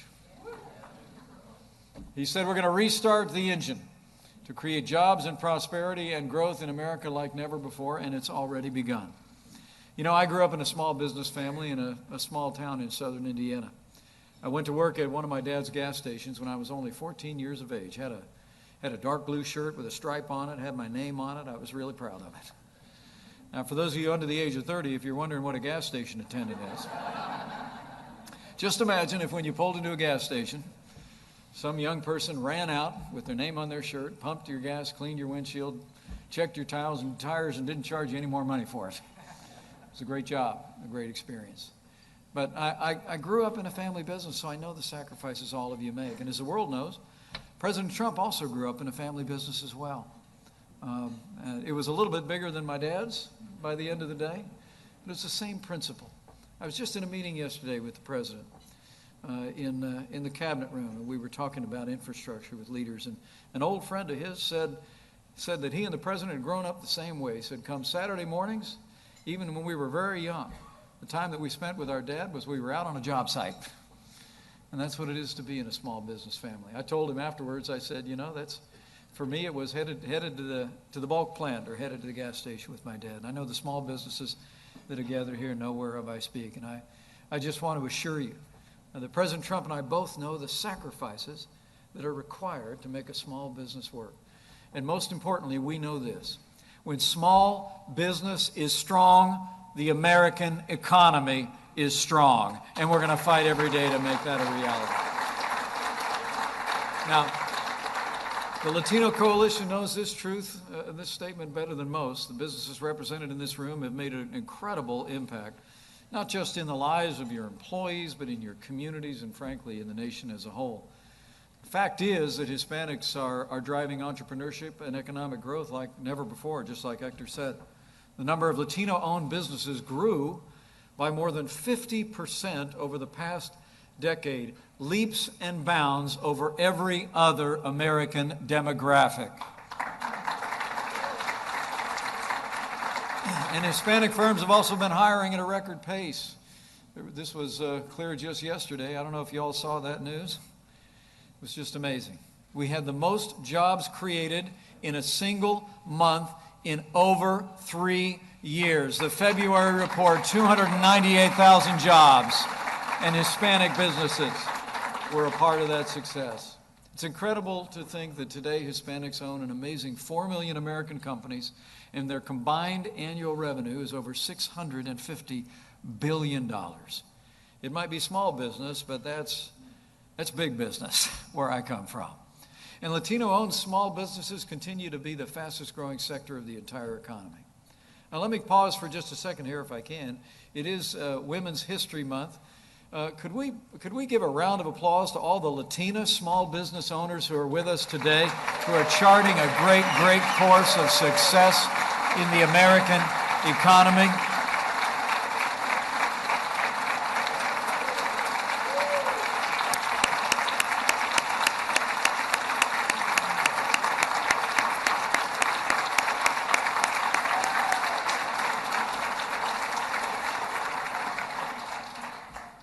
Incredible leadership demonstrated, and it's great to see. Great to see your peers all honor you.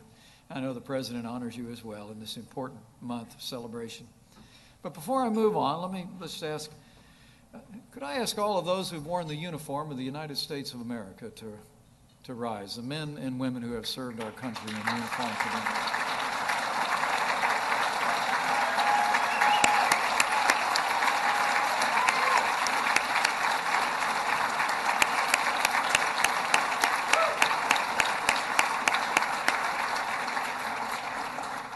The President and I just never want to fail to acknowledge the contributions of every American to our armed forces. It's amazing the contribution of the Hispanic community to America continues to this day. Over 250,000 Hispanics are serving in the Army, the Navy, the Air Force, the Marines, the Coast Guard, and the Reserves at this very moment. I know we asked them to stand, but would the rest of you mind standing to demonstrate just how proud we are of those who serve in the armed forces of the United States and those who have served in the defense of this nation?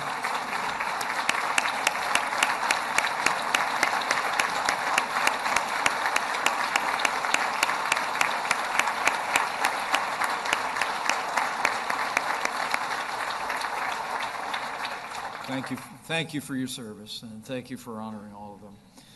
You know, you can't look at these numbers that we're all talking about and not be impressed. You get right down to it, the Hispanic community is one of the most dynamic communities in the entire country. Your success is America's success, and President Trump and I both know it. The President has held at least a dozen key meetings with the Latino community, especially small business owners, in the build-up to the November 8th election. He did this because he recognizes just how crucial you are to the American economy, and as a businessman himself, he knows what it takes to be successful in a tough and a competitive environment. He promised in those meetings, and I reiterate today, to give you the help you need to become even more successful in the years ahead. Well, my friends, I like to say, if you haven't noticed, at the White House these days, we're in the promise-keeping business again in Washington, D.C. It's been incredibly exciting since literally, I like to say day one, but it was actually night one.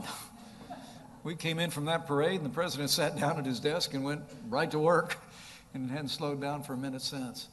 Literally, from that very first day, President Trump went right to work, undoing job-destroying policies and executive orders over the last 8 years. After years of delays, for instance, the President signed executive orders to authorize the construction of the Keystone and Dakota pipelines that will create tens of thousands of jobs and support our energy infrastructure. He's already signed several bills that Congress has provided, rolling back reams of red tape in Washington, D.C., and he signed an executive order instructing every agency in our nation's capital to find 2 regulations to get rid of before they issue any new regulations on Americans and American businesses. These are an especially big deal for small business. And folks, we're just getting started. I can promise you that. By now, all of you know that President Trump and our administration has the boldest and the best agenda America's seen for a very long time. And what I can tell you now is that on the very top of that list, I can promise you, the Obamacare nightmare is about to come to an end. Now, I don't have to tell small business owners gathered here today about why this failed law has got to go. In the last few years, it's been hard enough for hardworking Americans and small businesses to get ahead. And frankly, Obamacare has only made it more difficult to grow a business and to make ends meet. Millions of Americans have felt Obamacare's disappointments firsthand. Today, the average American is paying $3,000 more a year for health insurance. And the premiums, just last year alone, the average premiums across the country spiked by more than 25%. I mean, I remember I was in the Congress at the time when we fought against this government takeover of health care that came to be known as Obamacare. And I remember they told us that it was all about lowering the cost of health insurance. But think about that. I mean, premiums have gone up, well, like I got to tell you all anything, premiums have gone up 100% in some jurisdictions since this bill was signed into law. And last year alone, that average of 25% increase has really worked hardships on Americans. In 1/3 of our nation's counties, consumers have only one insurance company to choose from, which essentially means they have no choice at all. And American businesses have been struggling too. I'm sure everyone in this room can attest the fact that Obamacare has hit you with more regulations, more mandates, higher costs, higher taxes. The fact is, Obamacare has placed a crushing burden on job creators, just like all of you in this room today. It's resulted in lost jobs, slower growth, and an economy that until very recently seemed to be stuck in up to the axle. Now, I hear the same thing everywhere I go. Small businesses tell me that Obamacare places a weight on them that grows with each and every year. They're facing hard choices businesses shouldn't have to make. They felt for the longest time that there's nothing they can do about it. And then along came President Donald Trump. And now the American people know there is something we can do. And President Trump is determined to work with this Congress, and we will repeal and replace Obamacare at last with something that actually works.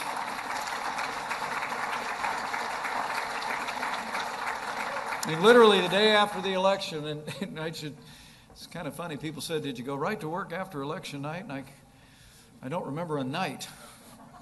Remember, the president was able to give that victory speech at about 4 in the morning. We got about 2 hours sleep. He said, I'll see you in the office at 8:30. And we were there. And one of the first decisions the president made was that number one priority in the Congress when they would convene is to repeal and replace Obamacare and do it at the same time. And we worked with leaders in the Congress in the intervening months to go to work on that. We've made incredible progress.